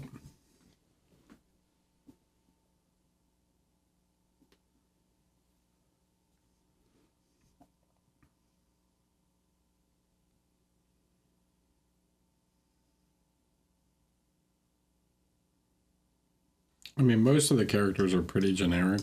You could get away with, like, Berserker Man and Interrogator Man and Asshole Wizard. What egg size is this? This is a goose. This is a goose egg.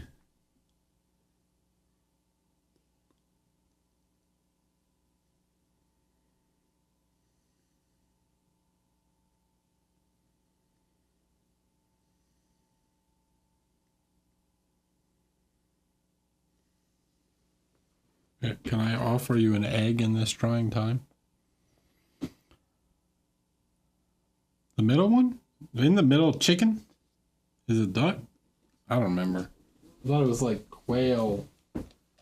Here's the 3 sizes. I have the 3 sizes. No, those are both the tiny one. This is the medium sized one. It's a dusty space marine on here.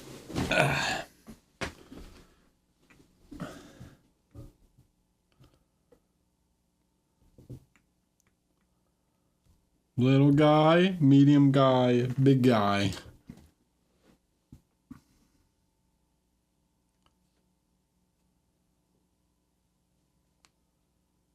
Hen is the smallest. And then what? Duck and goose? Duck, duck, goose.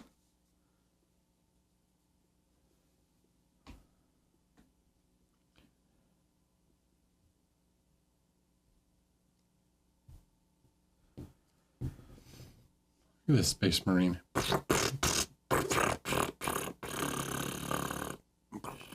One day I'll paint the rest of my Phobos. Kill team.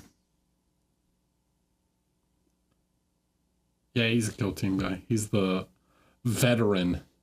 The Phobos veteran. Shing, shing, shing, shing. That's knife noises.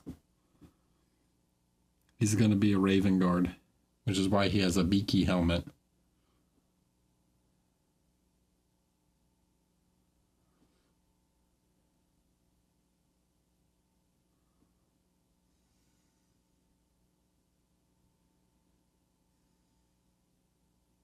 How many in a team? There are 6.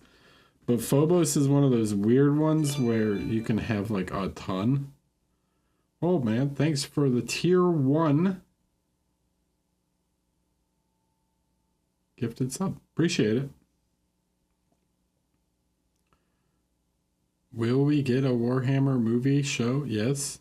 I mean, allegedly.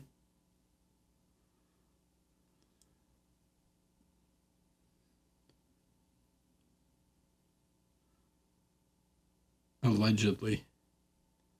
I still want to do. I want to do the. I think I have the other ones over here. What am I gonna do with them? Now we're just talking about Space Marines. Are they in here?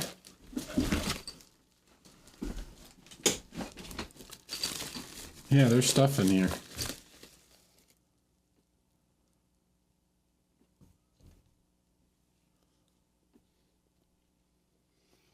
So I got the Phobos Librarian. I think I want to change this to a staff, though.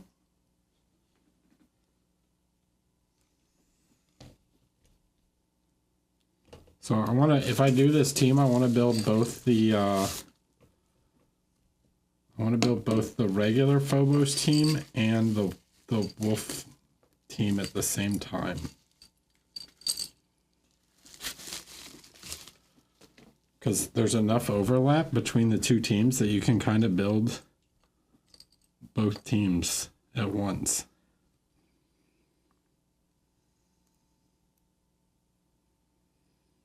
Because they both have like the mine layer and the medic. The Wolf Scout models are pretty rad though. They have some very cool bits.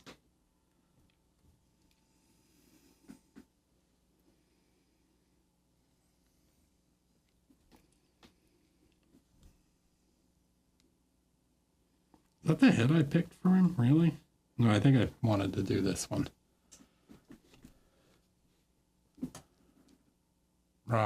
He's got a mustache.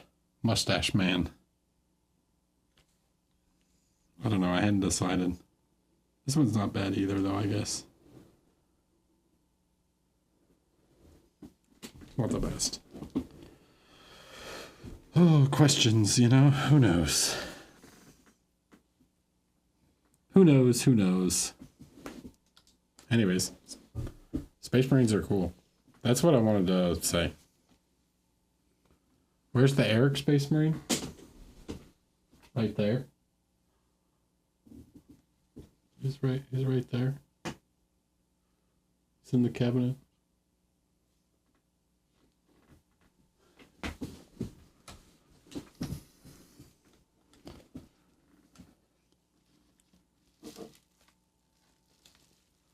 There was a Warhammer animated movie that came out a lot. Yeah, the Ultramarines movie. Don't watch that.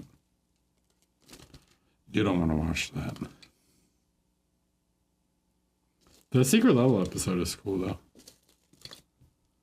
Yeah, the stuff on Warhammer Plus is way better than that Ultramarines movie. Oh my god.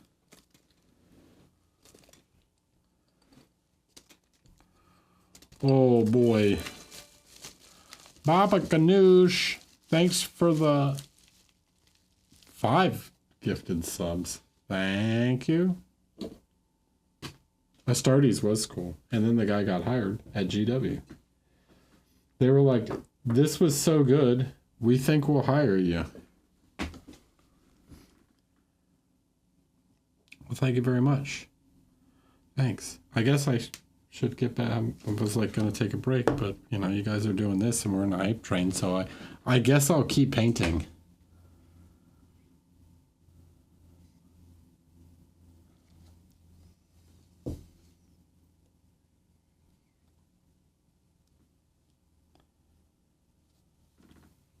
Fine.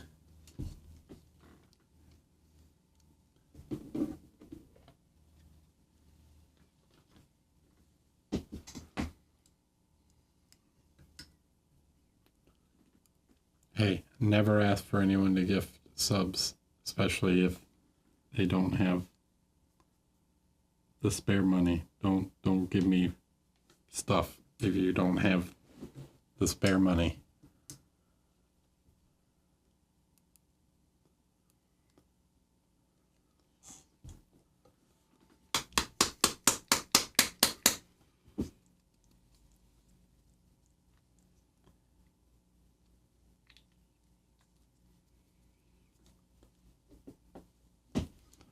I do this for the community.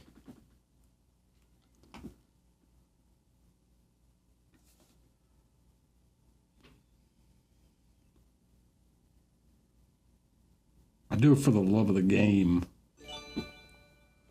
Pete!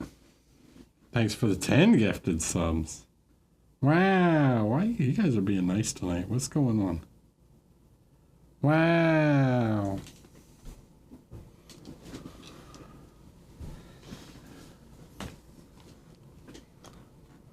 That's an all-time record shattered.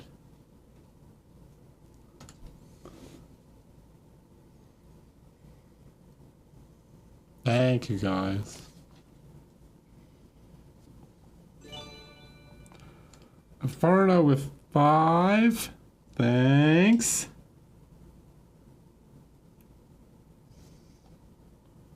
Guys are gonna make me cry.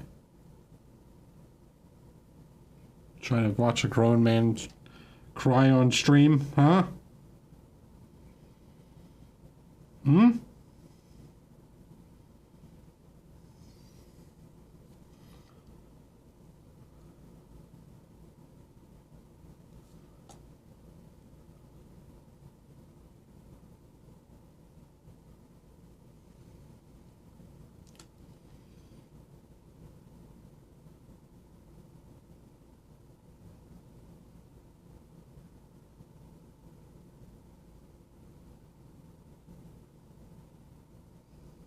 I appreciate it. I appreciate the support.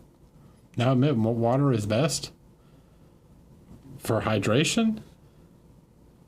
I heard that Brondo is best. It's the thirst annihilator.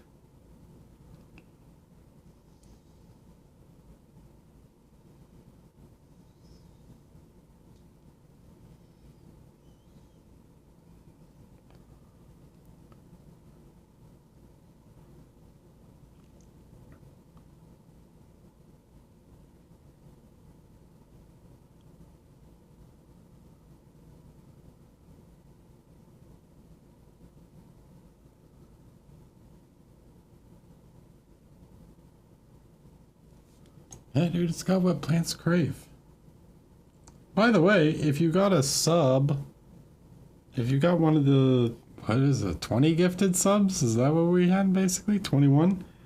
If you got a gifted sub, exclamation point Discord, if you link your Twitch to your Discord, you can now get access to the Feedback Friday channel. Wow.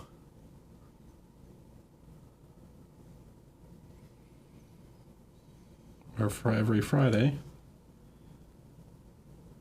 I go, well, not every Friday, but many Fridays when I can, I give feedback on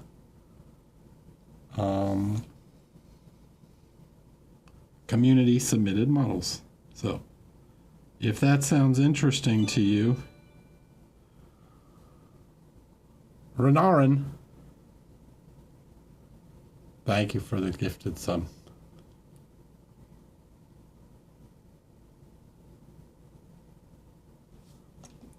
Yeah, feedback most Fridays.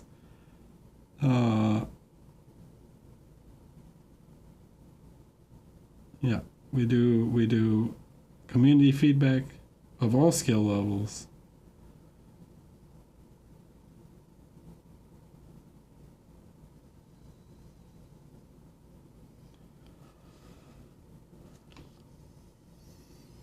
And you can submit your own figures for review.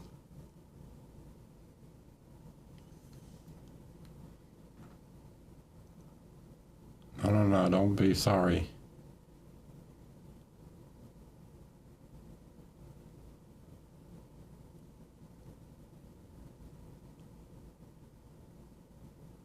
Can I submit a picture of my girlfriend's mom? Yeah. Why not? Sure. As long as you have her permission.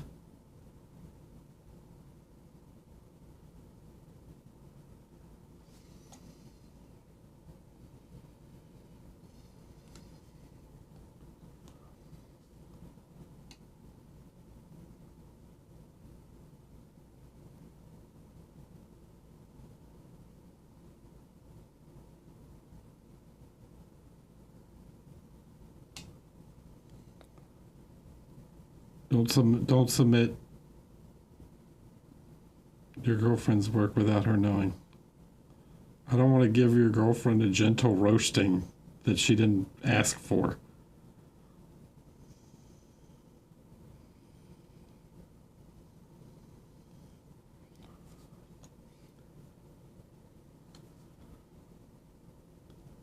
Are you planning? Yes. Well, not a bust.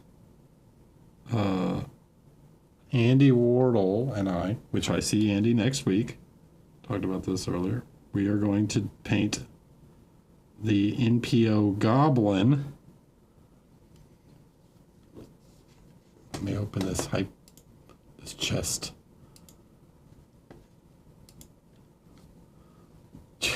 Choo choo, and then a snoring little guy. We're gonna paint a goblin. So, but the man has been extremely busy with running his own miniature show and another thing that you guys will find out eventually.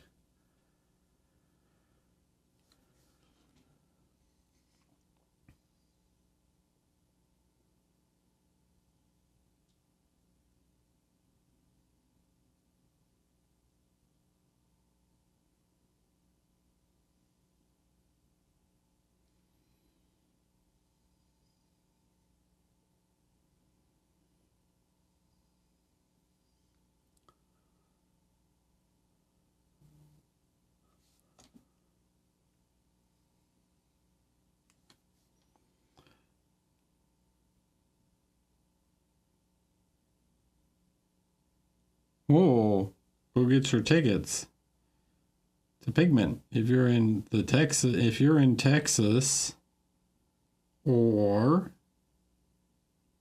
the surrounding area, you guys should check out Pigment.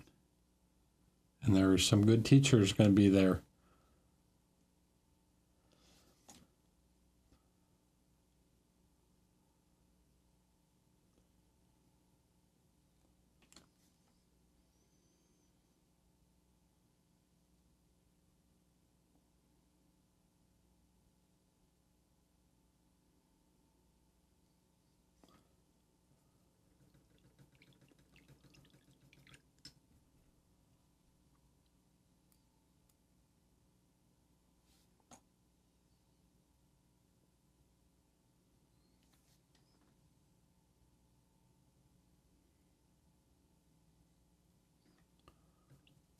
I hope it goes well.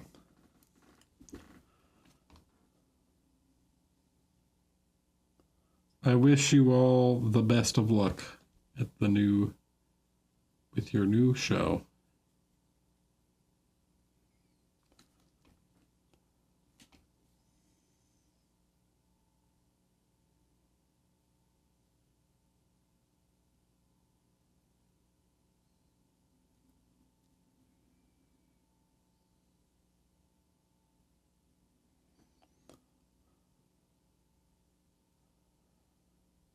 Maybe.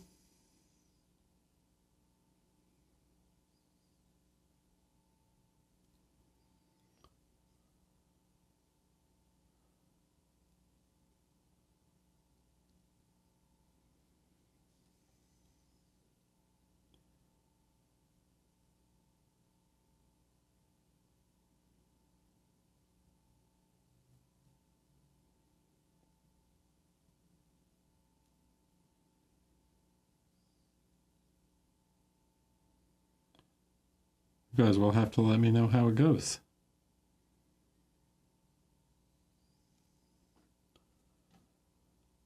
What if I told you we have Red Bull? It's gonna take me more than, it's gonna take a little more than that for me to get out of bed in the morning, you know what I'm saying?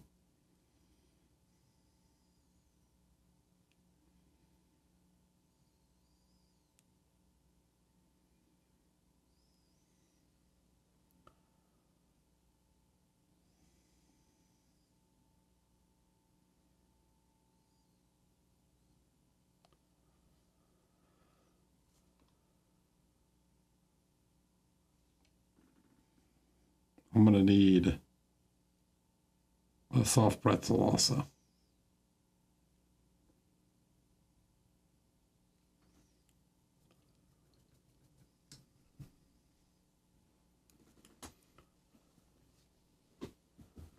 Brisket's also good. Brisket also makes it quite tempting, yeah.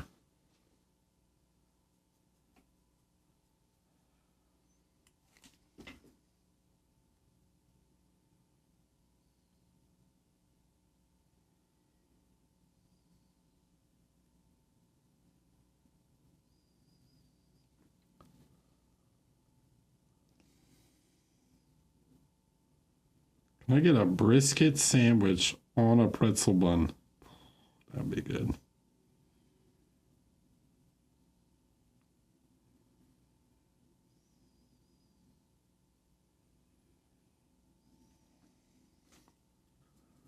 You guys know what I'm saying? Whew.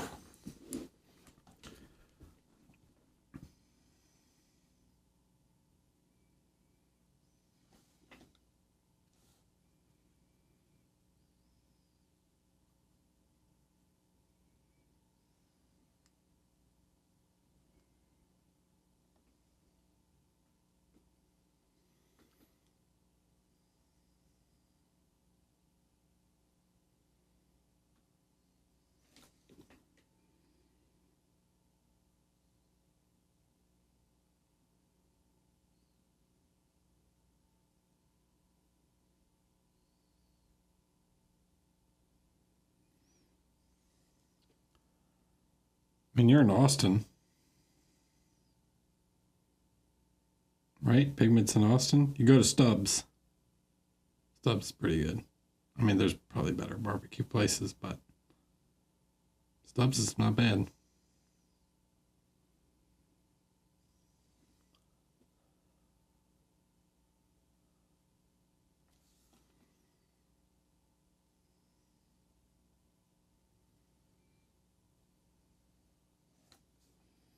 How far are you from Salt Lick?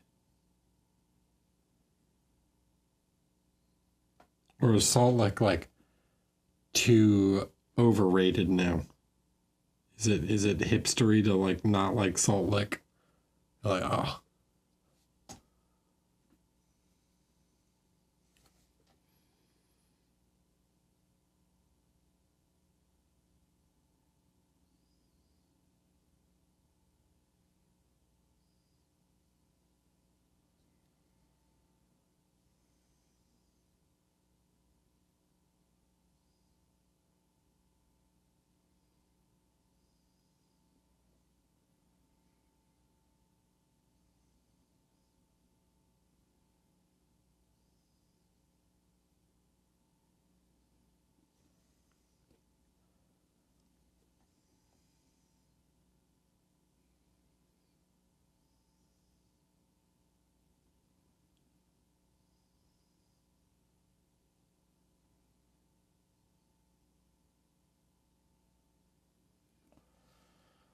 Okay.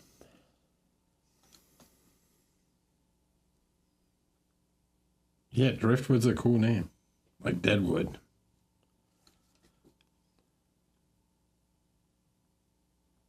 Swidgen.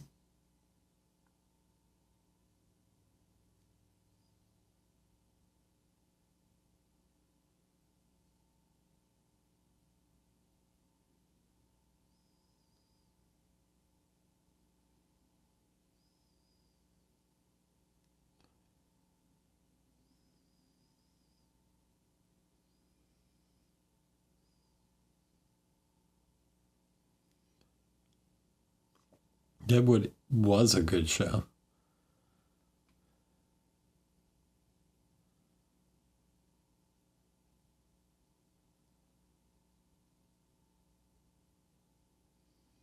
I love that Timothy Oliphant, after Deadwood, just plays like a cop or a marshal in everything.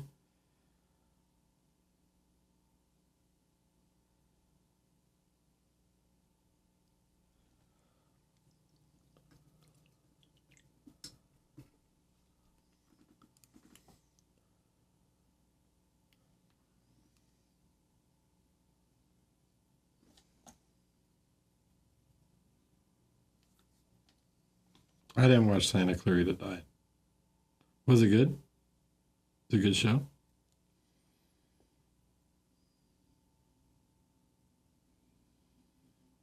And let's not talk about Hitman. Come on. Come on. We don't need to talk about the Hitman movie.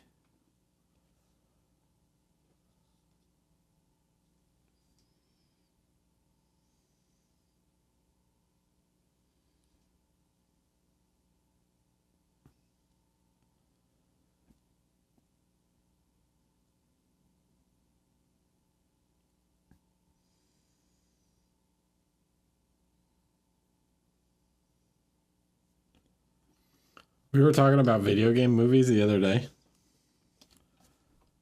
And like some of the random video games that you guys probably forgot they made movies of. I'm going to hit you with one. Are you ready?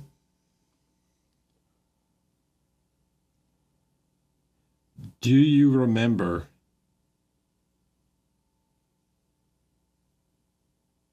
that Michael Fassbender was in the Assassin's Creed movie?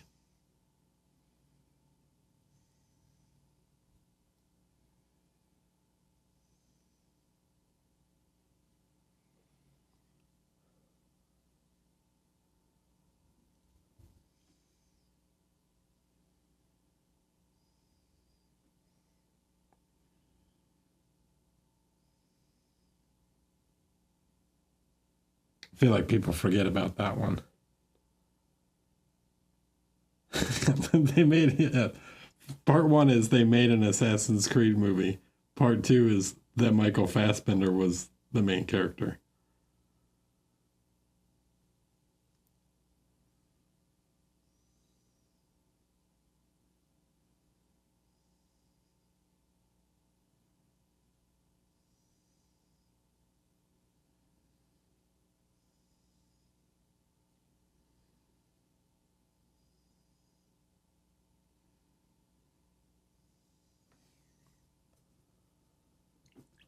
Dwayne "The Rock" Johnson was in the Doom movie with Carl Urban.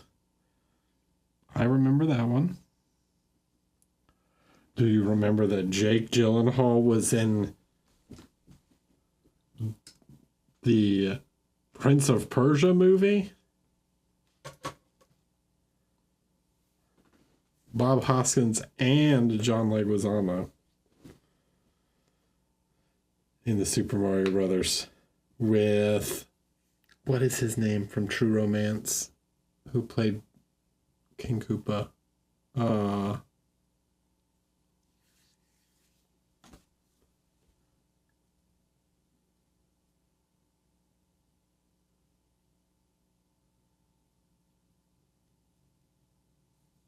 I remember the Max Payne movie, yeah. Dennis Hopper. There you go. Thank you.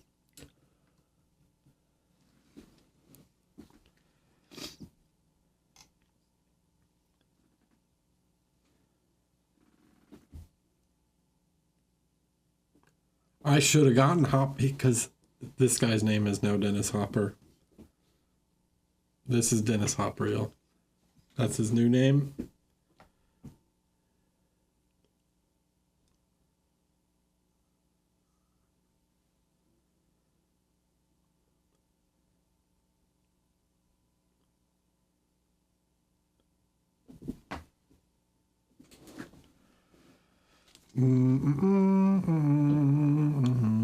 All right. Well, it's 9 o'clock. Been going for almost 3 hours. I feel like if I go paint anymore, I'm just going to be doing more of the same on the gloves.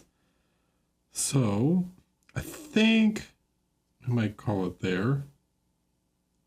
I would have liked to paint some of the swords, but I'm surprisingly closer to being done on this figure than I thought. So that's pretty cool. Just the gloves and the swords really left to go in the back of the jerkin. And then whiskers.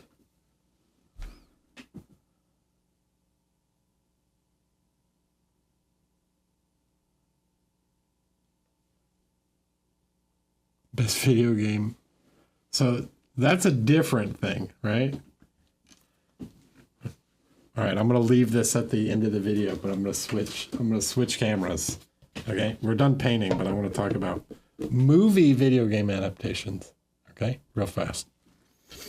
So, one is movie adaptations of video games, and normally they're garbage. But video game adaptations of movies, what are the best ones? Lion King is dope.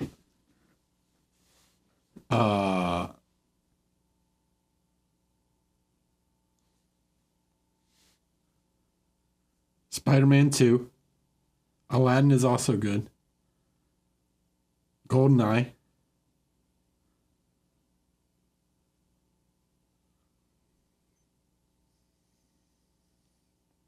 Shadow of Mordor. No. Shadow of Mordor is not a movie tie-in. It's not a movie adaptation. DuckTales is based on a TV show.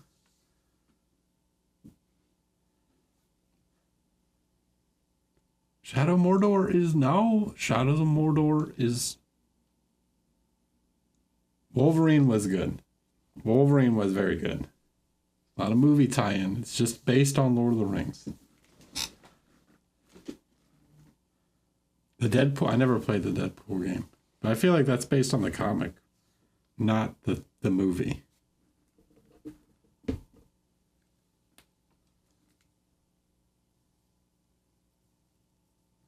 The game was fun, though. Shadow of Mordor was fun.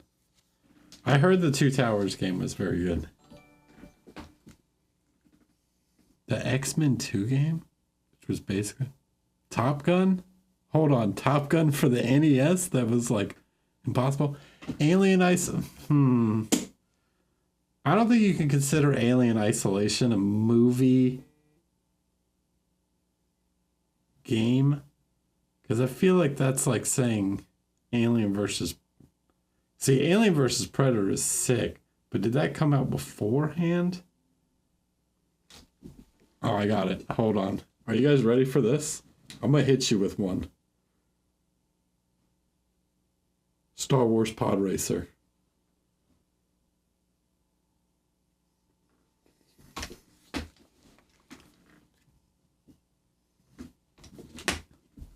Game is... Come on, dude. Come on, dude. Star Wars Pod Racer was sick.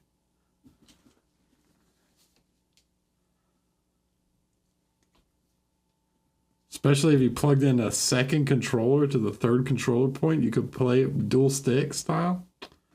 Yeah.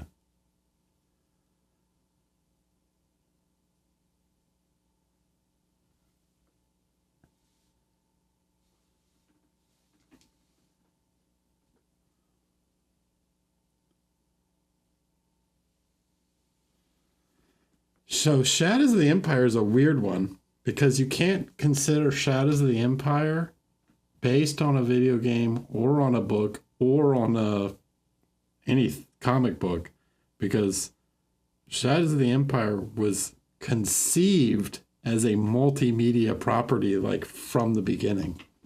Did you know that? From inception, conception, whatever. It was always planned to be a multimedia release. Sure. Epic Gold and Scarwall. I'm leaving this in the YouTube video so that, you know, people who like to stick around. Follow-up question, is KOTOR a movie video game? No.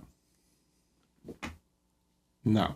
I don't consider, you can't consider, it has to be an adaptation of the movie, right? So you can't consider anything that exists in the property of a movie franchise to be a video game movie, right? That's why Alien Isolation's weird. That's why the Warriors, that's a good game, and that is based on the movie.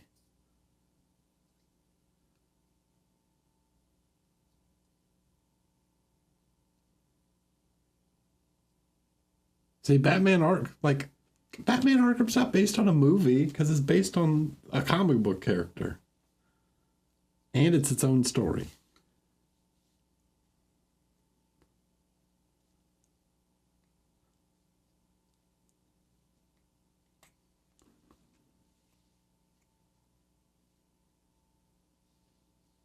Batman Arkham is not based off the animated show. It's not. I said Spider-Man 2, dude. Spider-Man 2 is sick. I never played the Batman Begins game. RoboCop, that's a good one.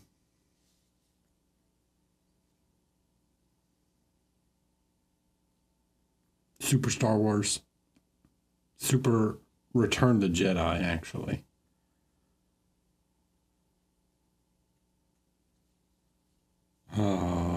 Any other movie tie-in games? I'm trying to think. Was Enter the Matrix good? I know they made that weird, like, RPG, like that weird MMO. But was Enter the Matrix actually good?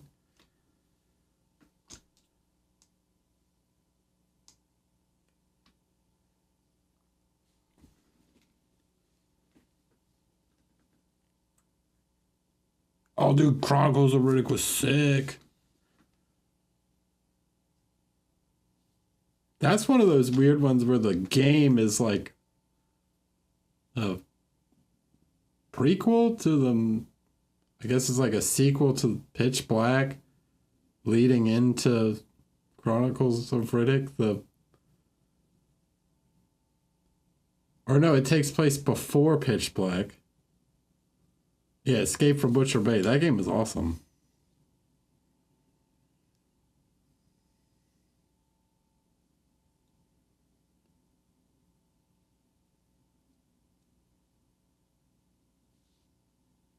Hold on, somebody's cooking. I said GoldenEye. I already said GoldenEye, dude.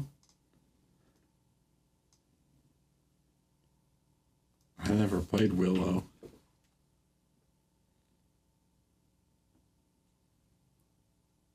Yeah, GoldenEye is up there. It's in like top 10 video game, like movie. See, Stick of Truth is not based on a movie. Movies, okay? Yes, they made a South Park movie, but that's, again, they're telling their own story in the South Park universe. It's not an adaptation. It has to go through the same story.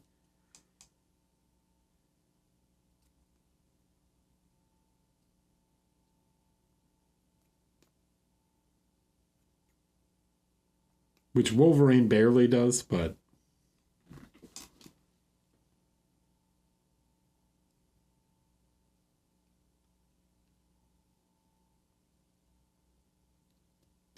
there are all the Lego games that are based on movies. And some of them are probably pretty fun. Anyways, all right.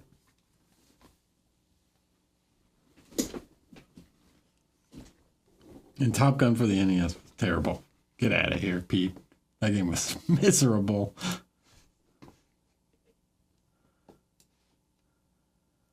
Oh, dude, Roger Rabbit was pretty good. Oh, the Telltale game. Yeah, they're all right.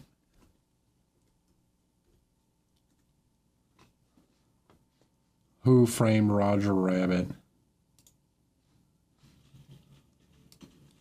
All right, speaking of video games, we're going to do something different.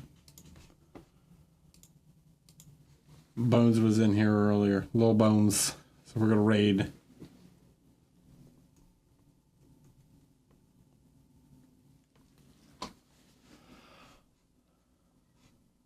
She is playing Death Crown. So, thanks for hanging out. Everyone say hello, Little Buns. Be nice. Have a great rest of your week. Bye.